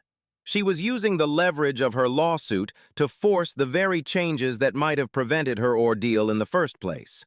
Faced with a choice between a quiet, multi-million-dollar payday and a much harder fight for systemic change, she had chosen the harder fight. The city's desperate gambit had failed. Now they had to face the consequences of a full public trial. The city's refusal to meet their non-negotiable terms meant one thing: trial. The weeks leading up to the court date were a whirlwind of intense preparation. Evelyn Reed's office transformed into a command center for a complex legal assault. The conference room walls were covered in whiteboards detailing jury selection strategy, witness lists, and timelines of evidence presentation. Jada found herself spending more time with lawyers than with patients. She worked with Evelyn and a team of trial consultants to hone her testimony. It wasn't about memorizing a script. It was about learning how to tell her story to a jury of 12 strangers. how to convey the medical urgency and the professional stakes in a way that was clear, compelling, and deeply human. They practiced direct examination, where Evelyn would guide her through the narrative, and cross-examination, where another lawyer on the team would play the role of the city's attorney, trying to trip her up, question her judgment, and provoke an emotional reaction. Jada remained unflappable, her composure the same whether she was in a real deposition or a practice session. The centerpiece of their trial strategy remained the body cam video. They hired a forensic video analyst to enhance the footage and isolate key frames. The image of Marcus Thorne's cyanotic face, the glint of the scalpel in Jada's hand, the look of pure disbelief as the handcuffs were snapped on. They planned to play it for the jury multiple times, from multiple angles if possible, using the footage from bystander cell phones to create a 360-degree view of the incident. But Evelyn knew the video, as powerful as it was, needed a human voice to explain its devastating medical consequences. Their most important witness, after Jada herself, would be Dr. Elena Ramirez, the chief of neurointensive care at Grady Memorial Hospital. She was the physician who had overseen Marcus Thorne's care from the moment he arrived. Dr. Ramirez was a formidable woman in her 50s, with a sharp mind and an air of unimpeachable authority. In her deposition, she had clinically and methodically explained the science of anoxic brain injury. She used charts and diagrams to show how oxygen deprivation systematically destroys brain cells, moving from higher cognitive functions to the core, autonomic systems that control breathing and heartbeat. Evelyn's team prepared her for the stand, knowing the city's lawyers would try to argue that Marcus Thorne's outcome was not guaranteed, that he might have suffered the same fate even without the delay. Dr. Ramirez was prepared to shut that argument down completely. The single most critical factor in the outcome of a catastrophic airway obstruction is time, she had stated in her deposition, her words precise and powerful. We have extensive data on this. The window for intervention before permanent severe neurological damage occurs is incredibly small. We're talking about 4 to 6 minutes. The delay caused by Officer Miller's intervention, which based on the dispatch logs was approximately 7 minutes from the time he initiated contact to the time the second ambulance crew could perform the cricothyrotomy, was not just a contributing factor, it was the determining factor. He took a salvageable patient and made him unsalvageable. In medical terms, his actions transformed a chance at recovery into a certainty of lifelong, profound disability. Her testimony would be the scientific anchor of the case. She would translate the chaotic video into the cold, hard language of medicine. She would explain to the jury in no uncertain terms that Dean Miller's actions had created a cascade of cellular death from which Marcus Thorne would never recover. The night before the trial was set to begin, Jada couldn't sleep. She sat in her small apartment, her dress uniform hanging clean and pressed on her closet door. She thought about the jury, the strangers who would hold her reputation and Marcus's future in their hands. She thought about facing Dean Miller in court, about looking him in the eye as she told the world what he had done. A wave of anxiety, the first she had truly allowed herself to feel, washed over her. Was it worth it? The stress, the public scrutiny, the emotional toll. She could have taken the city's second offer. It was enough money to ensure she never had to work again, enough to help the Thorne family. But it wouldn't have changed anything. Miller would still be an officer. The department's policies would still be flawed. The next paramedic in her position would still be vulnerable. Her phone buzzed. It was a text from an unknown number. She opened it to find a picture. It was of a smiling, healthy Marcus Thorne, taken a year before the incident. He was standing on a beach with his wife, his arm around her, both of them laughing into the sun. Below the picture was a simple message. "This is who we are fighting for. Thank you. Sarah Thorne." The anxiety vanished, replaced by the same steely resolve she'd felt in the back of that patrol car. She knew she had made the right choice. The battle wasn't just hers anymore. It was for Marcus, for Sarah, for every patient and every provider who might one day find themselves at the mercy of unchecked authority. She was ready. The trial began on a crisp October morning. The federal courtroom was packed. Every seat was filled with reporters, police union officials, paramedics from Grady and other services, and members of the public drawn in by the high-profile case. Jada sat at the plaintiff's table with Evelyn and Sarah Thorne, a united front of quiet dignity. Across the aisle, Dean Miller sat with his legal team, his face a stony, unreadable mask. The jury selection process had been meticulous. Evelyn had sought jurors who were analytical, who valued professionalism, and who showed a healthy skepticism of absolute authority. The final panel of 12 was a diverse cross-section of Atlanta, a retired school teacher, an IT project manager, a young graphic designer, a warehouse foreman. They were ordinary citizens about to be handed an extraordinary responsibility. The trial lasted for 8 days. Evelyn Reed's opening statement was a masterclass in narrative storytelling. She didn't begin with legal arguments. She began with the sound of a man gasping for breath. She painted a vivid picture of Jada's life-saving efforts, then described how that scene of healing was shattered by an officer's ego. The city's defense attorney countered, attempting to frame Miller as a dedicated officer trying to maintain order in a chaotic and uncertain environment. He argued that Jada's refusal to comply had escalated the situation, a narrative that already felt thin and would soon be shredded by the evidence. The core of the trial was the body cam footage. Evelyn played it for the jury on a screen the size of a wall. The sights and sounds of the incident filled the courtroom, raw and undeniable. Jurors flinched when Miller grabbed Jada. They leaned forward, their faces etched with concentration, as they watched a medical professional being arrested while her patient deteriorated. Evelyn played it once without comment, letting it speak for itself. Then, she called Jada to the stand and played it again, pausing at key moments to have Jada explain the medical significance of what was happening on screen. Jada's testimony was powerful in its restraint. She was a teacher, not a victim, explaining the science of anaphylaxis and the ethics of her profession. She never raised her voice. She never wept. She simply stated the facts, her credibility shining through every calm, precise answer. The cross-examination was brief and ineffective. The city's lawyer could find no angle of attack that didn't make him look like a bully. Dr. Elena Ramirez followed, and her testimony was devastating. She used anatomical models and brain scans of Marcus Thorne to give the jury a visual lesson in neurology. She explained that the 7-minute delay was, from a medical standpoint, an eternity. Her expert opinion was unequivocal.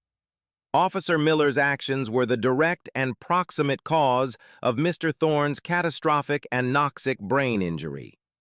When Dean Miller took the stand, the atmosphere in the courtroom shifted.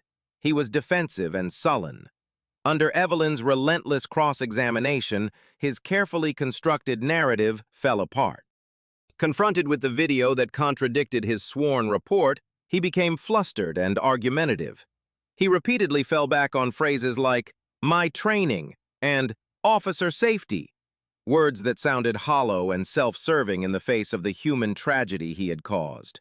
By the time he stepped down, he had done more to help the plaintiff's case than his own. In her closing argument, Evelyn stood before the jury, her voice ringing with conviction. "This is not just a case about one bad arrest," she said. "It is a case about what we value as a society. Do we value life, or do we value blind obedience? Do we empower those who heal, or those who obstruct?" The city of Atlanta enabled Officer Miller. They ignored 19 warning signs. They taught him that his authority was absolute. On that day in Centennial Park, he acted on that lesson. And the result is that Jada Washington was put in handcuffs, and Marcus Thorne was given a life sentence. She gestured to Jada, and then to Sarah Thorne. "Your verdict today will not heal Marcus Thorne. It will not erase the trauma Jada Washington endured, but it will send a message. It will send a message to the city of Atlanta and to police departments across this country that this is not acceptable, that the person saving a life is more important than the person demanding a piece of plastic. The message is simple: do better. The jury deliberated for less than 4 hours. When they filed back into the courtroom, the foreman, a middle-aged woman with a resolute expression, handed the verdict form to the clerk. Jada held her breath, her hand finding Sarah's under the table. The clerk's voice was clear and steady. On the claim of false arrest, we, the jury, find for the plaintiff, Jada Washington. On the claim of violation of civil rights, we find for the plaintiff. On the claim of interference with medical care, we find for the plaintiff. He continued through all the counts, a clean sweep. Then came the damages. For the compensatory and medical damages for the Thorne family, we award $14 million. For the pain and suffering and violation of rights for Jada Washington, we award $5 million. And finally, the punishment. For punitive damages against Officer Dean Miller, we award $600,000. A collective gasp went through the courtroom, a total of $19.6 million. It was one of the largest civil rights verdicts in the state's history. Jada let out a breath she didn't realize she'd been holding, tears finally streaming down her face. Sarah Thorne sobbed openly, a release of months of pent-up grief and anger. It wasn't just money, it was validation. It was accountability. It was a roar of justice from 12 ordinary citizens who had been shown the truth and refused to look away. The verdict landed like a seismic shockwave, not just within the city of Atlanta, but across the landscape of law enforcement and emergency services nationwide. The sum, $19.6 million, was a headline-grabbing number, a figure so large it was impossible to ignore. It was a clear, unambiguous message from a jury of citizens. Abuse of power carries a price, and a steep one. For Dean Miller, the consequences were swift and final. The day after the verdict, the Atlanta chief of police held a press conference. Flanked by the mayor, he announced that, based on the findings of the internal investigation and the evidence presented at trial, Dean Miller's employment with the Atlanta Police Department was terminated, effective immediately. There was no union protection that could shield him from the fallout of such a public and costly disaster. His career in law enforcement was over, his name now a synonym for the catastrophic failure of judgment. The punitive damages awarded by the jury would follow him for the rest of his life, a personal financial ruin to match the professional one. For the city of Atlanta, the verdict was a moment of reckoning. The massive financial payout forced a painful reevaluation of their practices. The city council held emergency sessions. The city's risk management department went into overdrive. It was no longer cheaper to defend problem officers than to discipline them. The liability had become too great. Faced with the threat of further legal action and intense public pressure, the city entered into negotiations with Evelyn Reed and, eventually, the Department of Justice. They agreed to the terms Jada had demanded months earlier. They entered into a formal consent decree, a multi-year agreement mandating sweeping reforms, all overseen by an independent federal monitor. The reforms were comprehensive. The APD was forced to completely rewrite its protocols for interacting with all first responders, paramedics, EMTs, and firefighters. The new policy, which became known informally as the Washington Rule, was explicit. During an active medical emergency, the senior medical professional on scene has authority over patient care.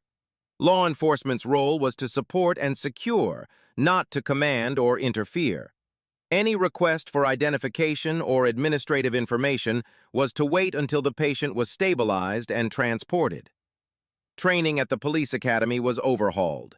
Every new recruit and every current officer was required to undergo mandatory training co-led by senior paramedics. They watched the unedited body cam footage from the Centennial Park incident. It became a powerful cautionary tale, a case study in what not to do. They were trained to recognize the signs of critical medical distress, not to question the judgment of medical professionals in their own field of expertise. The department also implemented a new early intervention system designed to flag officers who, like Miller, accumulated a pattern of citizen complaints, especially for escalation and abuse of authority. 3 complaints within a 2-year period would now trigger an automatic review and mandatory retraining and counseling. The system that had allowed Miller to operate with impunity for 8 years was dismantled. Jada watched these changes unfold with a sense of weary vindication. The lawsuit had achieved what she set out to do.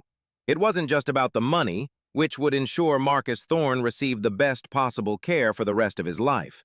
It was about forcing the system to change, to build the guardrails that should have been there all along. She received an invitation to speak to the first class of APD recruits graduating under the new training regimen. She stood before a room full of young, nervous faces in crisp blue uniforms, the future of the department. She didn't speak with anger or resentment. She spoke with the calm authority of her profession. "I am a paramedic," she began. "My job is to preserve life. Your job is to protect life. Our missions are not in conflict, they are intertwined.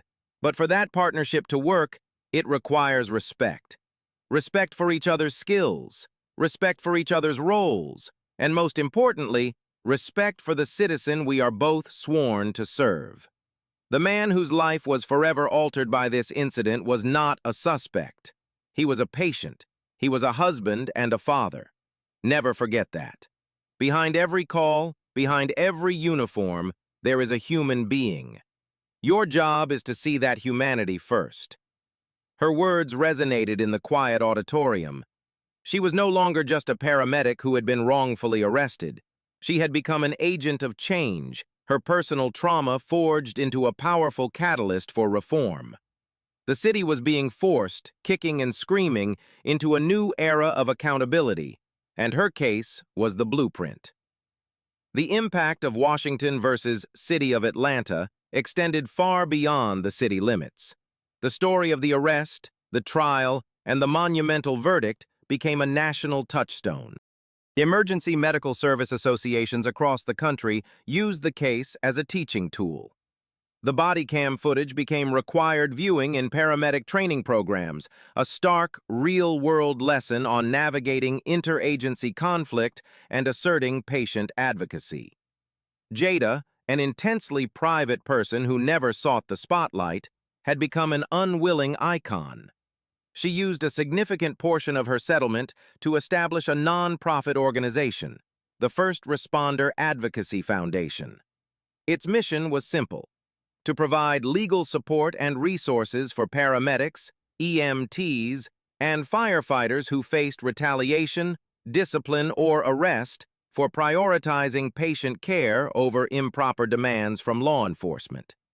The foundation funded legal battles for medics in small towns who didn't have a powerful union or a high-profile attorney like Evelyn Reed. It created a national hotline and developed standardized training modules on the legal rights and duties of first responders at emergency scenes. Jada's ordeal had exposed a systemic vulnerability, and she was now building the shield that would protect others. Inspired by the case, and lobbied by a coalition of EMS and firefighter unions, state legislatures began to take notice. Georgia passed the First Responder Protection Act a year after the verdict. The law explicitly criminalized the act of intentionally obstructing an emergency medical provider who is actively rendering patient care. It codified into law the principle that Jada had fought for. In a medical emergency, the medic is in charge of the patient. Similar bills were introduced in a dozen other states, each one citing Jada's case as the impetus for the legislation. Her personal battle had become a nationwide movement for legal protection. Marcus Thorne never fully recovered. He emerged from his coma after several months, but was left with severe cognitive and physical disabilities. The settlement money ensured he had the best care, but it could not give him back the life he had lost. His wife, Sarah, became a fierce advocate for the new legislation, testifying before state committees. She would tell her family's story, her voice shaking but steady, ending her testimony the same way every time. "My husband is alive today because a paramedic refused to abandon him. This law is for all the other paramedics who might one day have to make that same choice." Jada continued to work as a paramedic at Grady. She turned down offers for administrative positions and speaking tours. The ambulance was her sanctuary, the place where she could still make a tangible difference, one patient at a time. The work was harder now, weighted with the knowledge of how fragile the trust between agencies could be. But it was also different. Officers on scene treated her and her colleagues with a new level of respect. The Washington rule had become part of the lexicon.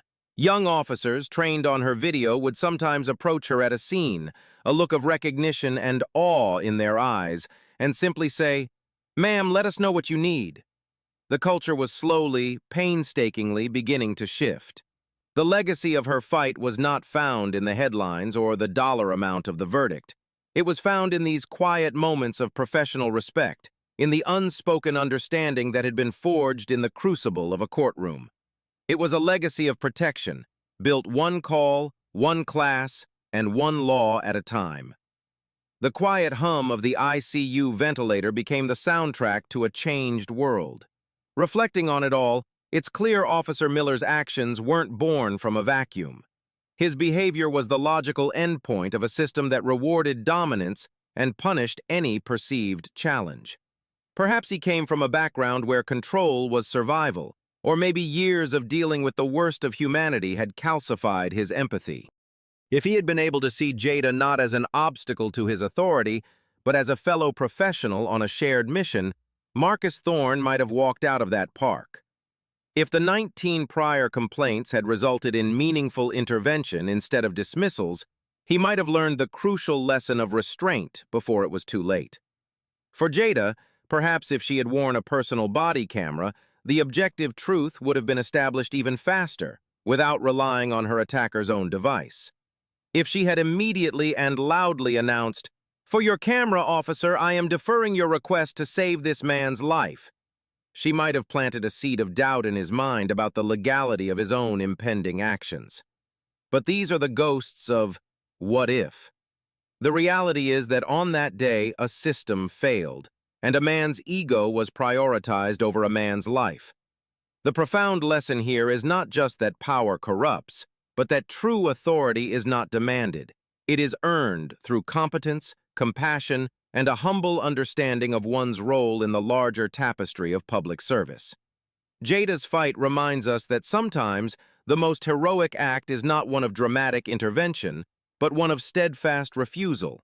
The refusal to be moved from your duty, your ethics, and your humanity, even when the personal cost seems impossibly high. What do you think is the most effective way to prevent incidents like this in the future? Better training, stricter laws, or stronger independent oversight of law enforcement? And if you were on that jury, what part of the evidence would have been most powerful for you? Let me know your thoughts in the comments below.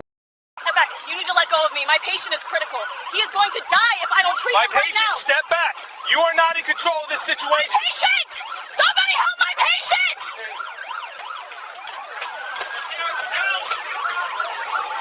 The scent of burnt rubber and leaking coolant hung heavy in the humid afternoon air, a chemical tang that clung to the back of the throat.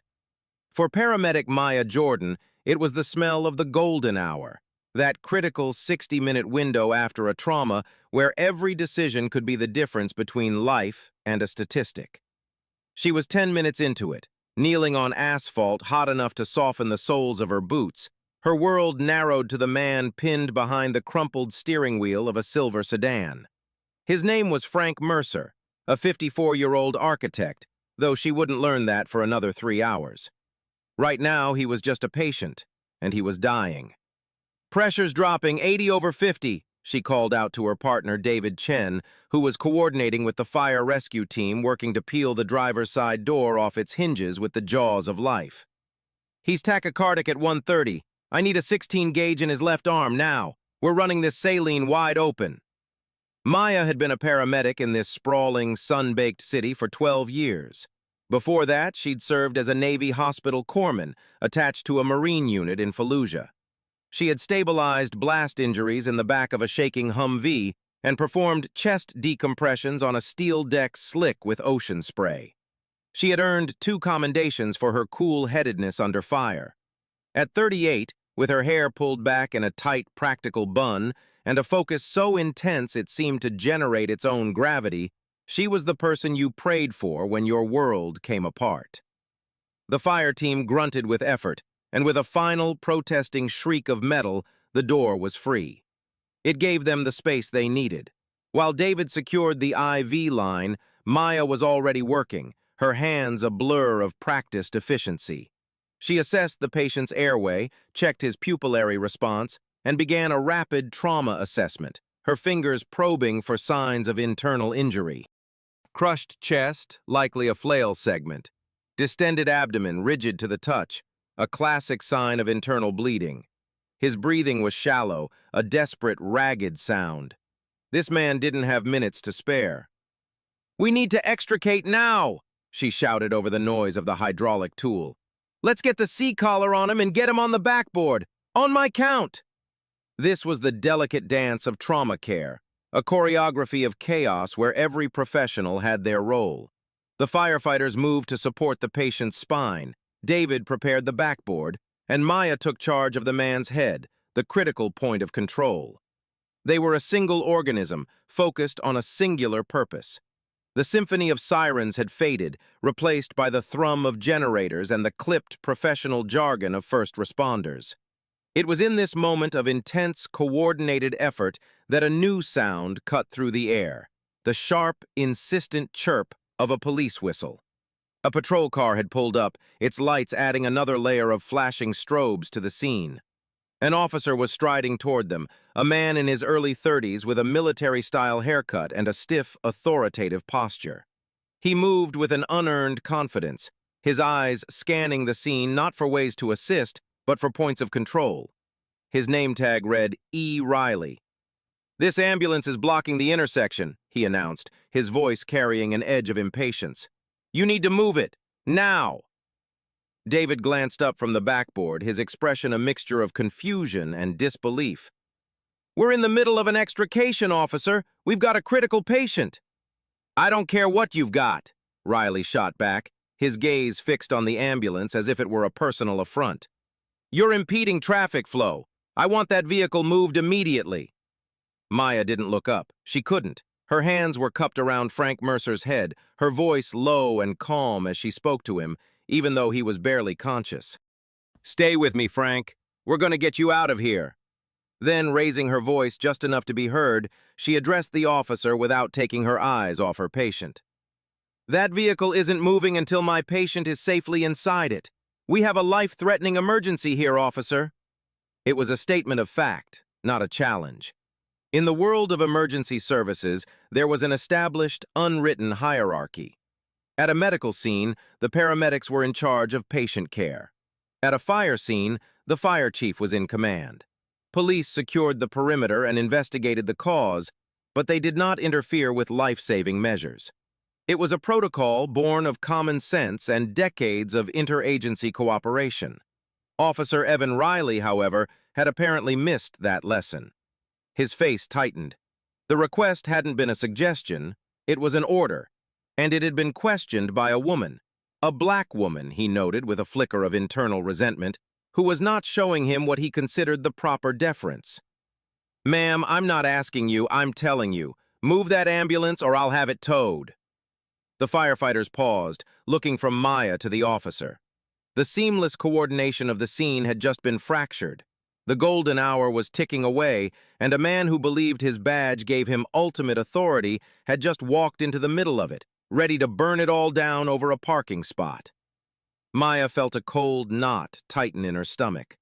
This wasn't about traffic. This was about power. And her patient, Frank Mercer, was caught directly in the crossfire. The air thickened with a tension that had nothing to do with the car crash. The fire captain, a burly veteran named Mike Callahan, stepped forward, placing himself halfway between Officer Riley and the delicate operation around the car. "Officer," he said, his voice a low rumble, "this paramedic is right. We're in the middle of a critical extrication. The patient has maybe 10 minutes before he bleeds out. The ambulance stays. Riley's gaze shifted to Callahan, his expression hardening. He saw the fire captain's intervention not as a professional clarification, but as another challenge to his authority. He was the law here. His job was to restore order, and to him, order meant cleared intersections and immediate compliance. "This is a police matter now, Captain. The scene needs to be managed. That ambulance is a hazard." Maya couldn't afford to engage. Every second spent arguing was a second stolen from Frank Mercer. "David, forget him," she said, her voice sharp and focused. "Let's get the board ready. On 3. 1, 2, 3.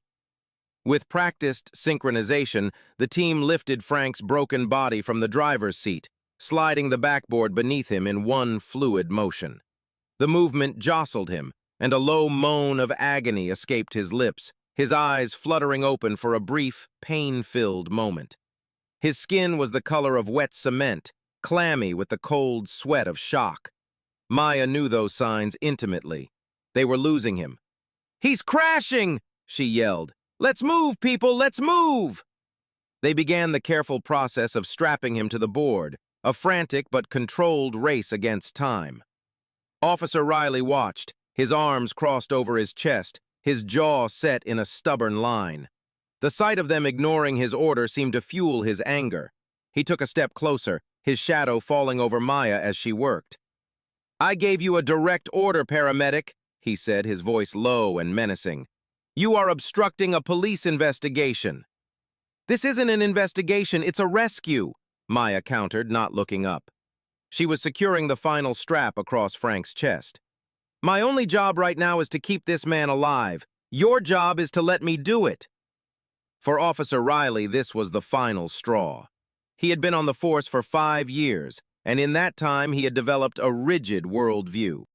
He believed respect for his uniform was paramount, and any questioning of his authority was a sign of insubordination that needed to be corrected, swiftly and decisively.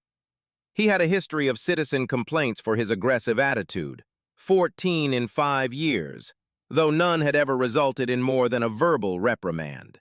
He saw the world in black and white, those who complied and those who resisted. To him, Maya Jordan was resisting. He unclipped his radio from his shoulder. "Dispatch, I have a non-compliant individual at this scene, a paramedic refusing to follow lawful orders." David froze, the stretcher forgotten for a moment. "Are you serious right now? We're trying to save a man's life." "Your partner should have thought of that before she decided to obstruct justice," Riley said coldly. He stepped directly into Maya's path as she and a firefighter lifted the backboard to move it toward the waiting stretcher. He put a hand up, palm out. "You're not going anywhere." Maya looked at his hand, then up at his face. She saw no reason, no understanding, only a cold, unyielding wall of ego. "Officer," she said, her voice dangerously calm, "get out of my way, right now. You are actively interfering with emergency medical care. That is a crime." She had cited the law, thrown his authority back in his face. It was like striking a match in a room full of gas. Riley's eyes narrowed into slits. "You think you can tell me what the law is? I am the law." He reached for her arm. It was a stunning breach of every protocol, every shred of professional courtesy that governed these chaotic scenes. The firefighters stared in disbelief. Captain Callahan started forward again. "Riley, stand down! That's an order!" But Riley was no longer listening to anyone. In his mind, he was restoring order. He was putting a defiant woman in her place. He failed to see the dying man on the backboard, the frantic efforts of the rescue team, or the catastrophic consequences of his actions. All he saw was a challenge, and he was determined to win. "David, get the stretcher!" Maya yelled, trying to sidestep the officer. "We're leaving!" But Riley moved with her, blocking her path again. He was bigger than her, using his physical presence as a tool of intimidation. "You're not leaving," he said, and this time his hand didn't just touch her arm, it clamped down on her bicep, his fingers digging in. "You're being detained." The world seemed to slow down. The sound of the traffic on the nearby freeway, the hum of the equipment, the frantic beeping of the heart monitor they'd attached to Frank. It all faded into a dull roar. All Maya could feel was the pressure of his hand on her arm and the chilling realization that this officer was willing to let a man die to prove a point. She had faced down armed insurgents in a war zone who had shown more regard for human life. "Let go of my arm, officer," Maya said, her voice dropping to a low, steady tone that betrayed the fury building within her. She didn't try to pull away. Any sudden movement, she knew, would be twisted into a narrative of resistance. She held her ground, a statue of professional defiance. "My patient has a tension pneumothorax. His lung is collapsing. He will go into cardiac arrest within the next 3 minutes if I don't get him to the hospital. Do you understand what I'm telling you?" She was giving him an out, a chance to back down and pretend this was all a misunderstanding. She was explaining the medical reality in clear, simple terms, appealing to whatever shred of reason he had left. But Officer Riley wasn't listening to her words. He was hearing only the tone of defiance. "You're done giving orders," he snarled, his grip tightening. "You're going to learn about compliance." With a sudden, violent tug, he yanked her away from the backboard. The force was so unexpected that Maya stumbled, her training boots skidding on the loose gravel at the side of the road. One of the firefighters instinctively reached out to steady her, but Riley shot him a look that could have curdled milk. "Don't get involved," he warned. The fragile chain of command had been shattered. The rescue effort dissolved into a scene of stunned confusion. Frank Mercer lay on the backboard, his life literally hanging in the balance, while the lead paramedic was being manhandled by a police officer. David Chen stood frozen, his face a mask of horror and indecision. He was now the sole medical provider for a patient who needed a team. "Someone get my patient!" Maya cried out, her voice breaking for the first time, not with fear for herself, but with sheer, unadulterated terror for the man she was being forced to abandon. "David, go! Don't worry about me, go!" The plea seemed to snap David out of his trance. He and 2 firefighters scrambled to get Frank onto the stretcher, their movements now clumsy and rushed without Maya's guiding presence. Every fumbled strap and jostled movement was a potential disaster. Riley spun Maya around, forcing her arms behind her back with a practiced, painful efficiency. The metallic rasp of the handcuffs being pulled from their pouch was obscenely loud in the suddenly quieted scene. He wasn't just detaining her anymore, he was arresting her. "What are the charges?" Maya demanded, her mind reeling. "What have I done?"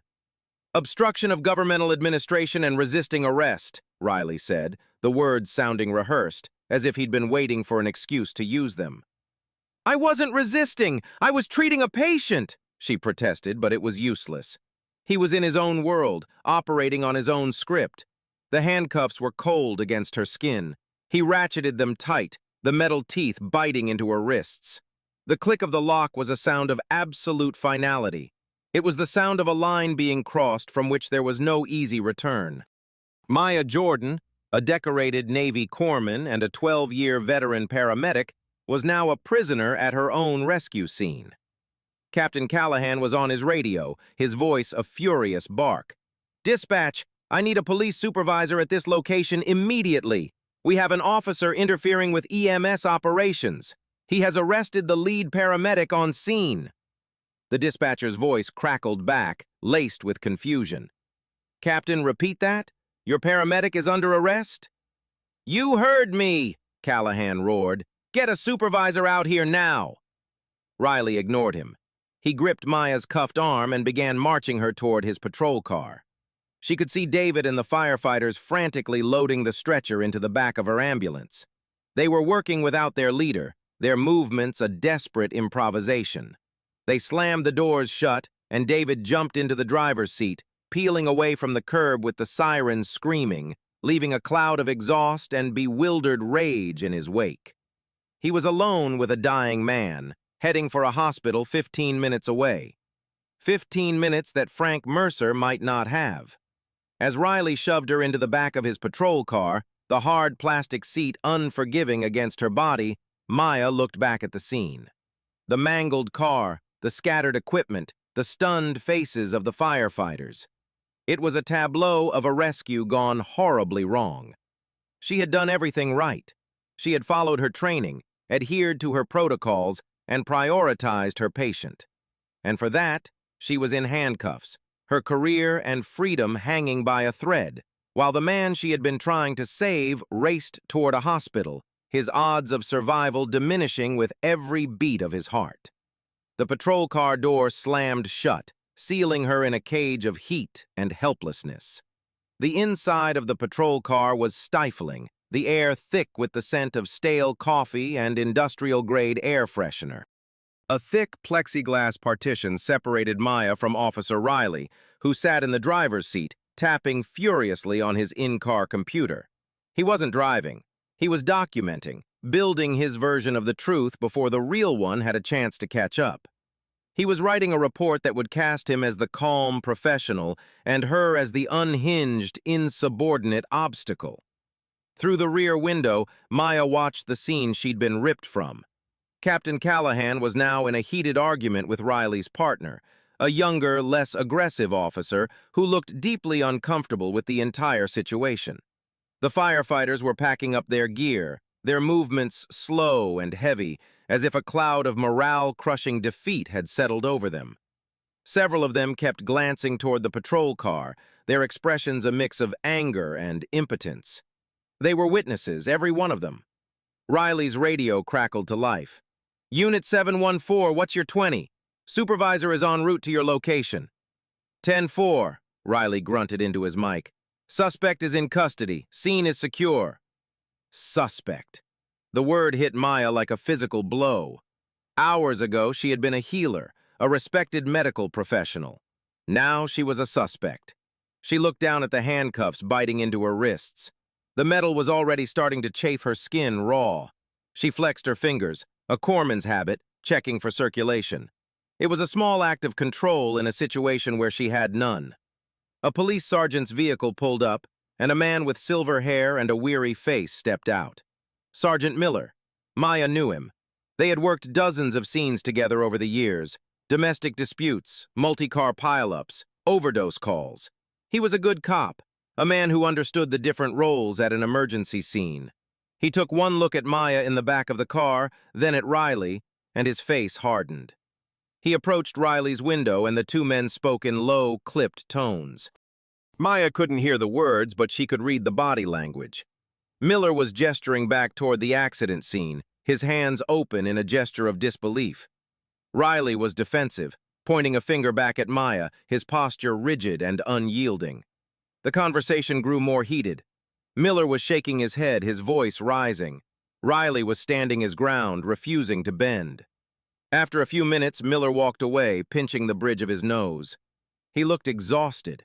He had just inherited a disaster created by one of his own men. He spoke into his own radio, then turned and gave Captain Callahan a long, apologetic look. The system was now in motion, and even a supervisor couldn't easily stop it. An arrest had been made. Paperwork had been started. Reversing it now would mean admitting a colossal error, and that was something the department was loath to do. Finally, Riley got back in the car. He put it in drive and pulled away from the curb, leaving Sergeant Miller and the firefighters standing in the wreckage of the afternoon. He didn't say a word to Maya. The silence was a weapon, designed to intimidate and isolate her.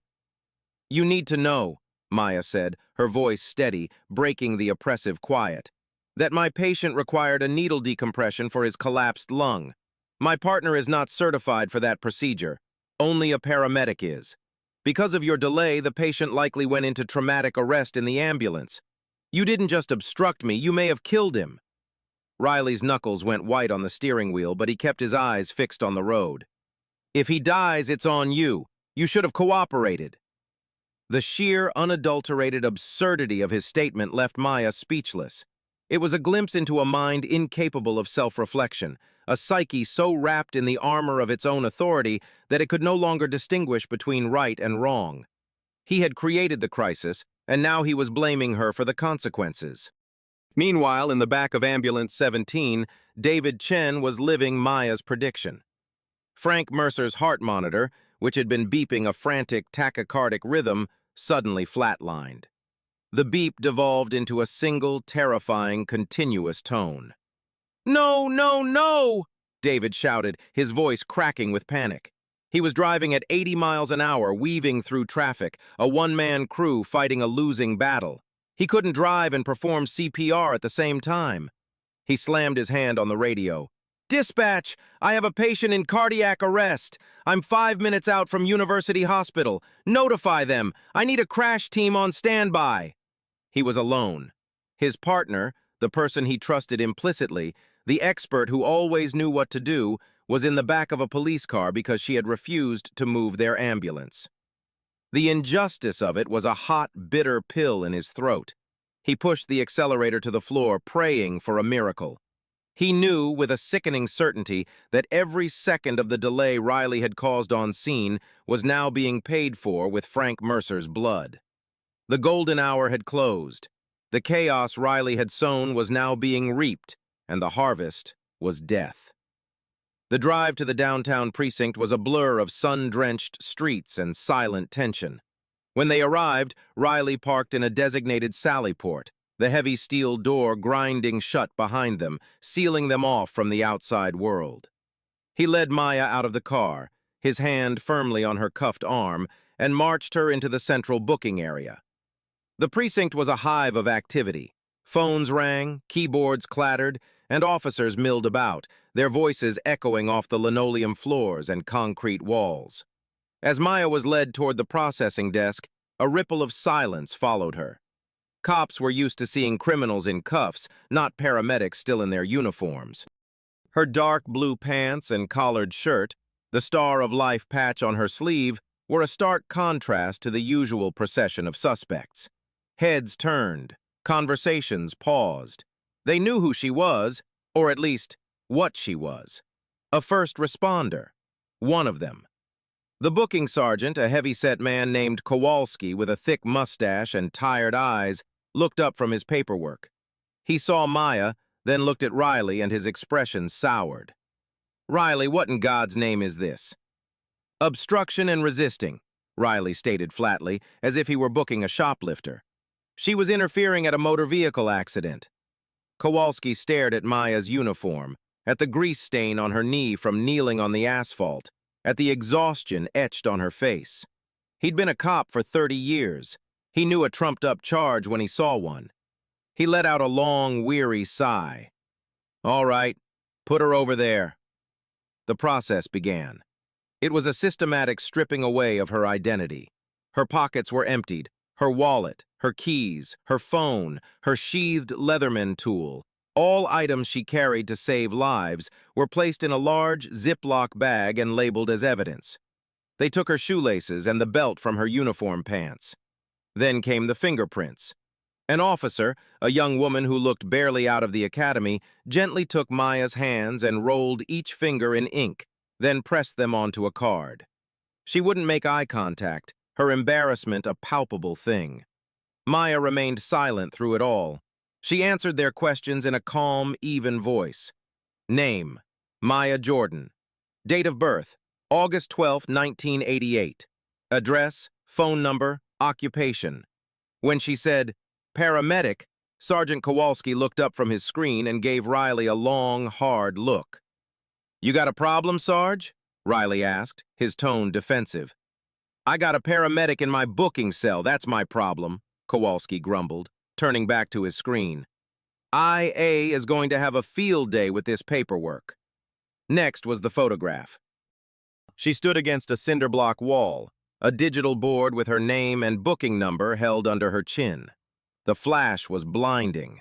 In that moment, she was no longer Maya Jordan, decorated veteran, life-saving medic. She was an inmate, a mugshot, a number in a system that was grinding forward with an indifferent momentum. They placed her in a holding cell, a small concrete box with a metal bench and a toilet in the corner.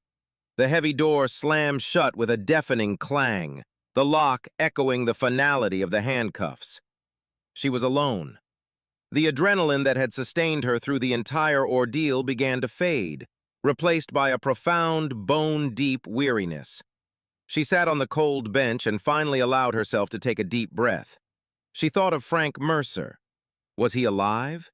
Did David get him to the hospital in time? Did he make it to the operating room? The uncertainty was a physical weight on her chest, heavier than any set of handcuffs. She had sworn an oath to do no harm, to dedicate herself to the service of her patients. Today, a man in a uniform had prevented her from honoring that oath, and another man might pay the ultimate price. Through the small barred window in the cell door, she could see the activity of the precinct. She saw Sergeant Miller arrive and go directly into the precinct captain's office. She saw other officers gathering in small groups, talking in low voices and glancing her way. The story was spreading. The initial shock was turning into a low hum of departmental anxiety. They all knew what this looked like. A cop arresting a medic for doing her job. It was a public relations nightmare, an interagency disaster, and a potential lawsuit of epic proportions. An hour passed. The precinct grew quieter as the day shift ended and the night shift began. No one came to talk to her. No one read her rights. She was simply left to sit in the silent, sterile box, a prisoner of another man's ego. She wasn't scared. The things she had seen in Fallujah had burned most of the fear out of her. What she felt was a cold, simmering rage. Riley hadn't just arrested her, he had disrespected her profession, endangered a patient, and broken the sacred trust that existed between first responders. He had done it because he could, because his badge gave him the power and his pride demanded he use it. He had made a terrible mistake. And as Maya sat on that metal bench, she made a quiet vow. He was going to pay for it. The city was going to pay for it. While Maya was being processed, David Chen was frantically trying to salvage a life. He arrived at University Hospital's trauma bay to a full crash team waiting, a direct result of his desperate radio call. They pulled Frank Mercer from the ambulance, his body limp, his face ashen. A doctor immediately began CPR while nurses swarmed, cutting away Frank's clothes, establishing new IV lines, and preparing for intubation. "What happened?" the lead trauma surgeon, Dr. Evans, demanded as they wheeled the gurney into the trauma room. "Single vehicle MVA, prolonged extrication," David rattled off, his voice hoarse with stress. "Patient was tachycardic and hypotensive on scene, likely massive internal bleeding. Arrested about 5 minutes out." "Where's your partner?" Dr. Evans asked, not looking up from his work on the patient. "I need a second set of hands." David's face crumpled. "She was arrested on scene." The entire trauma team stopped for a fraction of a second. Dr. Evans looked up, his eyes wide with disbelief. "She was what?" "A cop arrested her. For obstruction. He wouldn't let us leave," David said, the words tumbling out in a torrent of frustration and grief. "He held us up for at least 5 or 6 minutes. Critical minutes." Dr. Evans stared at him, then back at the patient on the table. He didn't need any more explanation. He knew what a 5-minute delay meant for a patient this critical. It was a death sentence. "Get him to OR1 now!" he bellowed. "Page cardiothoracic! He threw a clot! Let's move!" As the team rushed Frank's body toward the operating room, David slumped against a wall, the full weight of the day's events crashing down on him. He had failed. His patient was likely going to die, and his partner was in jail. He pulled out his phone, his hands shaking so badly he could barely dial. His first call was to their direct supervisor. His second was to the paramedics' union president. The union president, a fiery ex-paramedic named Susan Clark, listened to David's frantic story without interruption. When he finished, there was a moment of cold, deadly silence on the other end of the line. "David," she said, her voice dangerously calm, "stay where you are. I'm making one phone call. We're going to fix this." That one phone call went to a man named Marcus Thorne. Thorne was a civil rights attorney, a man who had built a formidable reputation suing police departments for misconduct. He was known in legal circles as the Bulldog for his tenacity and his refusal to back down.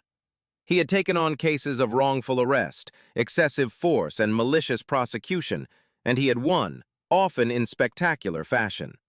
He specialized in turning the missteps of arrogant officers into multi-million-dollar verdicts. When Susan Clark called, Thorne was just finishing a late lunch. He listened to the details: the critical patient, the paramedic arrested for refusing to move her ambulance, the officer with a history of complaints. And he could practically hear the cash register ringing. This wasn't just a case of police overreach. It was a perfect storm of negligence, incompetence, and abuse of power, all directed at a sympathetic, unimpeachable professional. "Where is she now?" Thorne asked. "Downtown precinct holding cell," Susan replied. "I'm on my way," Thorne said, already grabbing his briefcase. "Tell her partner not to talk to anyone else. Tell him to write down every single detail he remembers right now while it's fresh, and tell him to get the names of the firefighters on scene. We're going to need them." Less than an hour later, Marcus Thorne, dressed in a perfectly tailored charcoal suit that probably cost more than Maya's car, strode into the downtown precinct. He projected an aura of expensive, unflappable authority that made the desk sergeant sit up a little straighter. "I'm here to see my client, Maya Jordan," he announced, his voice smooth but firm. "My name is Marcus Thorne." The name sent a quiet shockwave through the room. They knew who he was. Every cop in the city knew who he was. Having Marcus Thorne show up at your precinct was like having the IRS show up at your accounting firm. It meant you had done something very, very wrong. Sergeant Kowalski picked up his phone and made a call. A few minutes later, a harried-looking lieutenant appeared. After a brief, whispered conversation, Maya was escorted from her cell to a small, private interrogation room.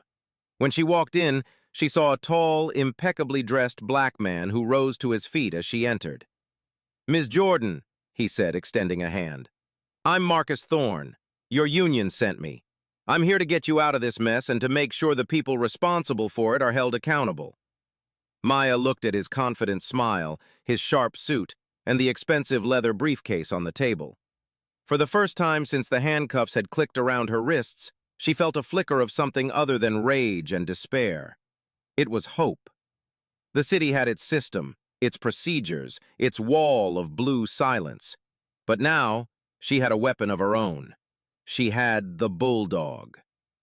While Marcus Thorne was meeting with Maya, Officer Evan Riley was in a quiet office upstairs, meticulously crafting his incident report. He knew this arrest was going to be scrutinized. He had seen the look on Sergeant Miller's face, heard the controlled fury in Captain Callahan's voice. He understood that the only thing standing between him and a suspension, or worse, was his version of the events. His report had to be a fortress, impenetrable and absolute. He began by painting the scene as one of chaos and disorder, which he, the agent of the law, was attempting to manage. He wrote that the ambulance was haphazardly parked, creating a significant public safety hazard and preventing other emergency vehicles from accessing the scene, a detail he invented entirely. He described Maya Jordan not as a focused medical professional, but as agitated and confrontational from the outset. He wrote, "I gave Paramedic Jordan a lawful order to move her vehicle to allow for better traffic flow and scene management. She immediately became belligerent, shouting that she would not comply." He omitted the part where she and the fire captain had explained they were in the middle of a life-or-death extrication. He carefully chose his words to create a narrative of escalating defiance. He claimed she physically squared off with him, an aggressive posture that forced him to create distance for officer safety. He described her repeated explanations about her patient's condition as a stream of hostile and insubordinate statements. The final act, the arrest itself, was cast as an unavoidable last resort. When she attempted to push past me, physically assaulting an officer, I had no choice but to place her under arrest for obstruction and resisting. Her actions created a dangerous and unstable scene, and her removal was necessary to restore order and allow other first responders to work safely. It was a masterpiece of fiction, a carefully constructed alternate reality where he was the hero and she was the villain. Every sentence was designed to trigger the key phrases and legal justifications that internal affairs looked for. Lawful order, officer safety, escalating aggression, physical assault. He had checked all the boxes. He printed the report, signed it with a flourish, and submitted it, confident that his word, the word of a sworn police officer, would outweigh that of an uncooperative paramedic. His confidence began to wane when he was called into his captain's office an hour later. Captain Davis was a stern, by-the-book commander who valued discipline and, more importantly, hated lawsuits. Sergeant Miller was already there, his expression grim. Riley's report was on the desk between them. "Riley, walk me through this," Captain Davis said, his voice deceptively mild. "You arrested a 12-year veteran paramedic in the middle of a trauma call." "Yes, sir," Riley said, standing at attention. "She was non-compliant and became physically aggressive. It's all in my report." "I've read your report," Davis said, tapping a finger on the paper. "It says here she assaulted you. What were your injuries?" Riley hesitated. "Sir, she pushed into me. It was the act of assault, not the level of injury that—" "What were your injuries, Riley?" Davis repeated, his voice harder now. "I was not injured, sir." "So a female paramedic, who you outweigh by a good 50 pounds, assaulted you without leaving a mark," Davis said, his skepticism plain. "And you say her ambulance was blocking access. Sergeant Miller's initial report says there were no other emergency vehicles trying to access the scene. The fire engine and rescue truck were already there. So who was she blocking?" "Sir, she was creating a traffic hazard for civilian vehicles." "It was a closed-off accident scene, Evan," Sergeant Miller cut in, his frustration boiling over. "There was no civilian traffic. I was there 10 minutes after you. The road was blocked with flares 100 yards in each direction." Riley's face flushed. His carefully constructed narrative was already starting to crumble under the first light of scrutiny. He had built his fortress on a foundation of sand. "The fire captain, Mike Callahan, also filed a report," Captain Davis continued, picking up another sheet of paper. "A man I've known for 20 years and whose word I trust implicitly. He says you were out of control, that you needlessly escalated a stable scene, and that you directly interfered with life-saving medical care. His version seems to be corroborated by all 6 of his firefighters. So I have 7 first responders telling me one story, and I have you telling me another." Riley stood in silence, his mind racing. He had underestimated the blowback. He had assumed the brotherhood of the uniform, the blue line, would offer some protection. But this wasn't a cop versus a civilian. This was a cop versus 2 other emergency services, and he was the odd man out. "There's one more piece of this puzzle, Riley," Captain Davis said, leaning forward. "Your body camera. I've requested the footage. It's being downloaded from the server as we speak. I trust that what I see on that video will perfectly match the detailed account in your report." The color drained from Officer Riley's face. The body camera. In his rage and his single-minded focus on asserting his dominance, he had completely forgotten about the small black lens mounted on his chest, the silent, impartial witness that had recorded every word, every action, every crucial second of his catastrophic error in judgment. His meticulously crafted report was about to be obliterated by the one thing he couldn't argue with, the unblinking eye of the camera. The footage was downloaded and ready within the hour.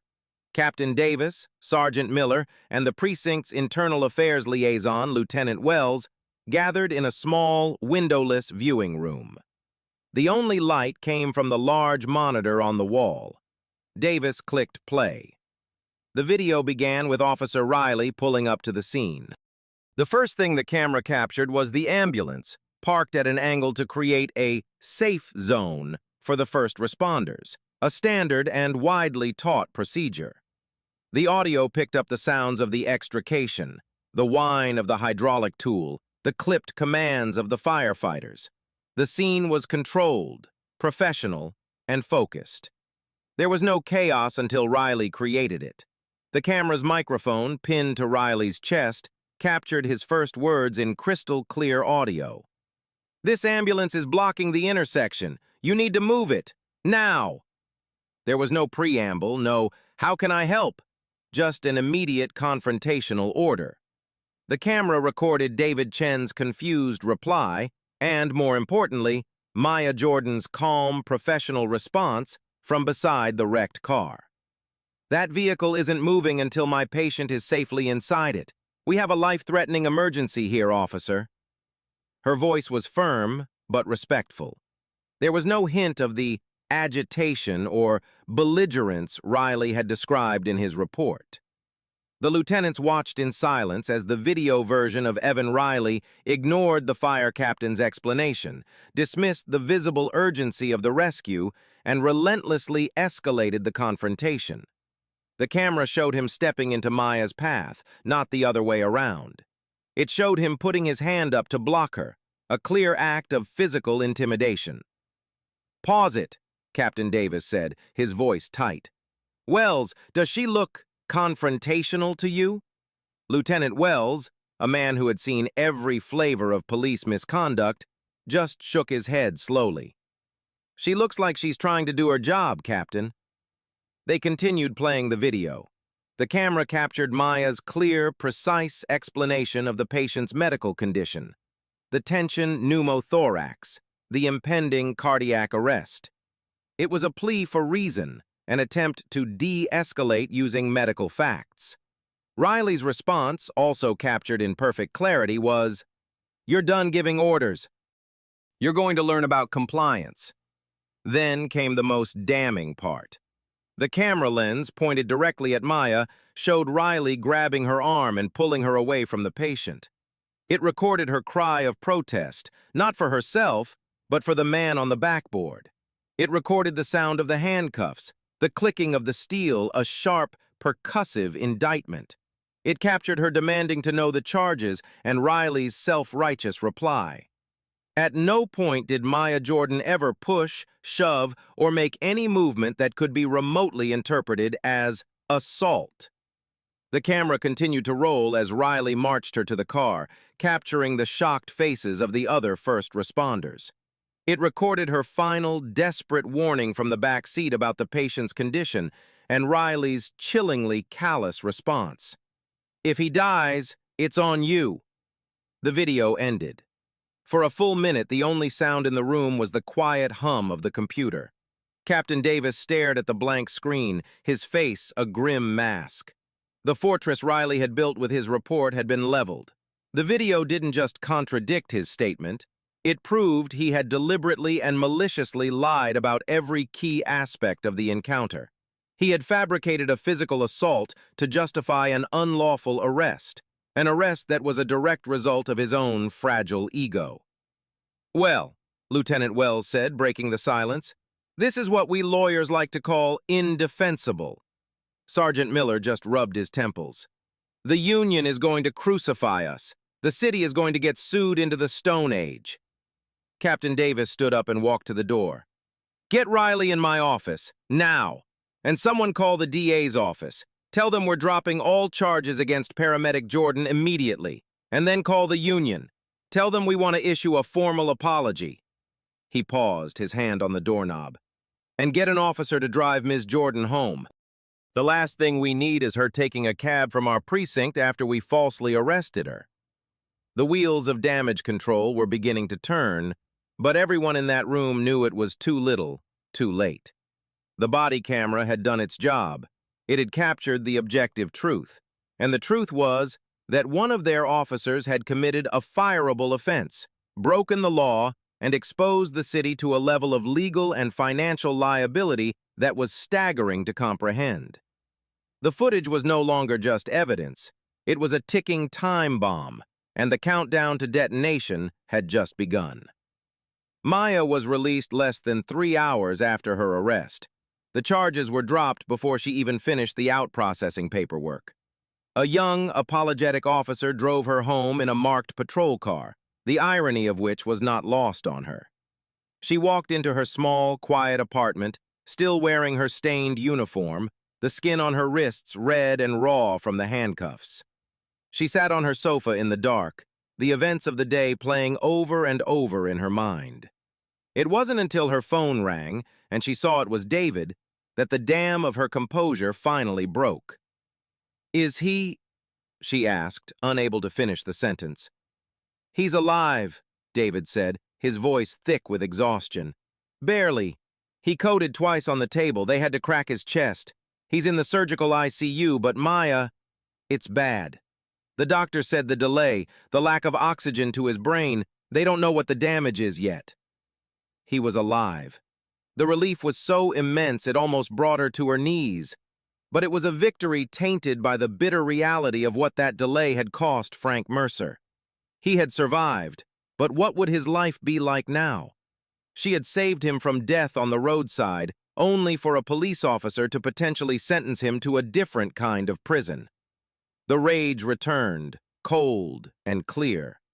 An apology from the police department wasn't going to be enough, not even close. The next morning, Maya met with Marcus Thorne at his downtown law office. The space was a testament to his success. Floor-to-ceiling windows with a panoramic view of the city, modern art on the walls, and thick, expensive-looking law books lining the shelves. Thorne had already been busy. He'd spoken with the union. He'd received a copy of the now infamous body cam footage from a source within the DA's office, and he'd already had a preliminary conversation with Frank Mercer's terrified family. "I've seen the video, Maya," Thorne said, his voice a calm, reassuring rumble. "It's worse than I imagined. His actions were not just unprofessional, they were unconstitutional. He violated your Fourth Amendment rights by arresting you without probable cause. He violated your First Amendment rights by retaliating against you for questioning his authority. But most importantly, he violated this man's fundamental right to life and liberty by interfering with his medical care." He leaned forward, his expression intense. "The city knows they're in trouble. They're going to want to make this go away quietly. They'll offer you a quick settlement, maybe $50,000. They'll call it a nuisance value payment and make you sign a non-disclosure agreement so no one ever hears about what really happened." "I don't want their hush money," Maya said, her voice hard as steel. "I want this to never happen to another paramedic again. I want him off the street." A slow smile spread across Marcus Thorne's face. "That's what I was hoping you'd say." 3 days later, the lawsuit was filed. It wasn't a simple state-level claim for damages. Thorne went federal. The complaint was a legal work of art, a 50-page document that read like a declaration of war. Maya Jordan versus Officer Evan Riley, the city of Northwood, and the Northwood Police Department. It alleged a litany of civil rights violations, including unlawful arrest, false imprisonment, malicious prosecution, and, most damningly, a state-created danger by actively interfering with life-sustaining medical treatment. The complaint didn't just name Officer Riley, it named the city and the police department, arguing that they had a pattern and practice of failing to properly train and discipline their officers, citing Riley's 14 prior complaints as Exhibit A. It argued that the city's indifference to his past behavior had directly led to the violation of Maya's rights and the near death of Frank Mercer. And then there was the question of damages. Thorne wasn't asking for $50,000. He was asking for $13.8 million. The number was audacious, shocking, and deliberately chosen. It was a figure designed to make headlines, to make the city council choke on their coffee, and to signal that this was not a nuisance lawsuit. It was an existential threat. It was a price tag placed on a few seconds of a police officer's wounded pride. The filing hit the city like a bomb. The local news media, alerted by Thorne's office, ran the story on the evening news, complete with a mugshot of the paramedic who had been arrested for doing her job. The city manager's office was flooded with calls. The police chief was forced to hold a press conference where he announced that Officer Riley had been placed on administrative leave pending a full investigation. The story was out. There would be no quiet settlement, no sweeping it under the rug. Marcus Thorne had made sure of that. The battle lines had been drawn, and the opening shot had just been fired in federal court. The discovery phase of a lawsuit is a slow, methodical process of gathering evidence, a legal battle fought not in a courtroom, but in conference rooms and file archives. For the next 6 months, Marcus Thorne's team was relentless. They subpoenaed Officer Riley's personnel file, his training records, and every citizen complaint ever filed against him. They took sworn statements, known as depositions, from David Chen, Captain Callahan, and every firefighter who was on the scene. Each testimony corroborated the same story. Maya Jordan was a consummate professional, and Evan Riley was an aggressive, out-of-control officer whose ego had created a life-threatening crisis. The hospital provided Frank Mercer's complete medical file, a heartbreaking document that detailed the catastrophic consequences of the delay. The records showed he had suffered a massive stroke on the operating table due to prolonged oxygen deprivation. He had survived, but he was left with severe left-sided paralysis and significant cognitive impairment. He would never work as an architect again. He would need round-the-clock care for the rest of his life. The golden hour had been squandered, and the cost was immeasurable.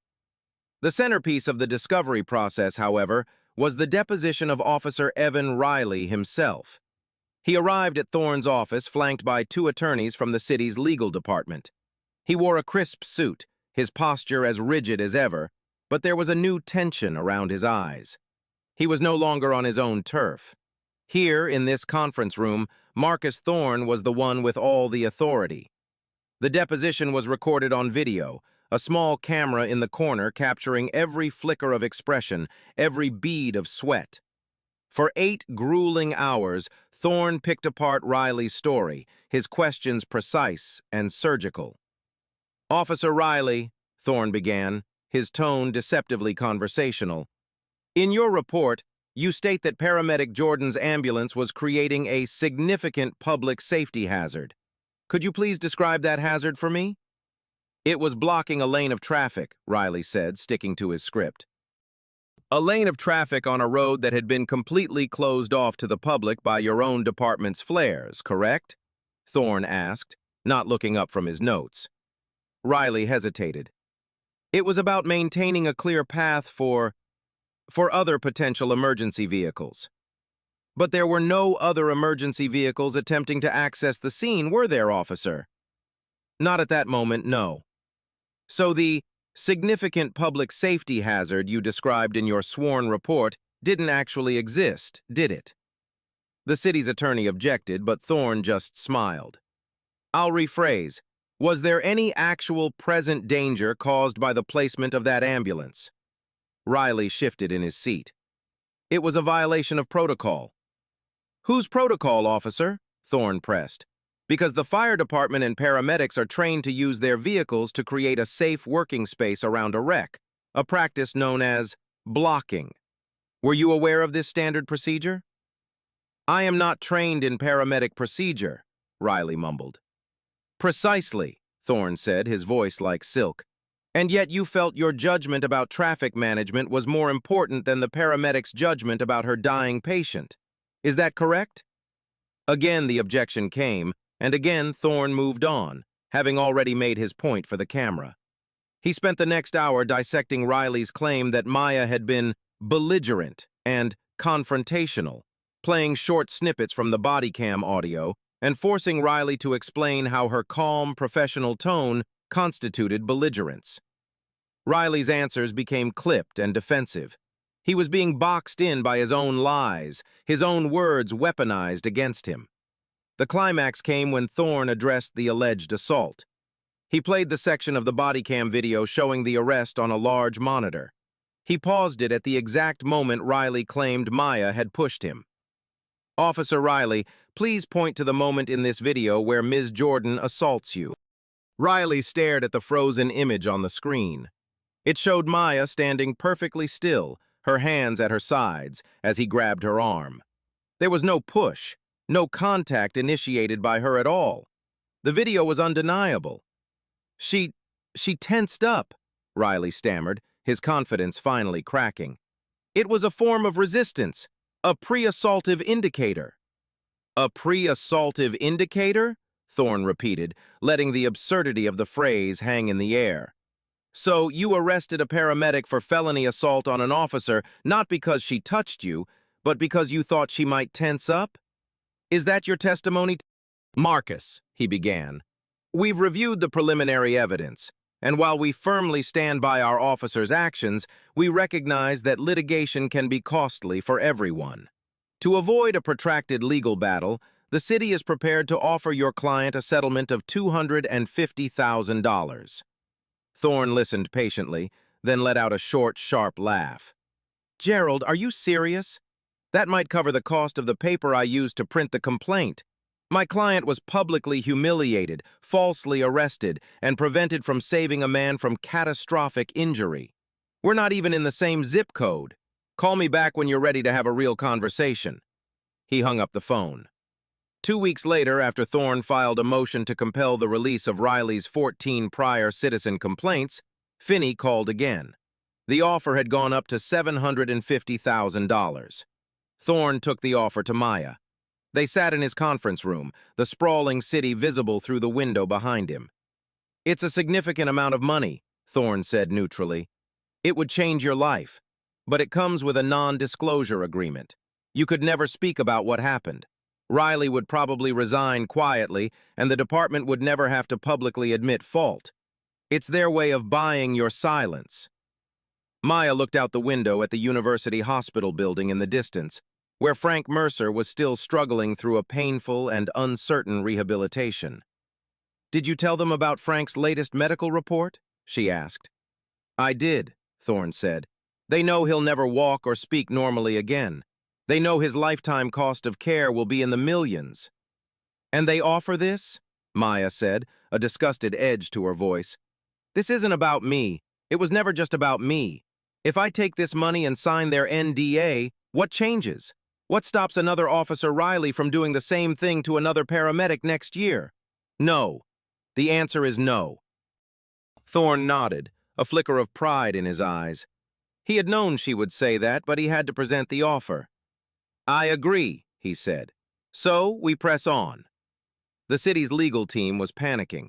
Marcus Thorne was not behaving like a typical plaintiff's attorney. He wasn't just posturing for a bigger payday. He seemed genuinely willing to take the case all the way to a jury, and the optics of that were terrifying. They would have to put a decorated female paramedic on the stand to recount her ordeal, followed by the broken family of the man whose life was ruined, all contrasted with the video of their arrogant, dishonest officer. They wouldn't just lose, they would be annihilated.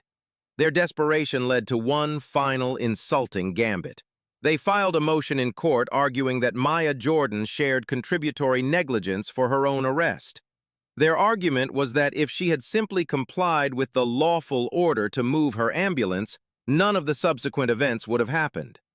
They were, in essence, blaming her for being arrested, for prioritizing her patient's life over an officer's command. The motion was a spectacular miscalculation. It infuriated the judge, who dismissed it from the bench with a scathing lecture about wasting the court's time. It also leaked to the press, and the resulting public outcry was immense. The paramedics union organized a protest outside City Hall. The firefighters union issued a statement condemning the police department and the city's legal strategy. Editorials were written calling for Officer Riley's immediate termination and the city attorney's resignation. The city had tried to play hardball, and in doing so, they had managed to unite every first responder in the region against them and turn public opinion into a raging inferno. Gerald Finney's desperate gambit had backfired completely. He had wanted to intimidate Maya into a cheap settlement.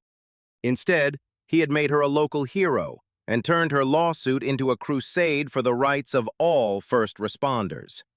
The price tag for the city's mistake had just gone up, exponentially. While the legal machinations played out in courtrooms and conference rooms, Frank Mercer was engaged in a far more fundamental battle. He was fighting to reclaim a life that had been stolen from him in the space of a few mismanaged minutes. After 2 months in the surgical ICU, he was transferred to a long-term rehabilitation facility, a place of quiet hallways and the gentle squeak of nurses' shoes. His wife, Sarah, was there every day. She had to quit her job as a teacher to become his full-time caregiver. Their 2 adult children, who lived out of state, took turns flying in, their visits a painful reminder of the vibrant, active father they had lost. The man they visited now was a ghost of his former self. The stroke had been devastating. His entire left side was paralyzed, his arm and leg limp and useless. The man who had once designed soaring buildings and climbed mountains on weekends could no longer hold a fork or stand on his own. Worse than the physical toll was the cognitive damage. He suffered from severe aphasia, a condition that jumbled the brain's language centers.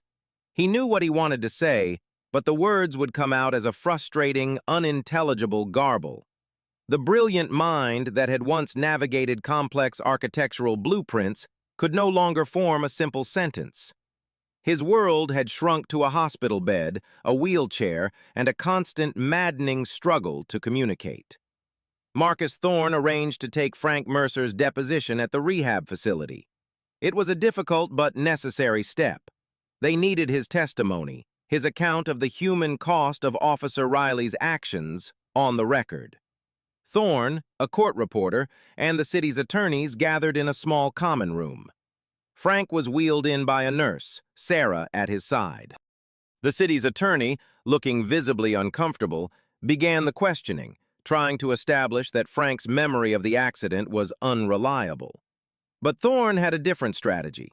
He wasn't there to question Frank about the crash. He was there to show the jury what Frank's life had become. "Mr. Mercer," Thorne began gently, "can you tell us what you do for a living?" Frank's face contorted with effort. He opened his mouth, and a stream of disconnected sounds emerged. Arch, build, no. He slammed his good hand on the arm of his wheelchair in frustration, his eyes welling up with tears. Sarah reached out and squeezed his shoulder, whispering words of encouragement. Thorne let the painful silence sit in the room for a moment before moving on. "Mr. Mercer, do you have any grandchildren?" Frank's face lit up for a second. "Yes," he managed, the word clear and bright. "Lila." "Can you tell us about Lila?" Thorne asked. Again, the struggle. "She, run, park, book." He couldn't finish. He buried his face in his hand, his shoulders shaking with silent sobs. He could no longer read a story to his granddaughter. He could no longer chase her in the park. These simple, precious moments had been taken from him. Thorne turned to Sarah. "Mrs. Mercer, can you describe the changes in your husband since the accident?" Sarah took a deep breath, her voice trembling but steady.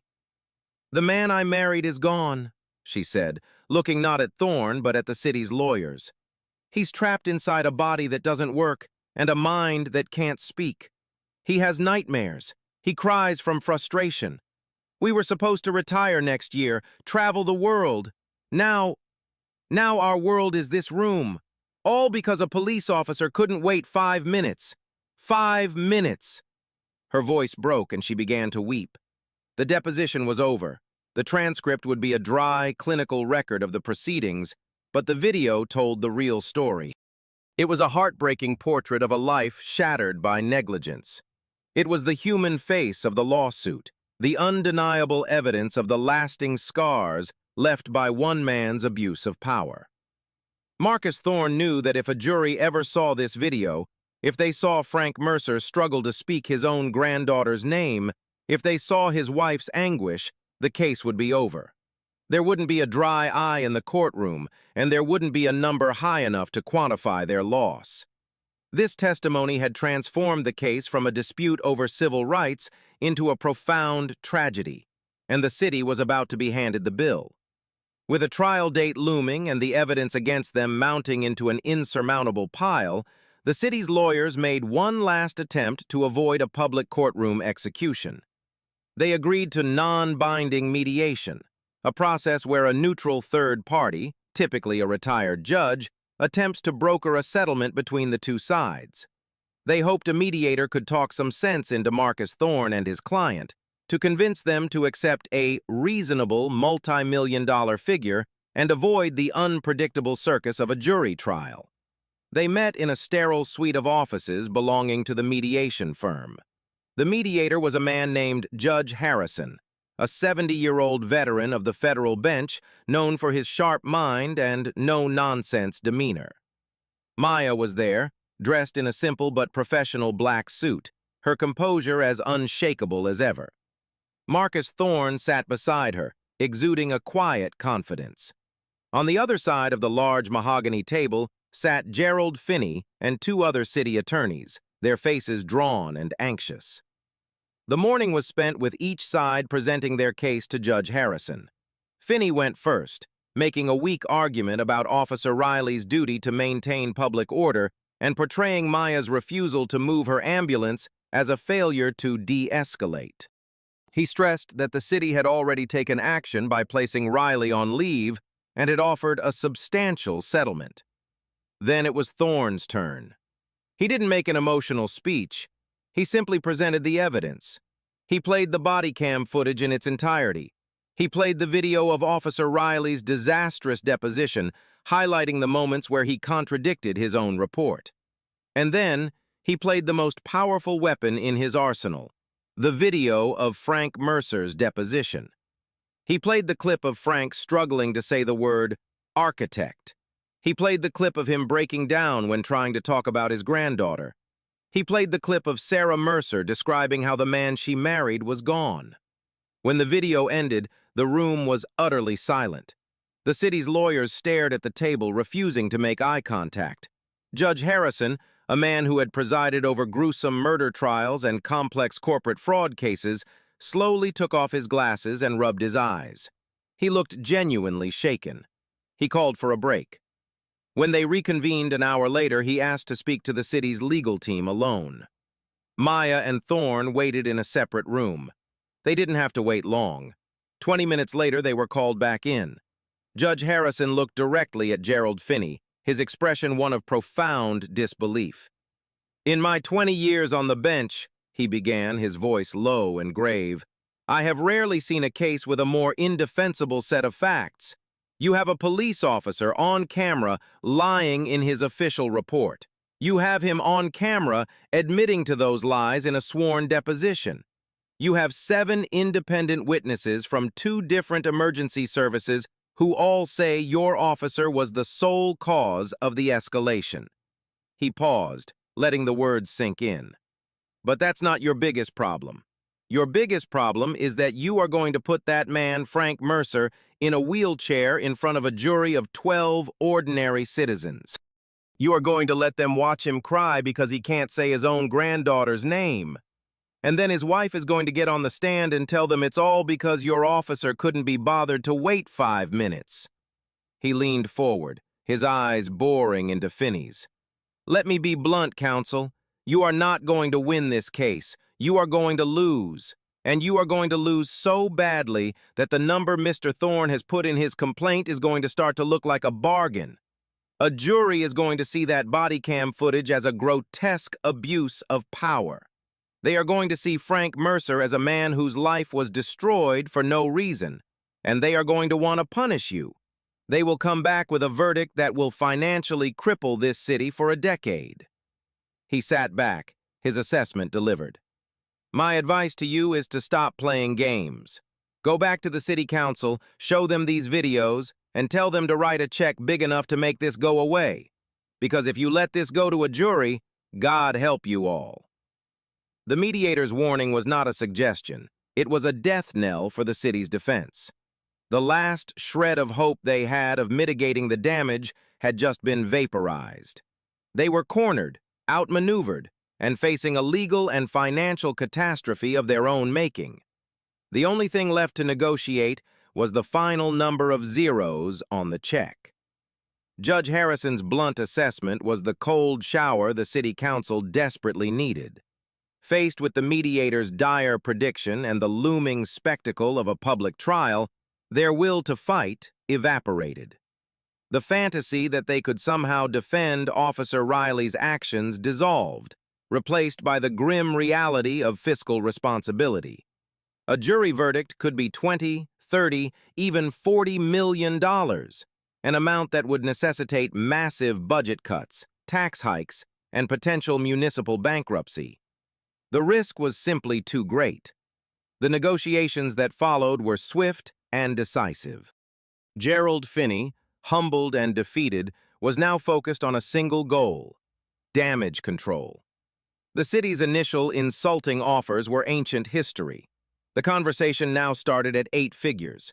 Marcus Thorne, holding all the cards, was in complete control. He wasn't just negotiating for money, he was negotiating for justice and systemic change. The final settlement was reached after a marathon session that stretched late into the night. The city agreed to pay a total of $13.8 million. It was one of the largest settlements for a police misconduct case in the state's history. The sum was staggering, a testament to the scale of the damage done. A significant portion was placed in a trust for Frank Mercer, guaranteeing that his lifelong medical needs would be met. The rest was for Maya, compensation for the violation of her rights, the damage to her reputation, and the emotional trauma of the ordeal. But for Maya and Thorne, the money was only part of the victory. The settlement agreement included a set of non-negotiable terms that were arguably more important. First, Officer Evan Riley was to be terminated from the Northwood Police Department, effective immediately. There would be no quiet resignation, no chance for him to get a job in a neighboring jurisdiction. He would be fired for cause, his career in law enforcement over. Second, the city had to issue a formal public apology to Maya Jordan and to the family of Frank Mercer. The apology had to explicitly admit that Officer Riley's actions were a violation of departmental policy and had directly interfered with emergency medical care. Third, and most crucially, the Northwood Police Department was required to completely overhaul its training protocols regarding interactions with other first responders. They had to work with the paramedics and firefighters unions to create a new mandatory training curriculum. This curriculum would explicitly state that at a medical emergency, the ranking paramedic on scene has ultimate authority over patient care, and that any interference by law enforcement would be grounds for immediate disciplinary action. This wasn't just a policy change, it was a fundamental shift in the culture of the department. The settlement was announced at a press conference the following week. Marcus Thorne stood at the podium, Maya Jordan at his side, her expression calm and resolute. He laid out the terms of the agreement, his voice clear and strong. He didn't gloat, he simply stated the facts, ending with a powerful statement.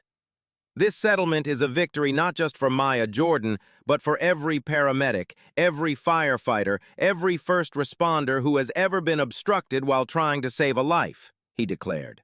Let this be a message to law enforcement agencies everywhere. The badge is not a license to bully.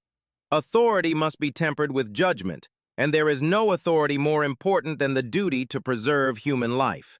The price for forgetting that lesson, as the city of Northwood learned, is steep.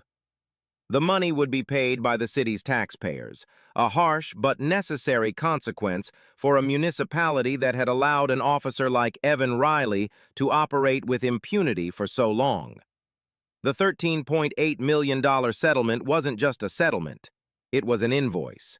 It was the bill for one officer's fragile ego, for 14 unheeded citizen complaints, for a system that protected its own instead of the public it was sworn to serve. It was the final, devastating price of a power trip that had lasted only a few minutes, but would cost a city, a family, and a dedicated paramedic for years to come. The settlement was a resounding victory, but its impact rippled far beyond the city limits of Northwood. The story, with its shocking body cam footage and staggering price tag, became a national case study in the consequences of police overreach. It was discussed on cable news, written about in major newspapers, and analyzed in law journals. Maya Jordan, who had never sought the spotlight, found herself a reluctant symbol of professional integrity. The case caught the attention of a state legislator named Maria Flores, a former prosecutor who chaired the state's Judiciary Committee. She saw the incident not as an isolated event, but as a symptom of a systemic problem. She had heard anecdotal stories for years about friction between law enforcement and other emergency services. Maya Jordan's case provided her with the political ammunition she needed to enact meaningful change. Representative Flores contacted Marcus Thorne and the state's first responder unions. Together, they began to draft a new piece of legislation aimed at preventing a similar tragedy from ever happening again. They called it the First Responder Protection Act. Unofficially, everyone knew it as Jordan's Law. The proposed law was simple but powerful. It legally codified the long-standing but often ignored protocol that at the scene of a medical emergency, the senior-most medical provider is in charge of patient care. It made it a criminal offense for any person, including a law enforcement officer, to knowingly and willfully interfere with the duties of a paramedic or EMT providing medical assistance. The law explicitly stated that a first responder's decision to prioritize patient care over a non-exigent administrative request from law enforcement could not be used as grounds for obstruction or any other criminal charge. To build support for the bill, Maya Jordan, who had initially shied away from the publicity, made a difficult decision. She agreed to testify before the state legislature. She walked into the state capitol, not in a suit, but in her paramedic's uniform. She stood before the committee and, in a clear, unwavering voice, recounted the events of that day. She didn't speak with anger, but with the calm precision of a professional describing a critical incident. "I am not here today to talk about myself," she concluded, her eyes scanning the faces of the legislators. "I am here to talk about my patient, Frank Mercer, and about the next Frank Mercer, the person who will be in a car crash tomorrow or have a heart attack next week. When that happens, the paramedic who responds to that call needs to be able to do their job without fear of being arrested. They need to be able to make decisions based on their medical training, not on the ego of the officer standing next to them. This law will ensure that. It will protect us so we can protect you." Her testimony was powerful, but the most impactful moment came when the next person was called to speak. Sarah Mercer, Frank's wife, came forward. She didn't speak about legal principles or policy, she spoke about her husband. She described their life before the accident and their life now. She played a short video on the overhead screens, a home movie from the previous year showing Frank laughing as he danced with his granddaughter at her birthday party. Then she looked at the committee, her eyes filled with a grief that was raw and profound. "My husband is a good man," she said, her voice cracking. "He is alive today because of Maya Jordan's courage, but he will spend the rest of his life in a wheelchair because of one officer's pride. Please, pass this law. Do it for the next family so they never have to know this pain." The combination of Maya's professional testimony and Sarah's heartbreaking plea was unstoppable. The bill passed through the committee unanimously. It went to the full legislature, where it passed with overwhelming bipartisan support. 3 months later, the governor signed it into law in a public ceremony on the steps of the Capitol. Maya Jordan stood beside him, along with Sarah Mercer and the leaders of the state's fire and EMS unions. The passage of Jordan's law was the final, most meaningful outcome of the entire ordeal. The settlement had provided financial justice. The officer's termination had provided accountability. But the law provided a legacy. It transformed a personal trauma into a shield for thousands of other first responders.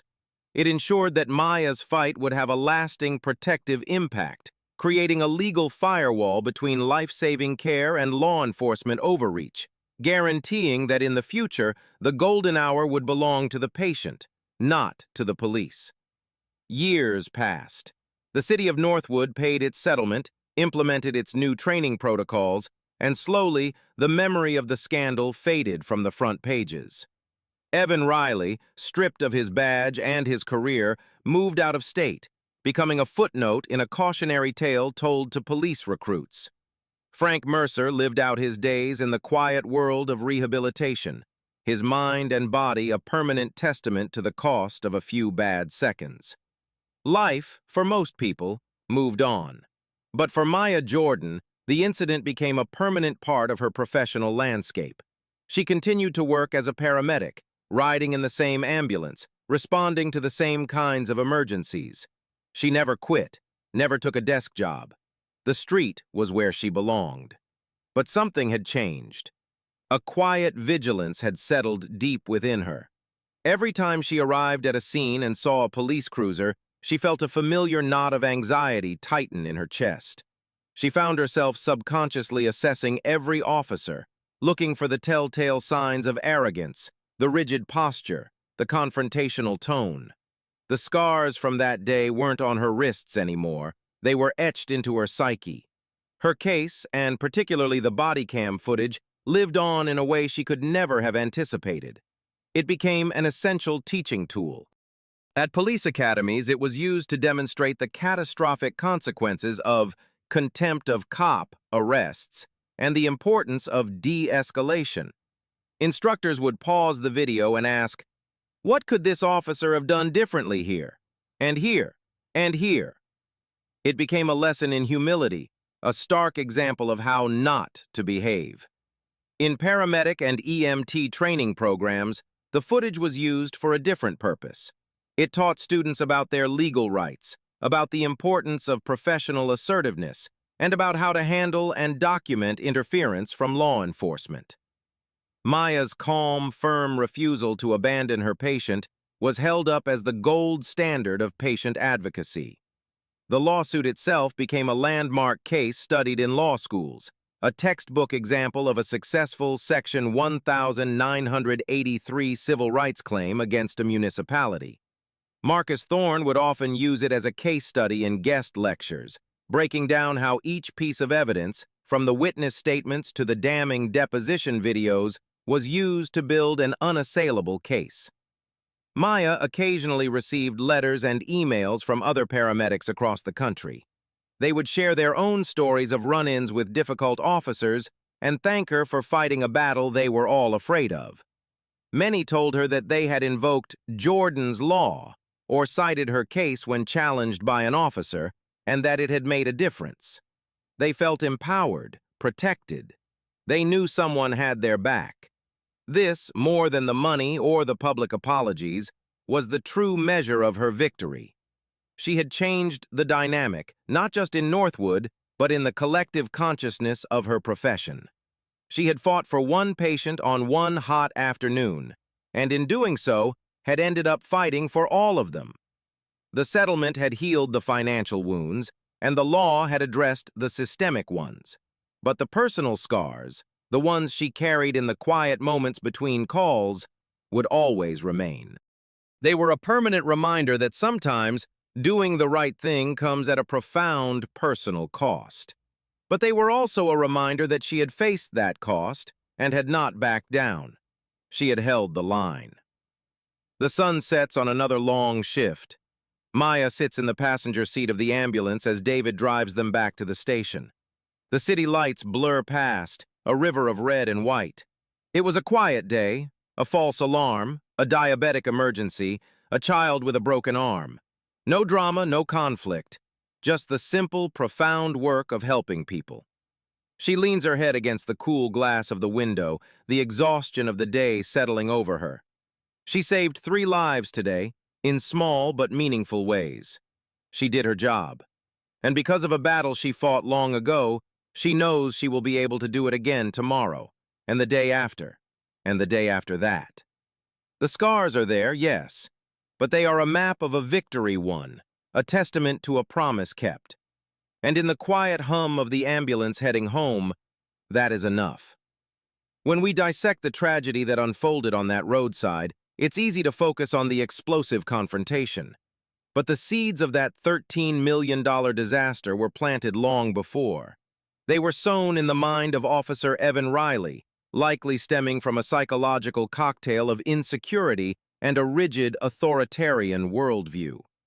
For some individuals, the uniform isn't a symbol of public service, but a shield for personal inadequacy. Every challenge to their authority, no matter how small or reasonable, is perceived as a direct attack on their self-worth. In that moment, Maya Jordan wasn't a fellow first responder to Riley. She was a threat to his control, and his reaction was not one of professional assessment, but of personal dominance. His 14 prior complaints were not just a paper trail. They were 14 missed opportunities for intervention, 14 moments where the system could have recognized a dangerous pattern and acted before it culminated in catastrophe. What if Maya had simply complied? What if she had swallowed her professional duty and moved the ambulance, adding precious minutes to the extrication time? Frank Mercer would almost certainly have died on the scene. Maya would have avoided arrest, but she would have been haunted for the rest of her life, knowing she had betrayed her oath and her patient. Her decision to stand firm was not the easy choice, but it was the only morally correct one. To protect herself better in that moment, perhaps the only other tool she could have used was to immediately request a police supervisor the second Riley began his escalation, though it's doubtful he would have allowed it. Her true protection came not from her actions during the conflict, but from her flawless professionalism and the unblinking eye of the camera that captured it. The ultimate lesson here is one of profound and sobering responsibility. It teaches us that true authority is not demanded at the end of a threat. It is earned through respect, competence, and sound judgment. An officer's ego, a moment of pride, a need to be in charge. These are luxuries that have no place at the scene of an emergency. When they are allowed to take precedence over human life, the cost is not just measured in dollars and cents from taxpayers' pockets, but in the irreplaceable currency of shattered lives and stolen futures. What do you think could have been done to prevent this situation from ever happening? Do you believe the settlement and the legal changes were enough to truly fix the problem? Let us know your thoughts in the comments below. Your perspective helps us all understand these complex issues better.